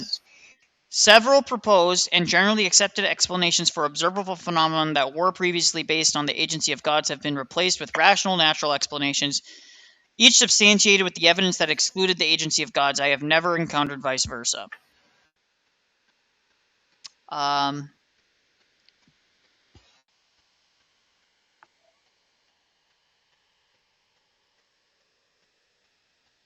You mean the pagans that thought that thunder and lightning were because the gods were like throwing that crap down? Like what? By the way, they still don't fully understand how lightning even forms in rain clouds and stuff like that. There's a lot of theories about it, but they don't really have a strong understanding of a lot of the natural phenomenon that exists in the world. But even so, the Christian God doesn't really fall into that category because we don't believe that the Christian God is like pulling the strings of every single causal event that happens. There are secondary causes. We believe in secondary causation with the Christian God, so that doesn't follow either. 8, I have never knowingly experienced the presence of God through an intercession of angels, divine revelation, the miraculous of divinity, or any occurrence of service. Okay, I don't care what you've experienced. It's again, why do I care about your experience? I've experienced miraculous things. Every phenomenon that I've ever observed, Mer streaming icon. I've literally seen Mer stream from an icon. Can't explain it any other way. Never had anyone be able to scientifically explain. In fact, Soviet scientists tried to explain the phenomena of mer streaming icons, and they couldn't. And they're overtly atheist. 9. Every phenomenon that I've ever observed appears to have emerged, but you don't have all knowledge. Who cares what you've observed? It's such a stupid argument. From necessary and sufficient antecedents over time without exceptions. In other words, I have never observed a phenomenon, entity, process, object, event, process, substance, system, or being that was created ex nihilo. That is, instantaneous, came into existence by the solitary volition of a deity.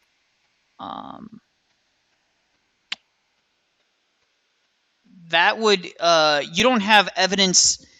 You don't have evidence that you existed yesterday, let alone the fact going back to the beginning of creation.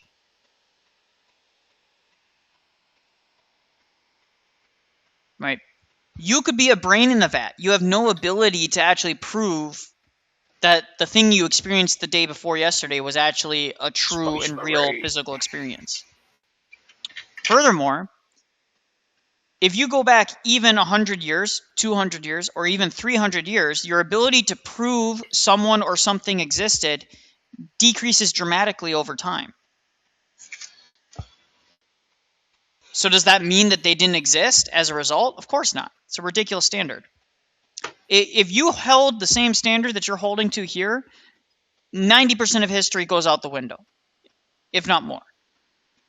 Until the advent of the photograph. But now that we have AI, you can't even be certain that half of the things that you see on the internet are actually real. Right?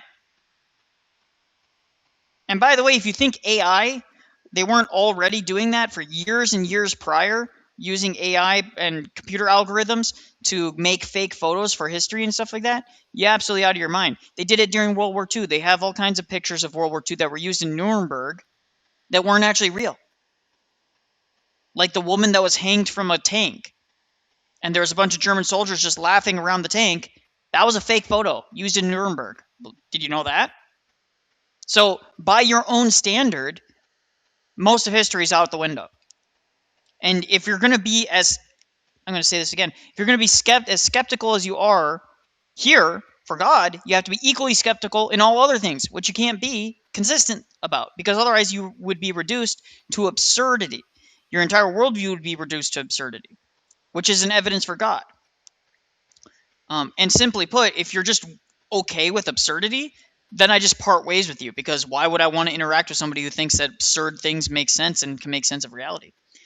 For all I know, you could adopt all sorts of absurd positions, and you could be a danger to myself.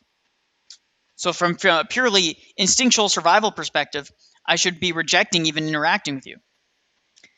10. All claims of supernatural and divine nature that I have been presented have either been refuted to my satisfaction or do not present as falsifiable. Not everything has to be falsifiable. If something is true, it's not really falsifiable. In a strict sense. And furthermore, falsifiable in what way? Like, what do you mean by falsifiable? You have to actually define the terms. All these facts lead me to the only rational, I'm going to dislike this, only rational position that occurs with the realities that I have been presented, and there is no good reason for me to acknowledge the reality. I think he copy-pasted this. There's no way he typed this. He probably ties this to, like, all kinds of channels. For me to acknowledge the reality of any particular God. I have heard often that atheism is a denial of the Abrahamic God, but a denial of the active rejection of a well-established truth despite overwhelming evidence substantiating the veracity.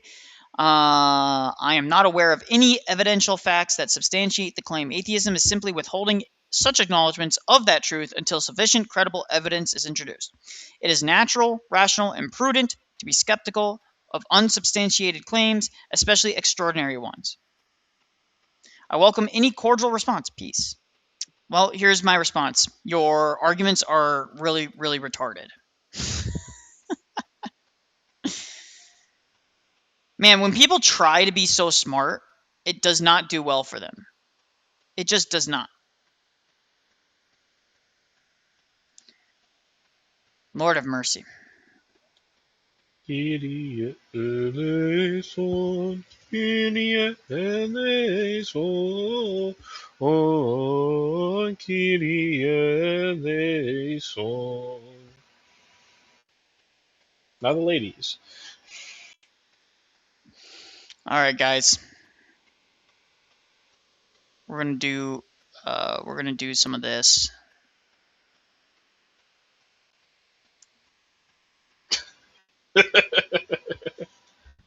Because I'm losing my mind here. Ephesians. What does Ephesians 4:29 say? Somebody has posted in the chat. Hold on, let me. Oh, we got Gregory Lodias talking about the topics on the stream like feminism. Gregory, what's up? Hey, what's up? Not much. How can we help you today? Oh, hello? Yes, can you hear me? We can hear you. Yes, I can hear you. Yeah. All right, we can hear you. Yeah, so I just want to ask you Sure. a question about I don't know if this is off topics, but like what's your political philosophy and how's it like it's obviously like I remember you saying it's monarchy, but like how does that relate to economic policy? Like, are you a capitalist socialist or a third position? I'm a monarchist, and I believe that any system of economics has to fundamentally be in support of the people, and the only way that you can do that is so that basically means the model is flexible. So Mhm. if some people, a more socialist leaning economic policy would be superior, and in other places they might want a more free market. Some might want a more mercantile system, right? Et cetera, et cetera. And so I think that it based on time, era, and history, it kind of changes. I tend to be a more top-down controlled market system. I think that the government, if it's a good government and led by a moral person, um, who is accountable to the church, would, how do I say this? They would essentially, Lord have mercy, I'm trying to remember this now. They would essentially orient the economy and orient it to maximize the benefit of the people. I And so see. in some cases, it would be more capitalist leaning in some industries, but other industries would have to be controlled by the state, Mhm. et cetera, et cetera. So for example, I'll give you an example. Everybody's going crazy about automation. Well, I think the government should step in and just say to some industries and say, you're not allowed to automate these jobs for the good of the people. Right. Because there's no meaningful benefit to automating it other than a slight increase in productivity. You don't need that increase in productivity. It's like you don't need endless increase in profits. It's fine if you made a profit last year, and let's say you still made a profit the year after that, and it's the same amount of profit. That's fine. But when the economy takes precedent, the GDP, etc., takes precedent over the good of the good for the people, I think the government should intercede in that behalf. So that's kind of my position. I know it's kind of wishy-washy. I wouldn't say that I hold to a very specific position, right? So like you're basically flexible on economics if it's like like for example if Japan's more capitalist leaning systems working for them and China's more like socialist. Yeah. Yeah, and I think there's going to be problems that come with both. This is why you need a aristocratic class that is able to rein in some of the bad tendencies of the merchant class, because there's a Right. merchant class in every society, and the Mhm. merchant class will take advantage of the people given the chance, because a lot of merchants just don't have loyalty to the people and to the nation. They will sell them out in a heartbeat, right? So you need that aristocratic class, which would be my thesis, in order to actually argue for certain positions, right? And to actually advocate for the will of the people. Right. So let's moving on. Like, what's your position on, say, like, you? I guess you're not a fan of like absolute democracy, like with No, the thing is, universal suffrage. yeah, Yeah. no, I'm against that. In fact, I think voting in of itself beyond local elections, because monarchies allowed local elections. They allowed like Right. local mayors to be Your elected. your Sometimes, your hetman. yeah, Yeah. uh, And I but think it works like that in the CC in communist China as well, the PRC, because I well, think they, yeah, so China's not hasn't been meaningfully communist since Mao died. China has been essentially it's essentially the Han Dynasty in a new skin suit. It's right. control by the eunuchs, Hmm. and the emperor who is elected but is still the emperor is Xi Jinping. Xi Jinping has absolute power in China, right? Right. And so eventually he'll have a successor who will be considered the new emperor, right? Hmm. And the eunuch class, which is the Communist Party like individuals who, by the way, are all the elites. It's not like a random Joe off the street who's like a ground level member of the Communist Party is magically becoming, you know, uh, the leader of China, right? Or becoming Right. a prominent leader. It's all aristocrats, right? Yeah. They just relabeled themselves. So for me, communist China is not communist. They're just what I would call red fascists. I know they Right. don't like that word, Uh-huh. but they're essentially a recreation of the Han Dynasty in a modern terminology and modern labels, right? So Right. Well, it's one more thing is like there is there a difference between, say, uh like, because I heard China's for many people that China's system, like if you go up in the, say, the CCP or whatever government hierarchy, it's based, even though it is aristocracy, but it's more based more on meritocracy than, like, yeah. say, nepotism. So Well, I'm an advocate for nepotism. I think that the Orthodox Church advocates for nepotism. I think that a good society, at least on the local level, should do nepotism. mhm. Um, and I think it scales from local community, regional community, and then your national community. And there's levels of nepotism, right? So obviously, I think you should prioritize the people in your direct parish, community, etc. first, then your religion, then your things like that.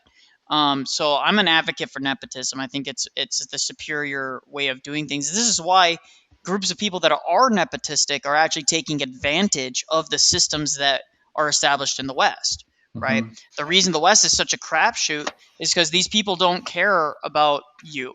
They care about their in-group preference, right? Yeah, but like, isn't there a problem with nepotism where you hired your cousin just because he's your cousin, not Yeah, but every necessarily just. system is going to have that. Like you don't think that doesn't. You don't. People think grease elbows in a meritocracy. Of course they do.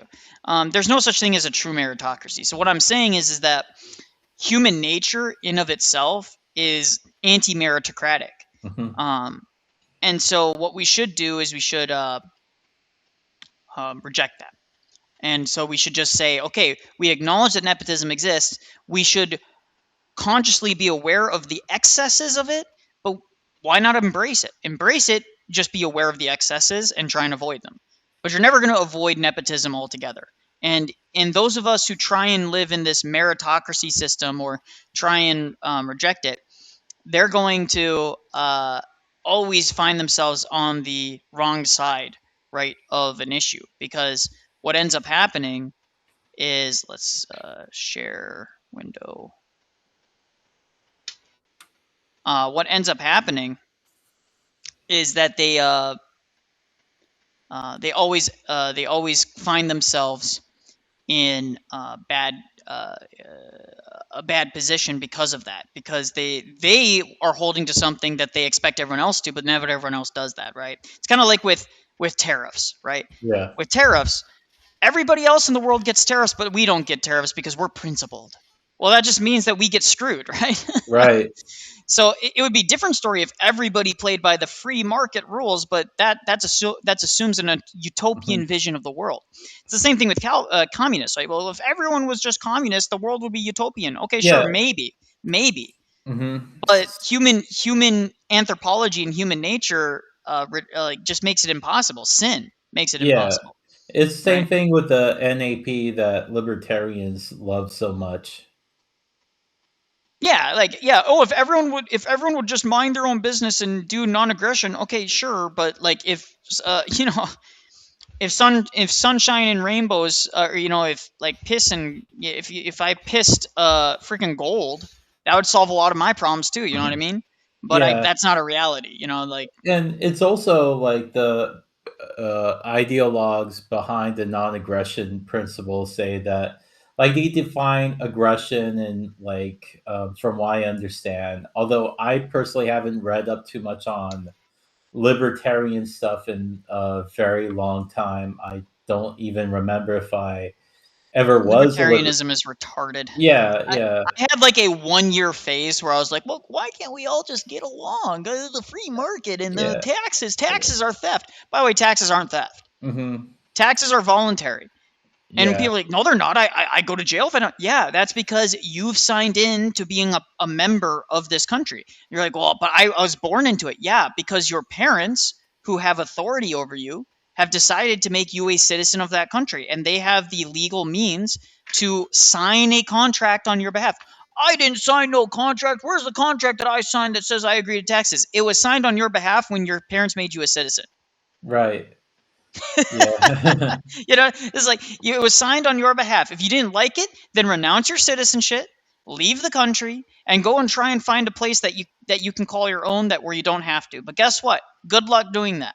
You know Well, what I there mean? are some people who manage to do that, like the nomad capitalist guy who's like a seven-figure earner or something.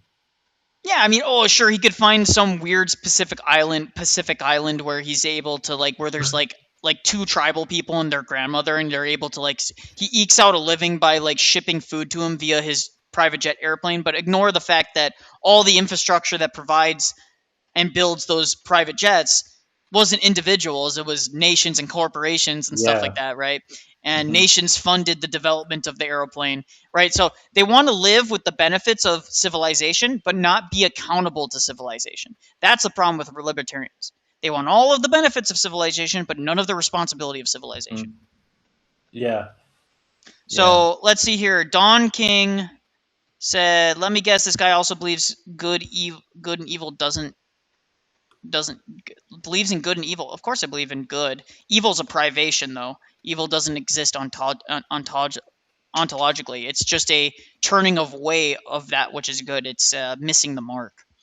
That's what sin is. It's not. It doesn't have an ontology.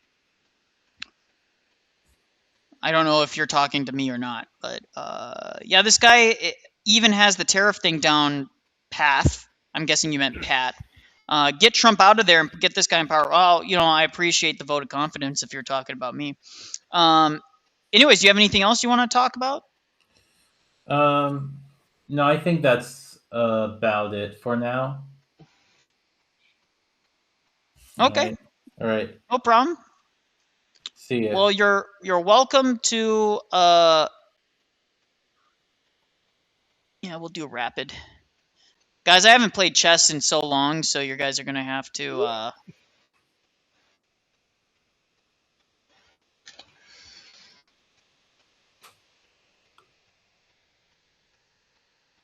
I don't know if I'm doing this right.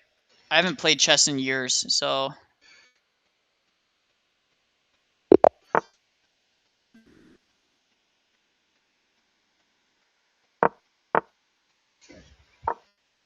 I won't kibitz.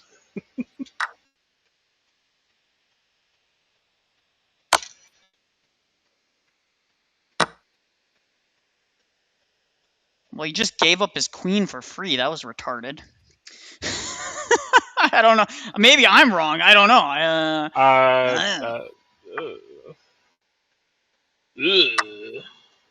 Adrian. I haven't played chess in so long, guys. So you're gonna have to forgive me if I play poorly.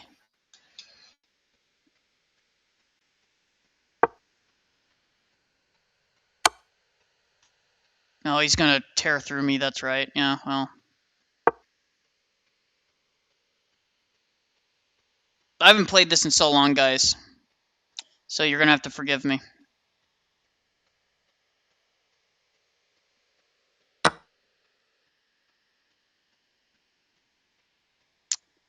That's fine.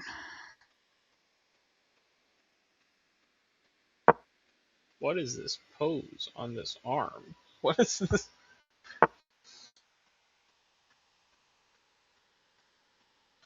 I don't know anything about openings. I don't know anything about chess, just generally speaking. Yeah,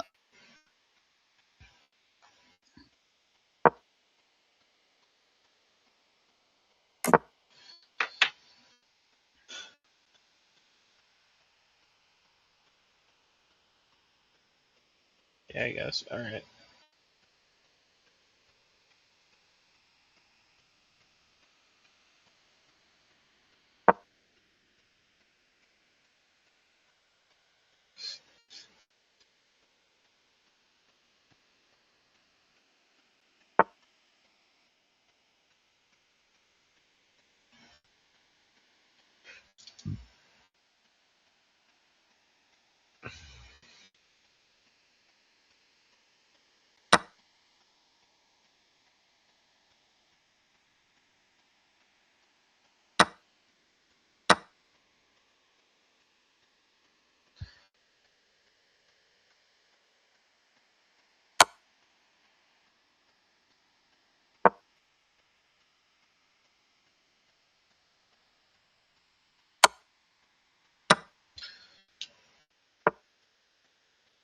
You guys are crazy. I saw somebody online compare Alexander Dugin to Rasputin. Rasputin. Yeah, that he's being slandered, and There's certainly some truth to that.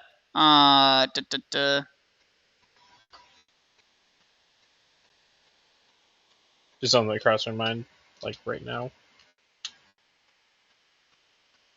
While I'm All right, so I don't know how to do this. Do I? I'm gonna do a draw, or I'm gonna do a surrender or whatever. I don't even know. it's probably that one. And I'm gonna restart this. How do I? Oh, right here. New game. Start game. Wait, how do I end it then? Play. Games. Players. How do I challenge? How do I end it?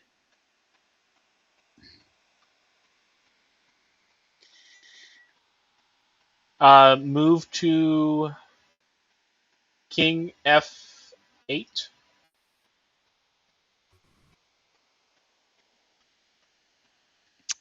Yes. And then he's gonna move his rook over, or not. Okay. Okay.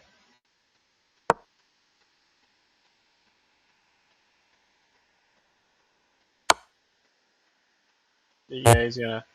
Yeah. He's gonna dog walk you into a position where he can. Yeah, I know. Checkmate you straight out. Son of Jesus said, God is angry with the wicked continually, always was, is, and will be, as long as they be. Well, how is that possible from your paradigm? How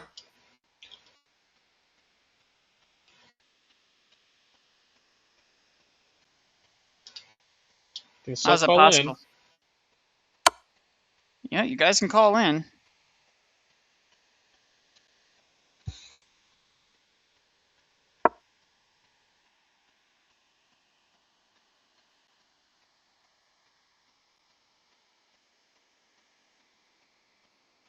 He could get you in checkmate like right now. He could, yeah.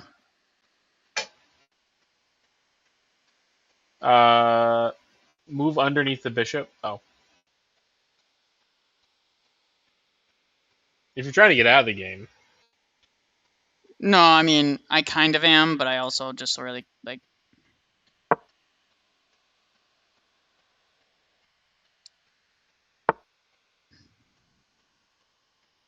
No, I can't move there. Yeah.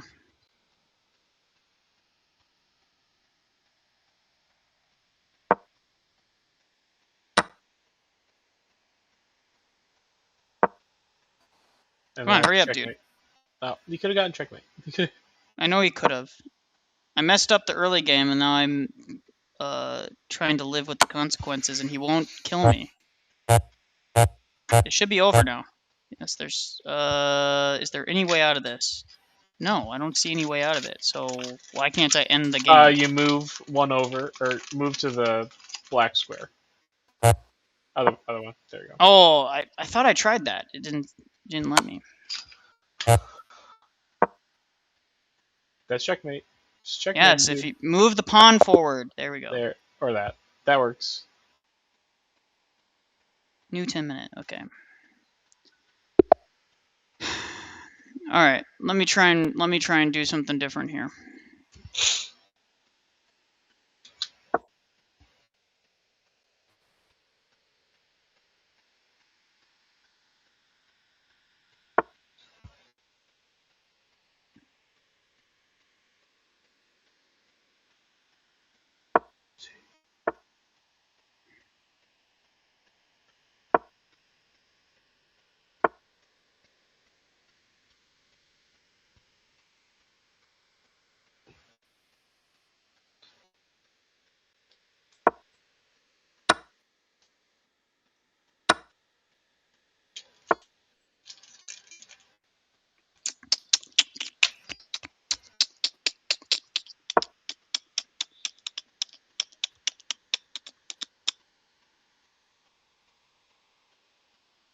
Activate the castle.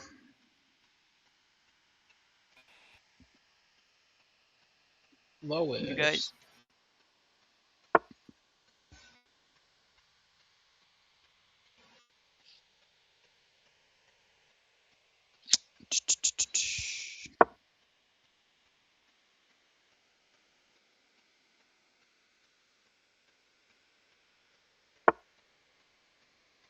Okay.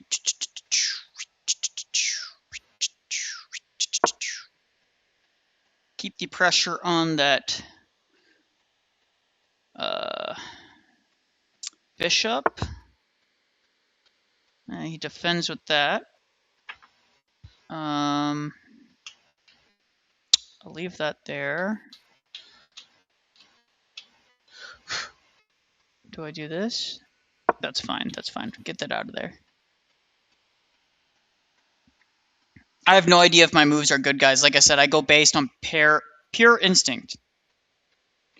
Nikolai, I have a 1600 elo. Are you proud of me? I'm very proud of you.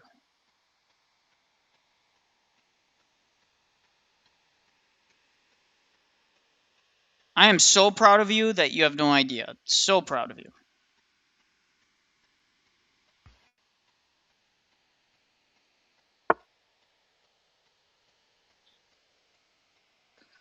Can I do that?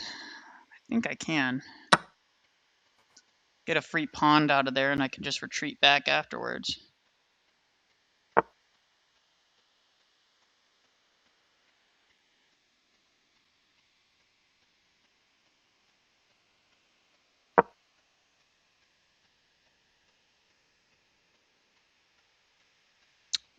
Do I march that pawn up there is the next question, though. Do I march it up a little bit and...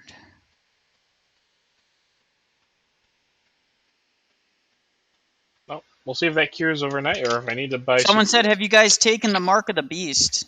What's the mark of the beast? The barcodes at the local Safeway.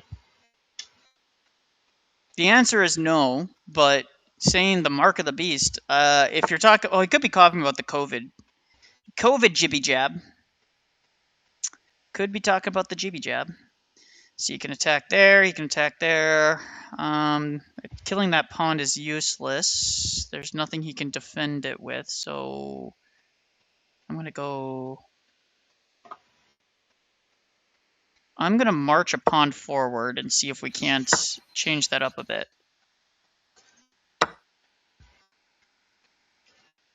I bought some jump packs off of Etsy, and I'm hoping that they just cure normally and I don't have to go buy super glue.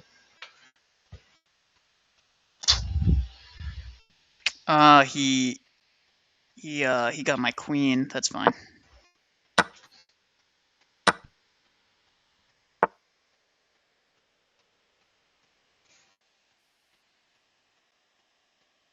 I won't commit.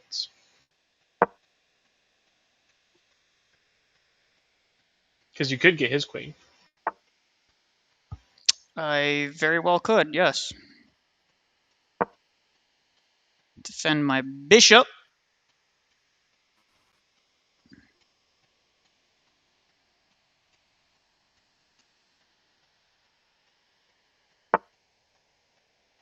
Oh, he's okay. He saw what I saw.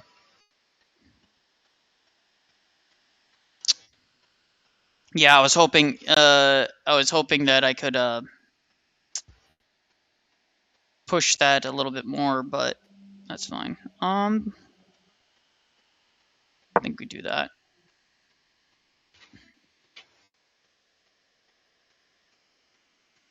So I have his bishop killed, both his bishops. So staying on black squares is actually beneficial because there's less lines of attack on the black squares.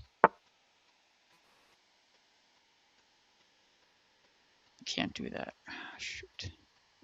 I mean, no, because he'll take my yeah. He'll take my If your horse wasn't all locked up in that side. Now he's gonna take okay. Yep. Trade. I have the advantage on pawns. That's the only thing that I have right now. His queen is technically more points. I can. Nobody's covering that queen if he. Does he go? The question is does he go for check on me? I don't see where he can go for check without being taken. Do I go up, or I think what I do is I go here. No, because that's a rook down for me. So I think I go here. That defends me a little bit.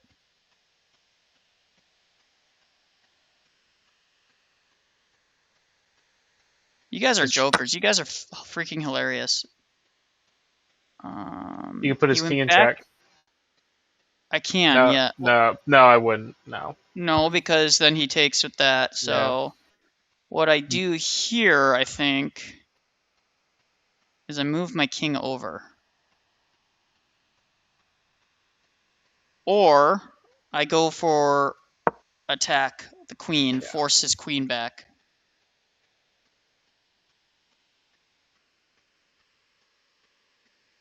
His castles are still choked up, so they're not activated.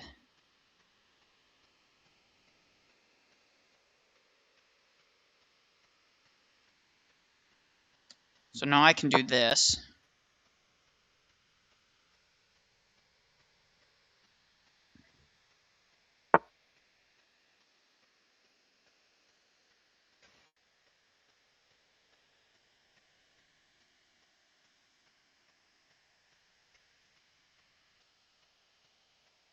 I think I go there. I kind of knew that would happen. Do I go forward and he's going to take that pawn, but then he isolates this pawn. Yeah. Or he's going to put you in check. He's going to put me in check, which is fine. No, you want to push. I'll just do that. Yeah. I want to keep this pawn here. Yeah. I want to protect that pawn.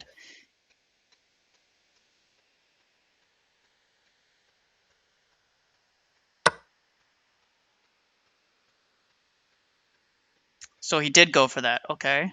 But that pawn is now So covered. It's covered. it's covered. Do I push this pawn forward? Yes. I push that pawn forward. Move my king. Okay, so now he does that. I can move my king there. Now it's in a more protected spot.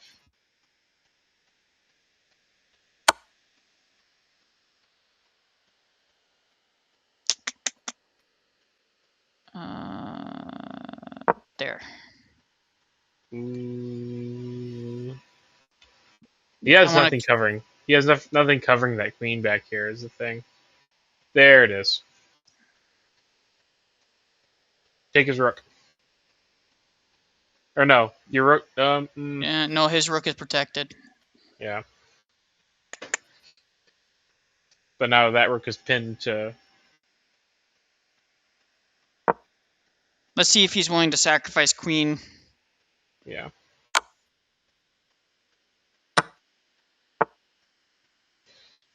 He's pinning me. Yeah.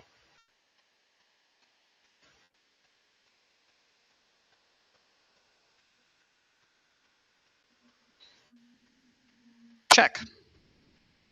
Force him to go out.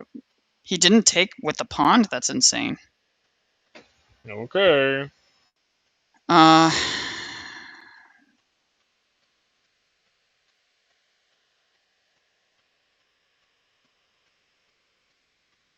There's not a way to fork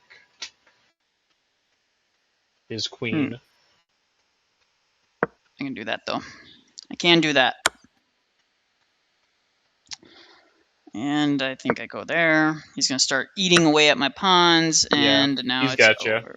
Yeah, it was over once I lost my queen, but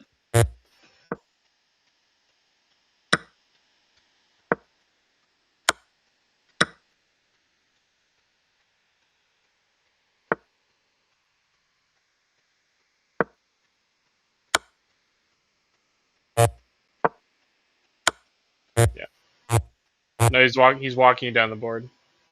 Check, and then. There we go. Yep.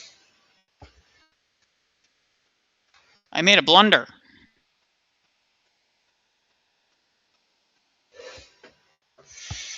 How do I issue Nikolai a challenge? I don't know. You want to challenge me here? How about this? Vigo, you can let's go back to chess.com. I don't know.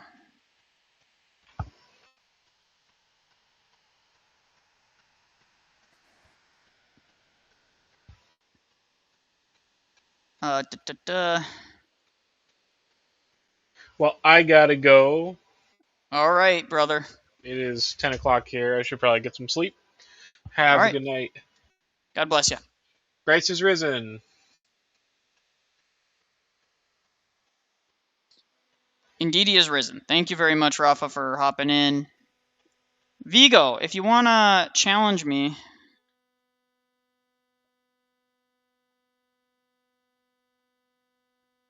It's very common with those types of people. Was more the creeping into blasphemy territory. I apologize. This app is so weird. Play friend. What's your username?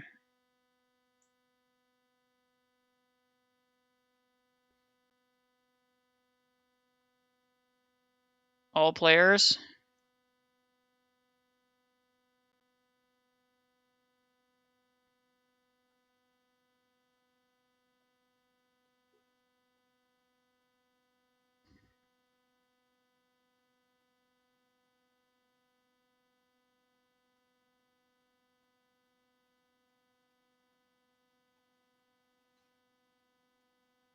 Requests?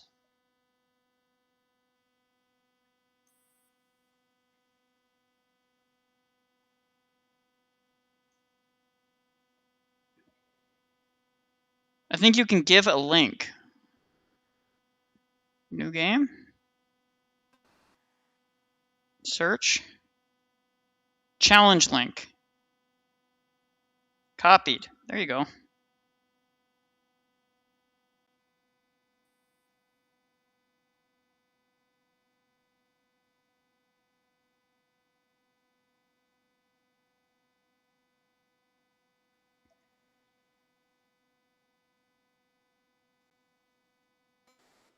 I'm not a great chess player. I don't play a ton. My dad taught me. My grandfather taught me when I was a kid, and I just play occasionally.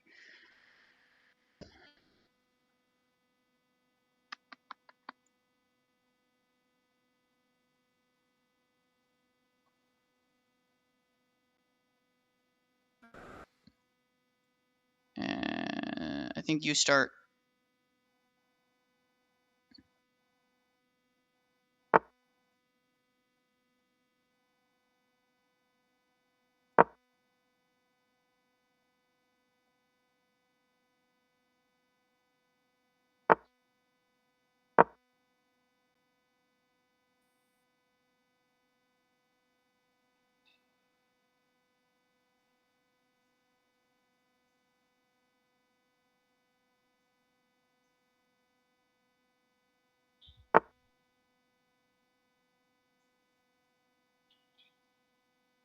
Let me play you next, Nikolai. Sure, you have to pay me $5. I'm just kidding. That'd be funny. I know like 2 openers, and they're like vaguely in the back of my head. Like they're in the back of my subconscious somewhere. We're gonna go there.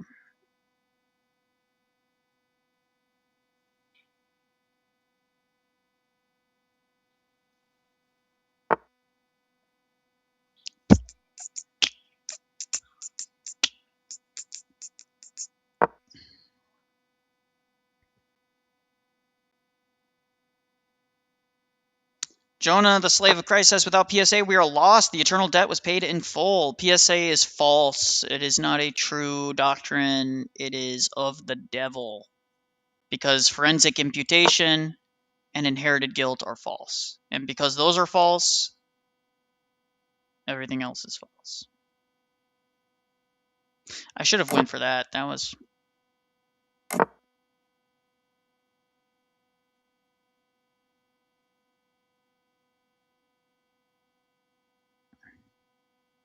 No, Nick Flip, we do those things, but we're not taking any callers right now because no one wants to call in. So we're just doing some chess and chit-chatting, guys. Whatever you guys want to talk about. I'm trying to multitask, which I'm not the greatest at. I want to take that.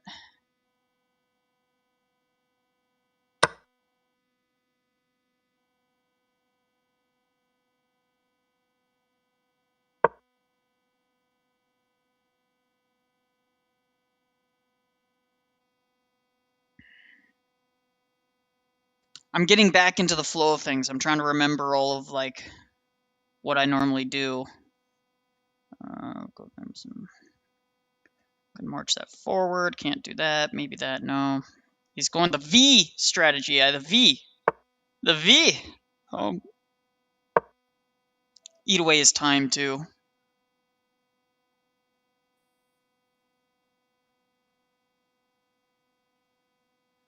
Yeah, I've read Isaiah 53.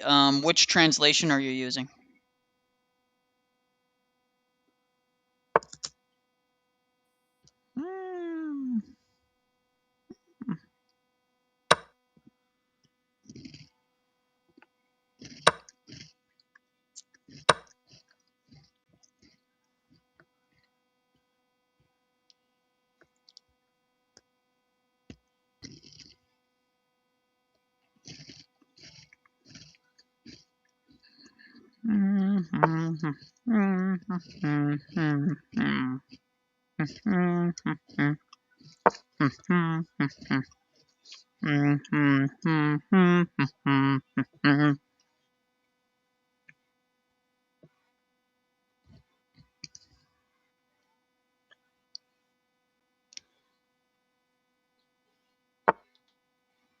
I need 7 figures.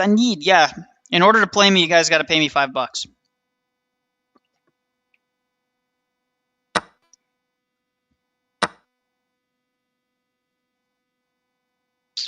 Queen for a queen? Sure.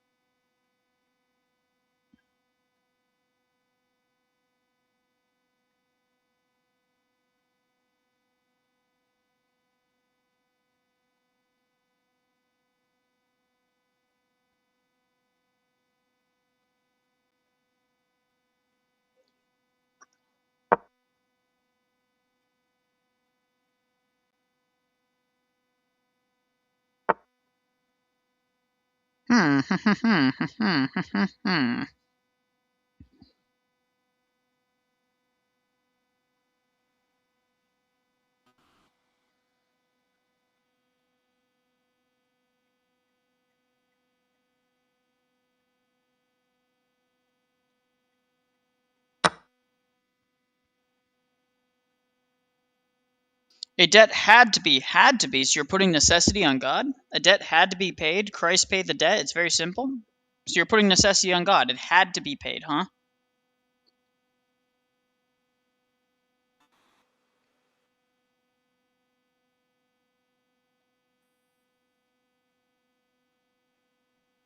Protslop is so bad he's playing chess instead of reacting, yes. You're a coward for silence me, Nikolai, and do yourself and attending a great service in doing so. When did I silence you? I don't remember silencing you. If you were silenced, it's because one of the mods felt like you were being disruptive instead of disruptive. So, I mean, that's all I can say to that. Were you being disruptive?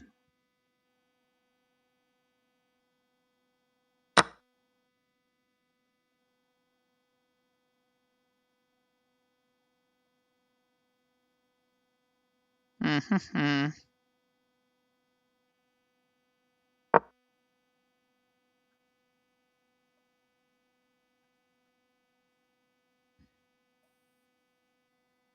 Evil doesn't have ontology.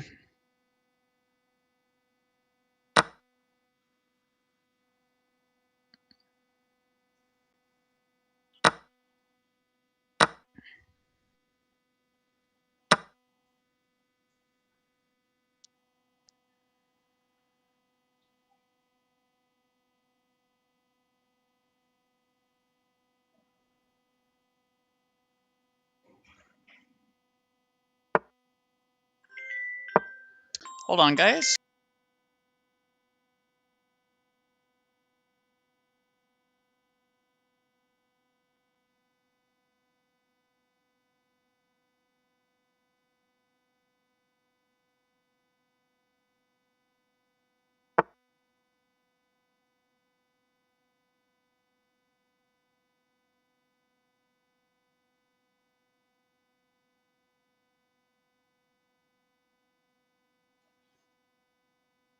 I don't think they're going to call in, guys.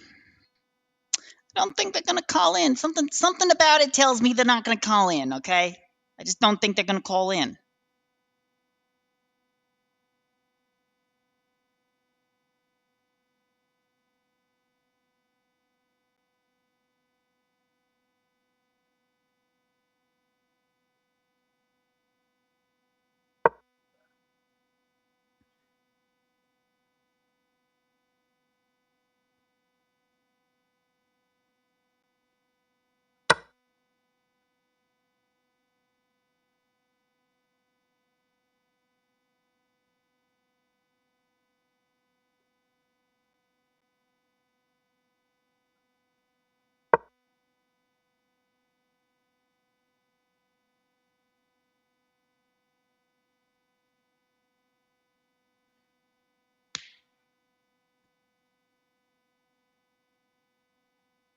Yeah, if you're not going to call in, Godson, then I don't know what to say. You talk a lot, but you're not actually calling in and telling us how you want to debate us.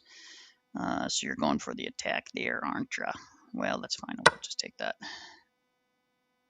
I'll just take that from you. I'll take that from you.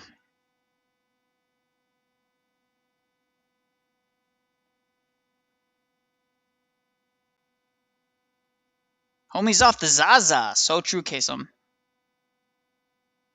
I mean, it's you're calling me a coward, you're calling people in the chat a coward, but you're not actually like addressing anything that we say, and you're not actually jumping into the chat, you're not calling in, and I'm doing this like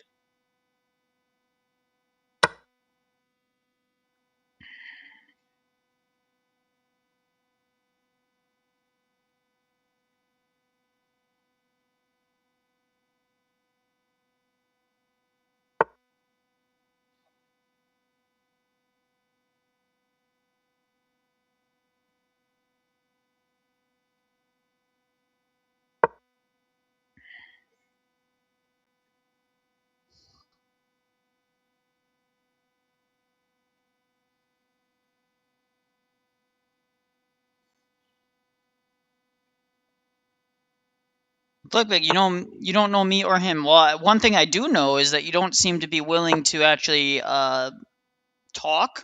Like, you don't seem to be willing to call in and actually engage. So I'm not exactly sure what you're doing. He's not defying evil. He's saying evil is a privation of God and that it doesn't have a positive ontology. Correct. Correctamundo.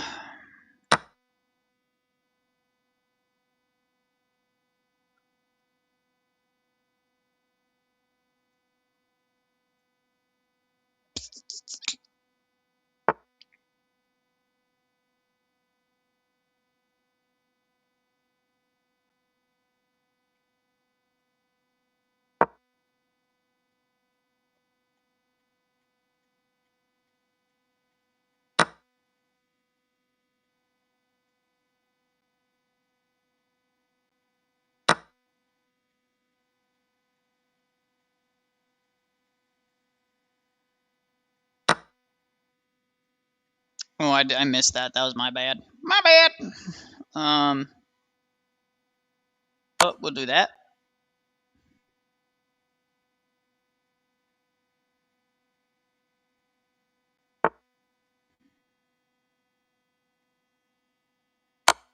Check. Rumble is a website, you goober. You don't have Rumble yet? Dude, you don't need Rumble. It takes 2 seconds to sign up for Rumble. You just download the app and you just create it. You just created an account. That's it.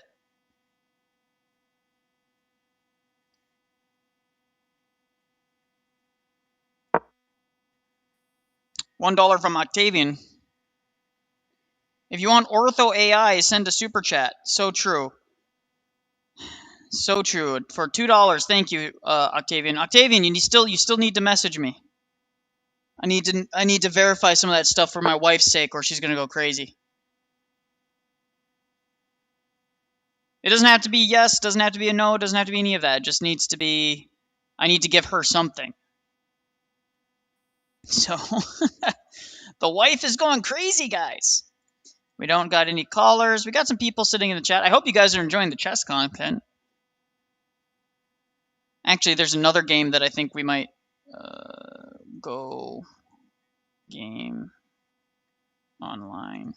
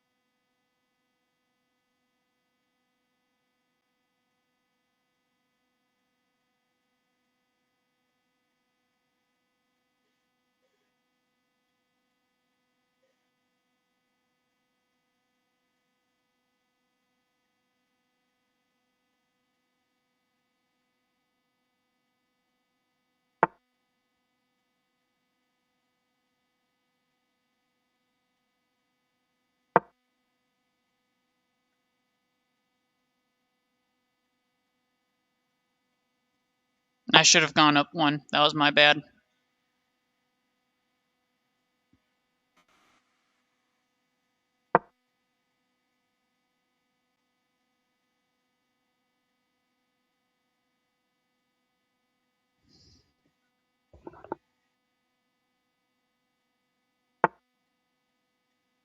Cool, Octavian. Thank you very much. It's much appreciated. Seriously is appreciated. So, all right, it's over, Vigo. It's over.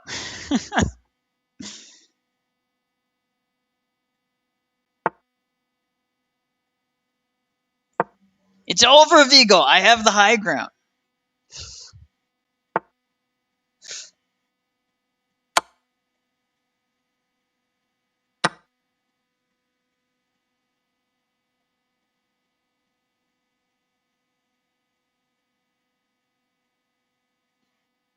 And that's fine.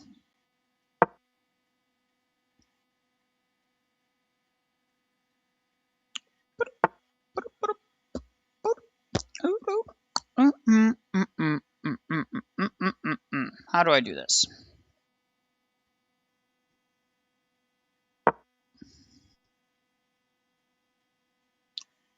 Block, block, block up.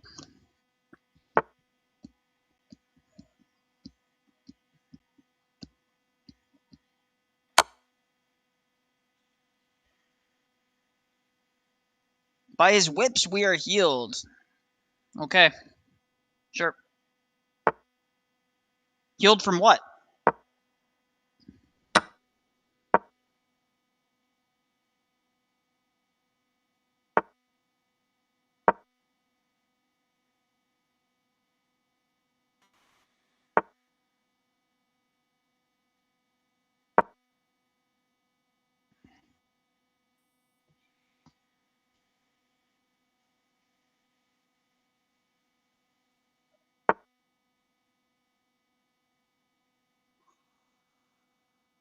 Boris Fritzberger. Sure.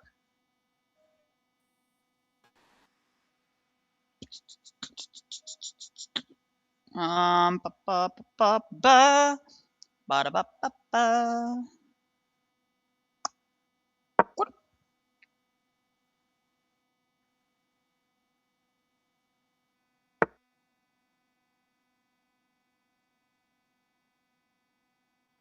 No, I wouldn't mind if you reacted to a video. There's nothing to react to right now. That's the biggest problem.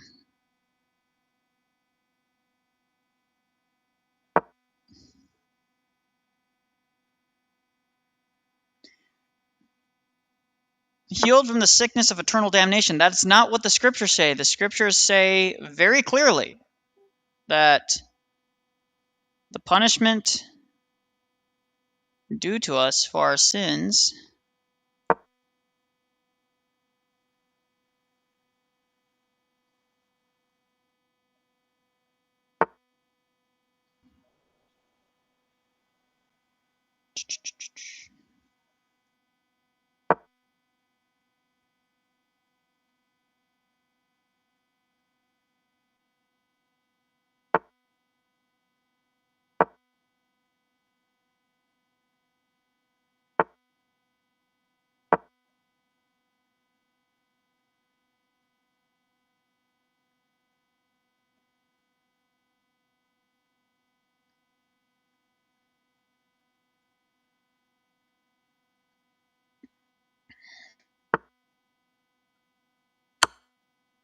check.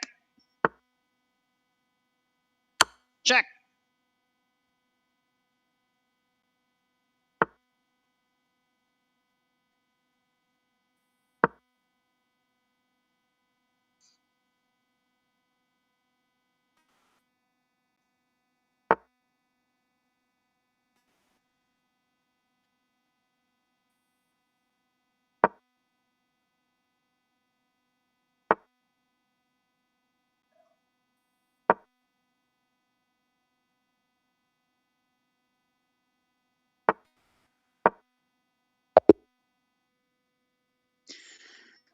Stress. Good job.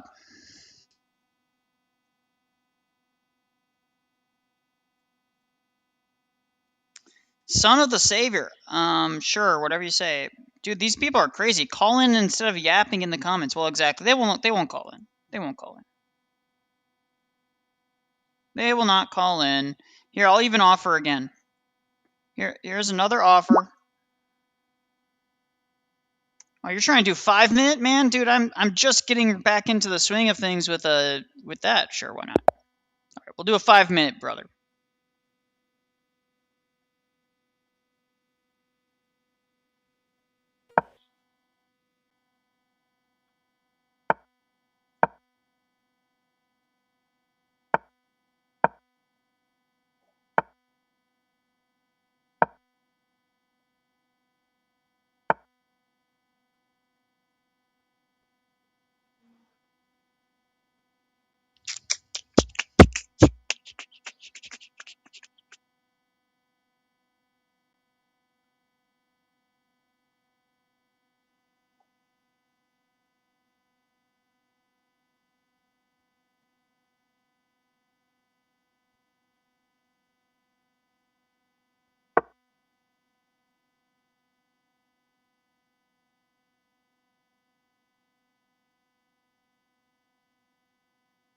The only punishment I know is for my own sins, not because his God is wrathful, spiteful, and malevolent. Yes, malevolent. Yes, God's justice is the natural consequence of us cutting ourselves off from Him.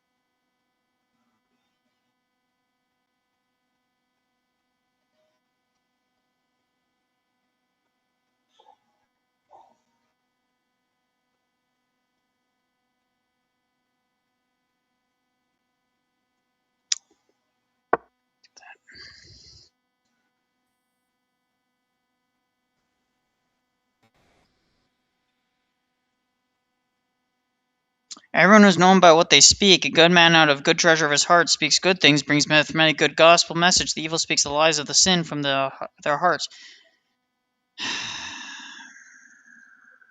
Why is it so hard for PA sayers? Adam, you chose to disobey. That's the rest of the same. Yes, correct.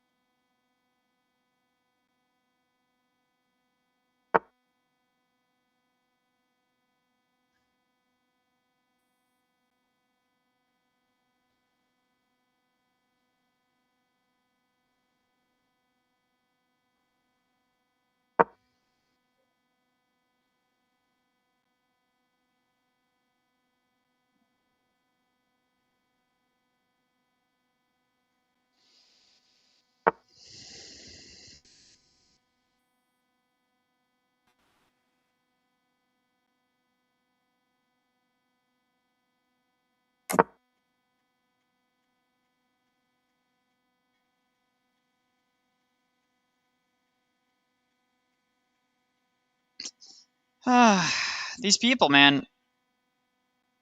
Yeah, if you're just preaching, Octavian, if they're just preaching, if they don't answer, if they don't respond, whether they're going to call in, just kick them. Just kick them. I don't know where these people are coming from, but it's dishonest.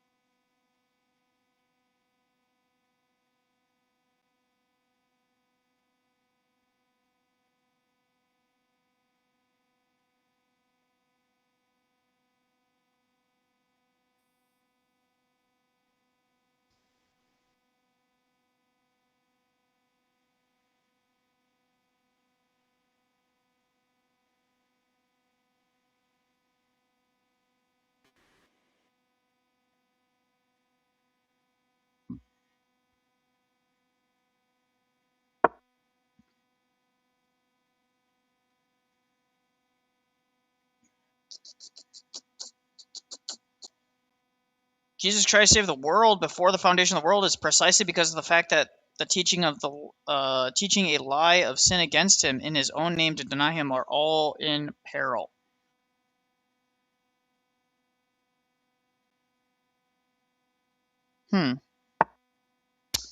It's an interesting thought.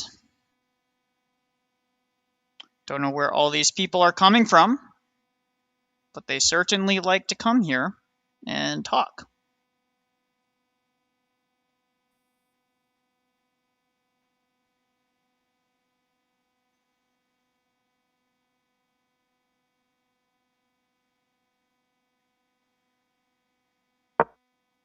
I only got 30 seconds. I keep on getting distracted with the chat, guys. You're making me rush now.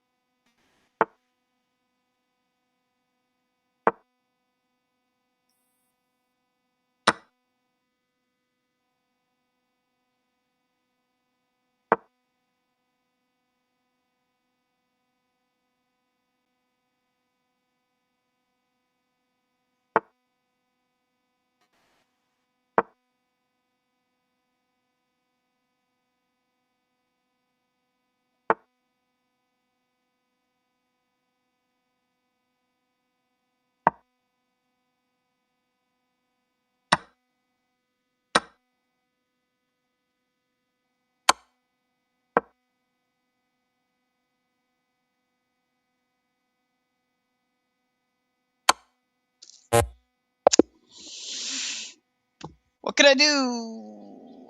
I ran out of time. All right, brother. Thanks. That was a good match.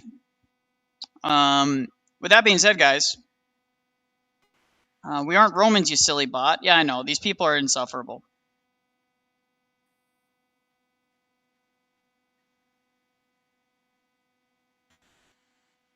I play casually. I have a bunch of chessboards at my house, and I play with my daughter.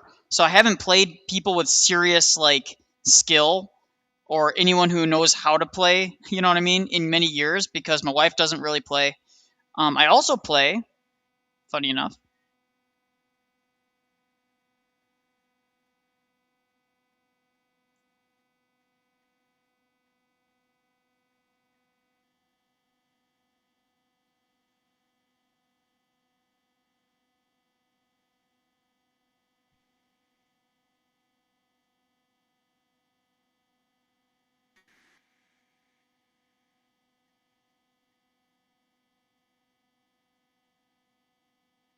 I play Go as well.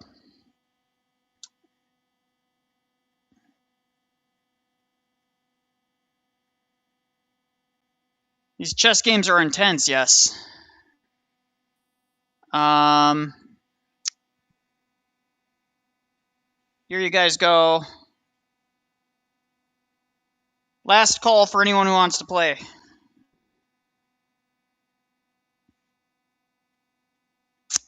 Good match. Good GG's. GG's. I ran out of time, so that's interesting.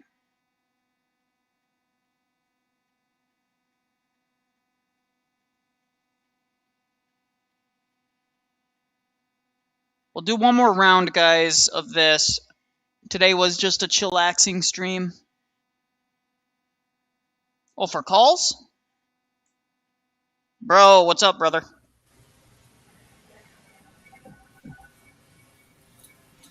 Oh, can you hear me? I can, yeah. Okay. No, Dude, that game, I kept on getting distracted by chat, and so I was running out of time, and I looked. I was answering like a question. I looked, and you had played. I'm like, oh shoot! I ate a minute of my time. dude, I didn't realize was there like- was a time limit on there. I was like, I thought it was just 5 minutes between turns. No, where it's 10-minute rapid.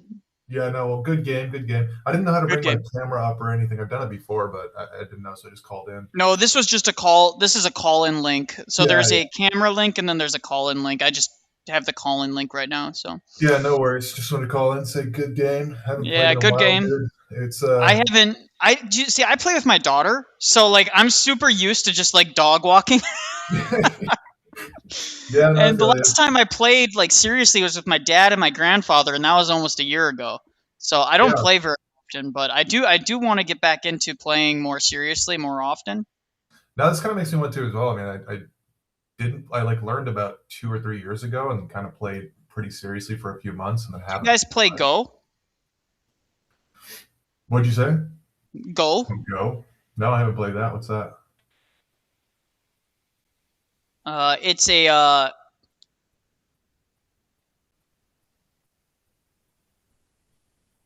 let me see if I can find free online games playing against live opponents. Let me see if we can't get this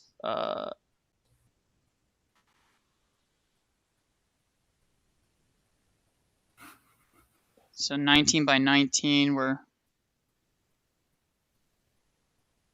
play. Is that it? No, that's not it. New game table. I'm going to jump off the call, but I do want to say, if you want to see something hilarious, the what's it called? You know Ellen White, the Seventh-day Adventist? Yeah.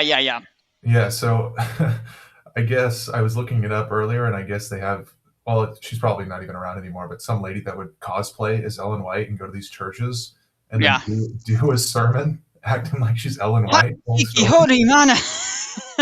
funniest shit I've ever seen. It's like she gets up there and she says, "When I was with my husband James, you know, we would always love to just chill on the Sabbath." It's the weirdest thing you've ever seen. It's just creepy, but it's also hilarious.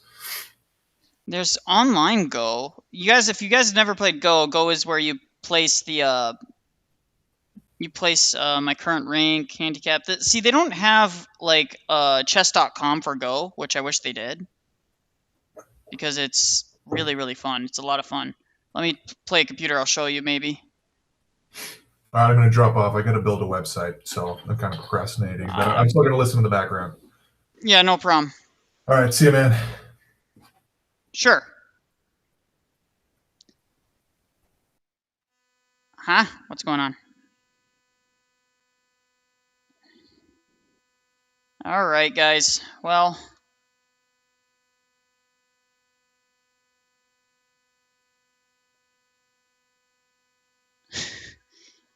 I can't tell if this is like a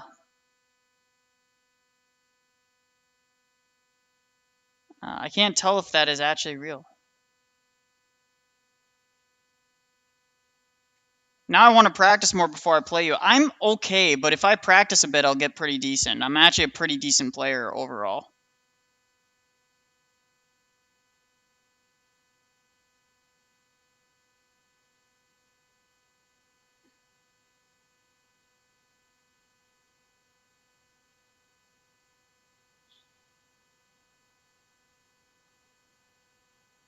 Game started. Game started. Uh,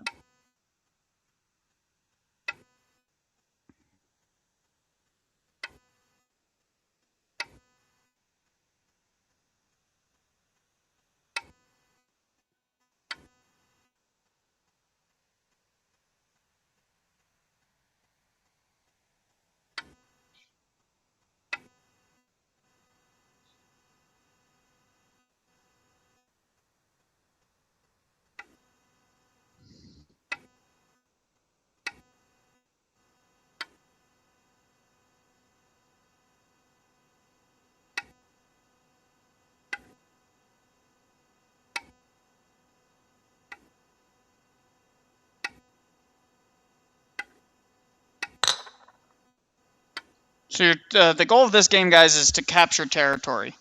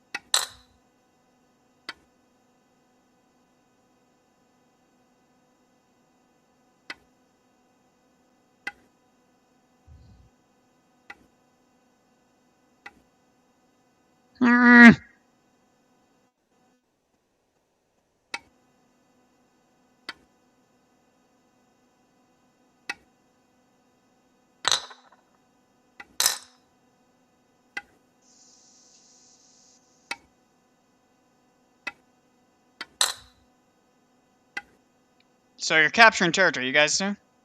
So the goal is to surround their pieces without them having a way to extend their territory. And the goal of that is to capture that without getting yourself surrounded. So you're trying to capture the most amount of territory. So this is called go. See, now that protects that entire grouping, and it's much more difficult for them to get to make a surround. So the entire goal of the game is to do surrounds and things like that. See, now I have this entire center area that's mine.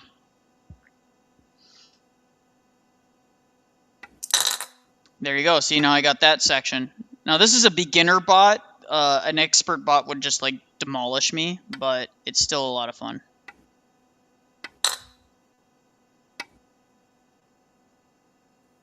I think we're gonna go there.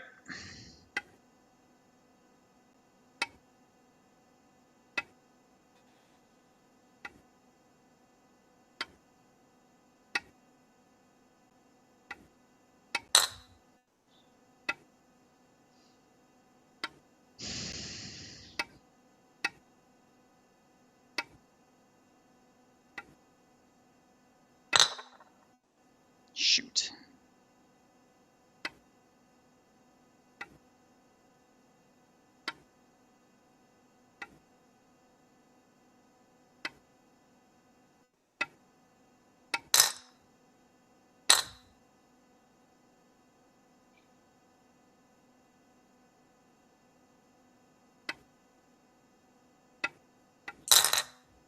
See? Got that double surround. There we go.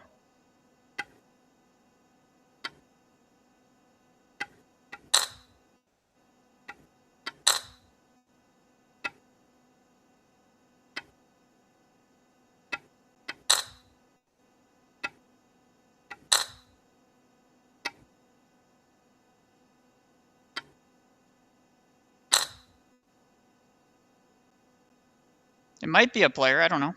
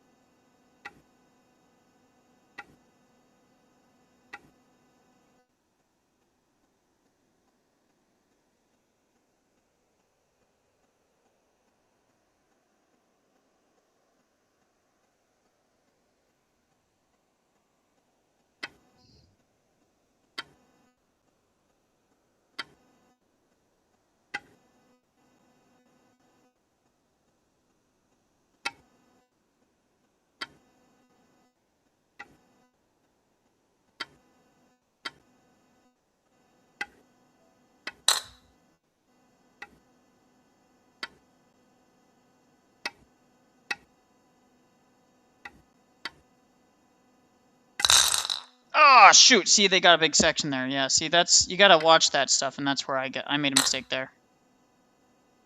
Okay, we'll do that.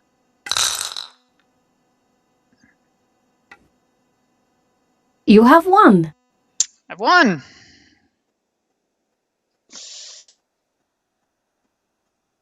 I've never played this before, so let's expand this. I made mistakes here. 23, 15 blunders.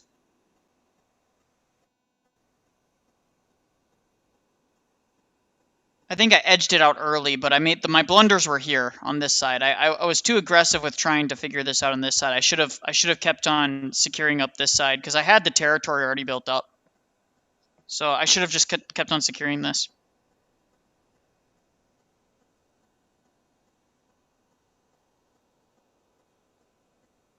I had 26 captures. They had 21 captures.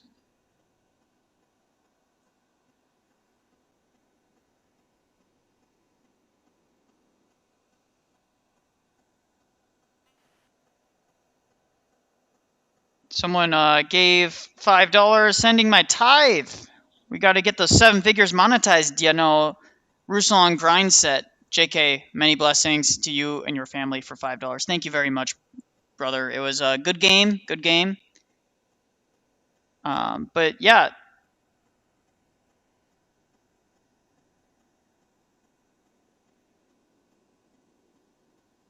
I did win. There is a way to play other players. I got to see this.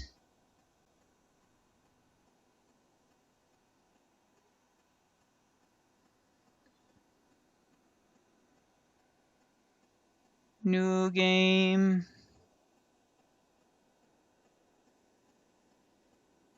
Create a custom game. Let's do a 13 by 13 rules. There's different, I know Korean is better. Live, time control, Fisher, I don't know that. Initial time.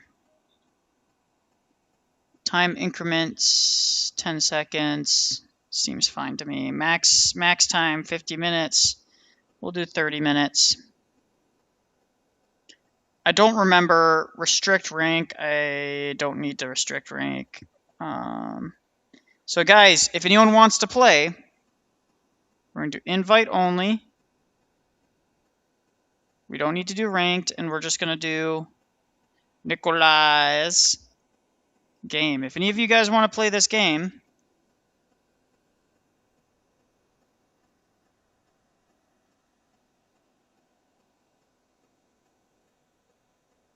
where is my...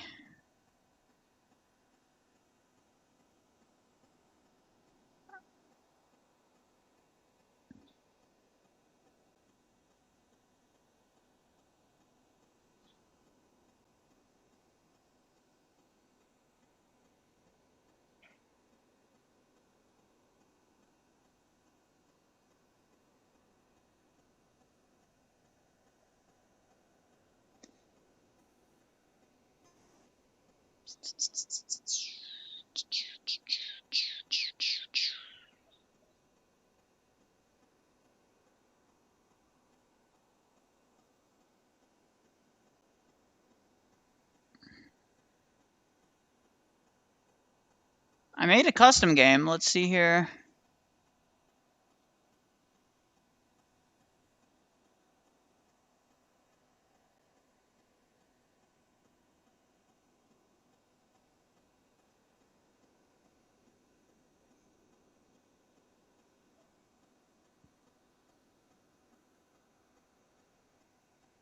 Nikolai's game.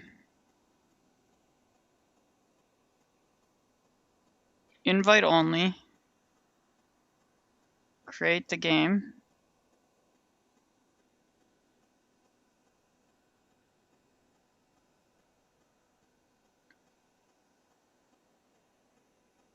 Oh, right here.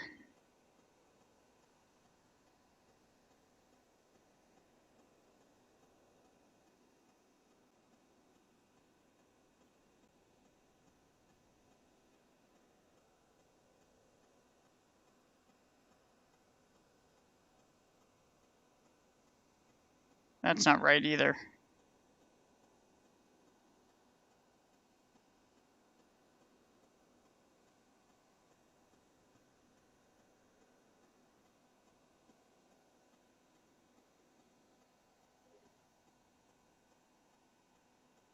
Oh, invitation link copied. There we go.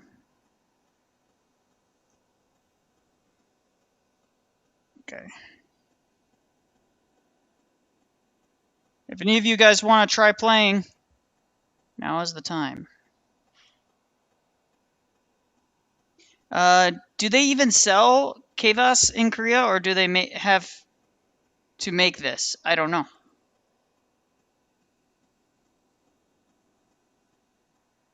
I've never heard of that.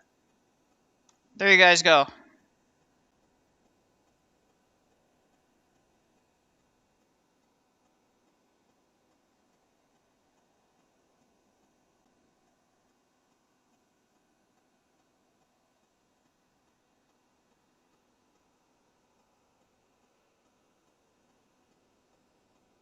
There you guys go. Someone. Game started. Where did the game start?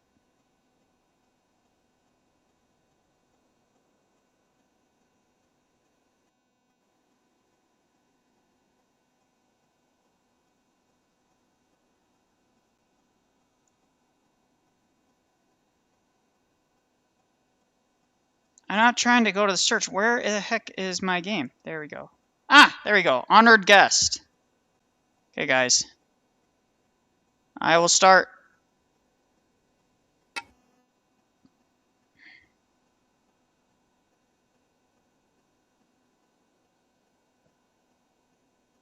I don't know who's playing. Korean is better. No bias there. So true.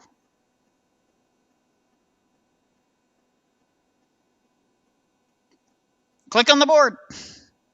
Honored guest.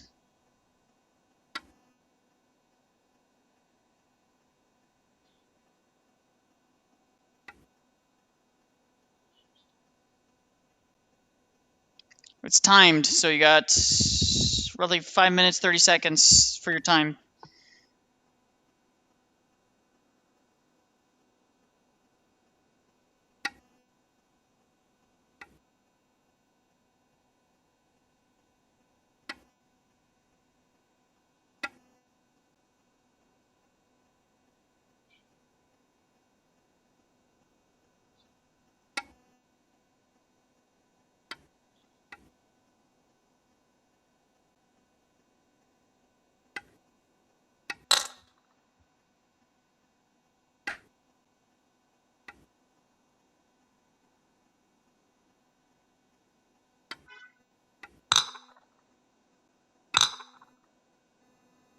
Yep. Yeah, bastard. All right, there we go.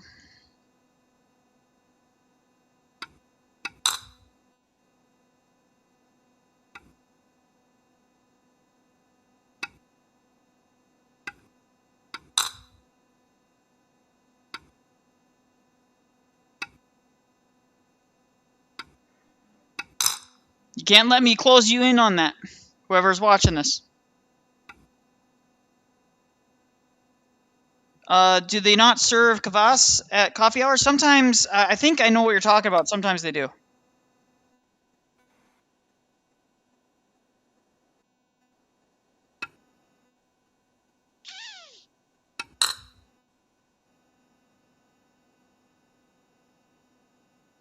You got an advantage on the south, so you should be focusing on the south because I've already secured this corner. The more you play up here, the more likely I'm going to just keep on nickel and diming you like I'm doing right now. Like that.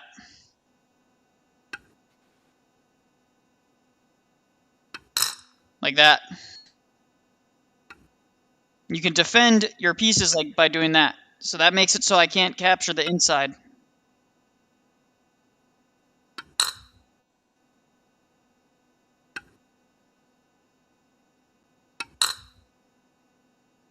Cleaning that up a bit. Just cleaning it up a bit. All right.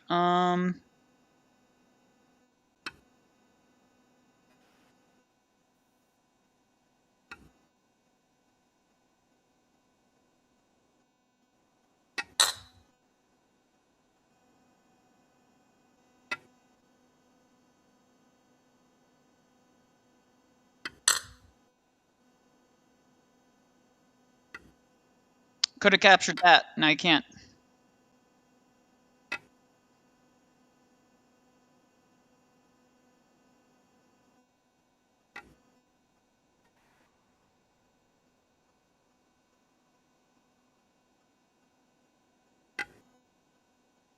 Shoot.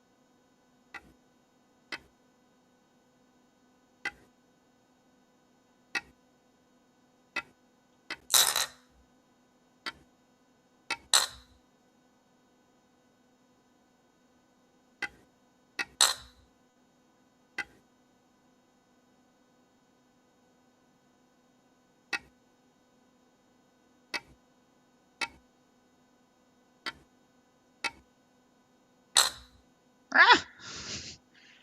We'll do that.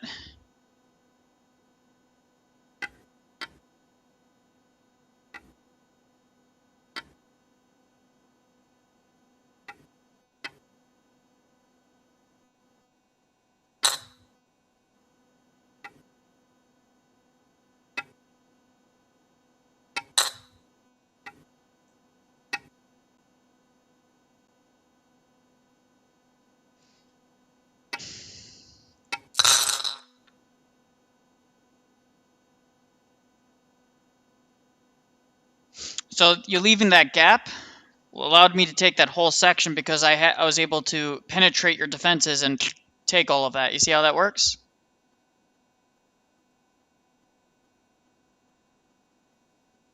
Whoever's playing, I don't know who's playing, but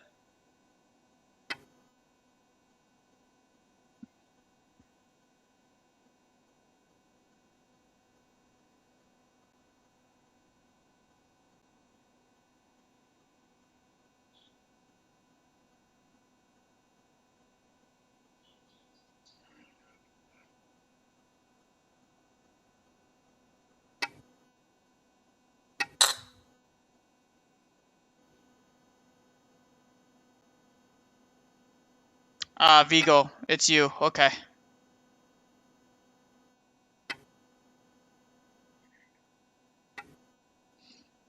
Korean style rules are a little different than Chinese and Japanese rules, so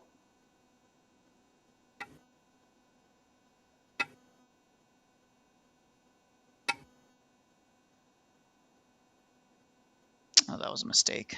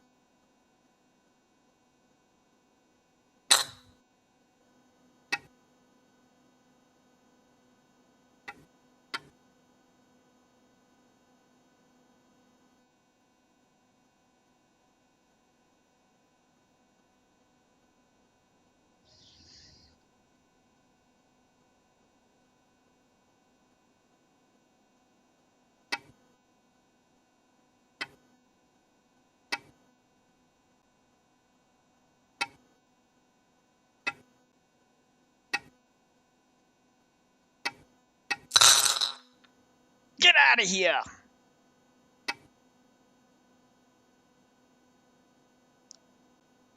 Hey, what? There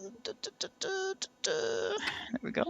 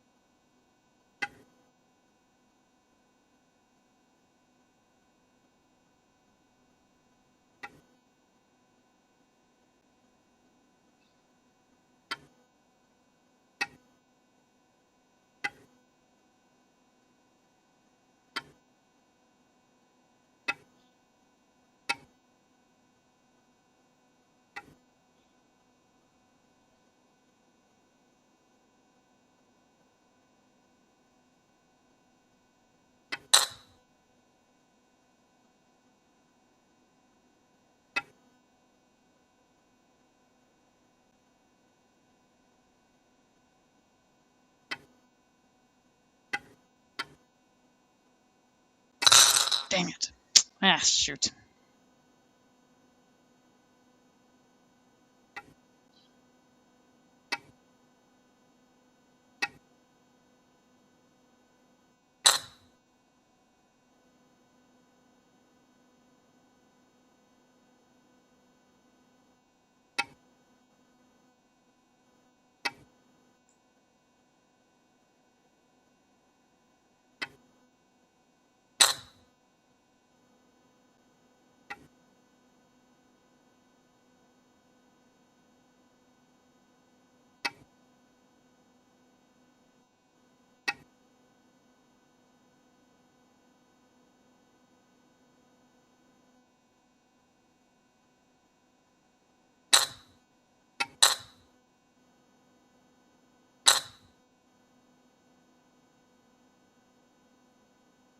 Interesting.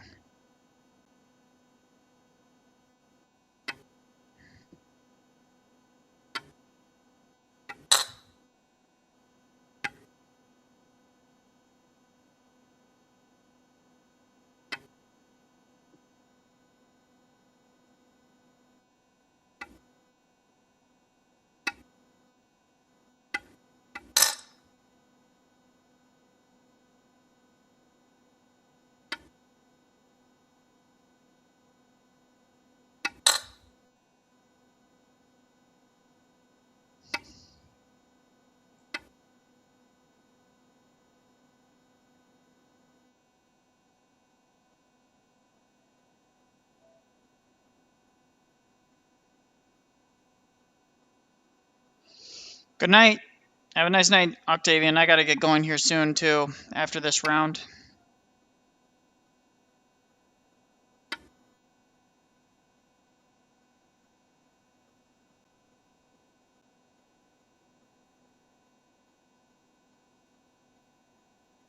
A lot of these moves are my fat thumbs.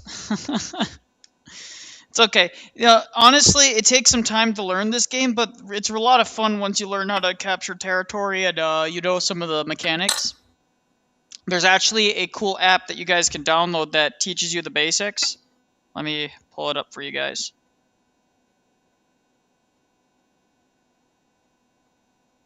Let's see.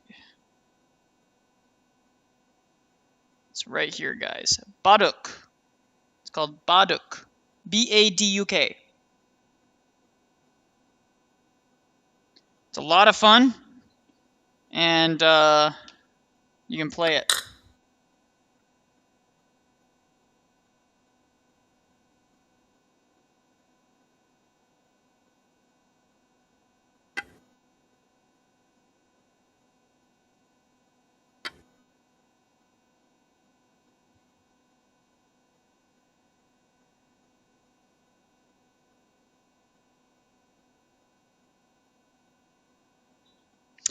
Silvar said, if I like an album, I like to order a physical copy off Bandcamp. If you guys like a band, if you guys like some music that's a little bit more unique, Starflyer 59 is amazing. Starflyer 59.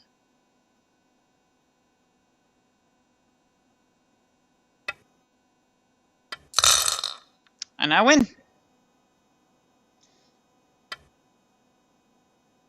Ugh.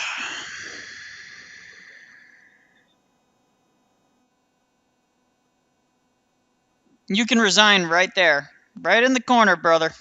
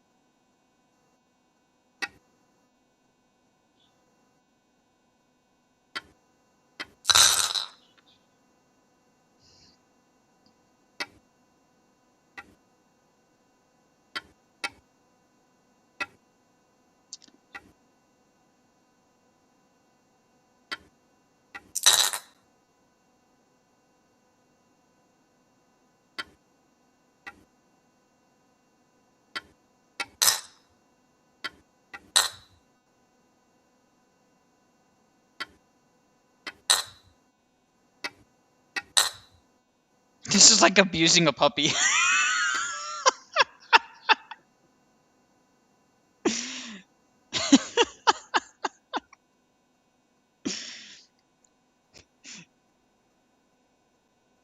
You have won. Oh, Lord. That was funny. Good game. Good game. For your first time playing ever, we won't hurt you too much about that.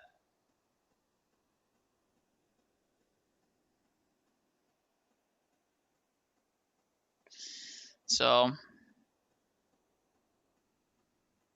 it's like, no offense, dude. That was pretty brutal at the end there. I was like, okay, dude, it's time to give up. It's time to give up. Stop. He's already dead. I can't remember what the differences are. I know the Korean version. So, like I said, there's a app called Baduk, and it teaches you the basics. It's Baduk Pop. Baduk Pop. Baduk Pop. BADUKPOP. It's on the Play Store. It's free. It's a lot of fun. So, that being said, guys, thank you for tuning in. Then I had to take a break and play some games, because some chess and some Baduk and stuff like that with you guys, because, man, I was getting like, man, it was reacting to that stuff is getting pretty brutal, guys. I'm not gonna lie, it's getting pretty brutal reacting to that. Is that an apple? I don't know what it is. It's like a little guy with wings. And it's Koreans, man. They like their cutesy stuff. I keep thinking Othello. It's actually very similar to Othello in a lot of ways. Othello is kind of like a more simplified version, though. This has a lot more like tactical depth into it because of the sheer scope and size of it, and it can actually you can run away really quickly. So, with that said, guys.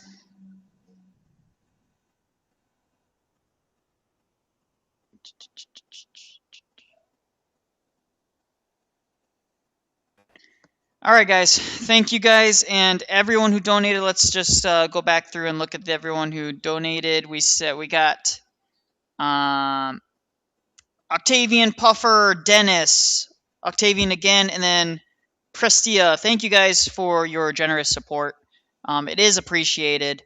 I know that I haven't been able to stream and make videos as much as I'd like because I'm so busy trying to get. I'm so busy trying to get some stuff off the ground here. Once everything smooths out on that end, we'll be on able to make content more consistently, guys.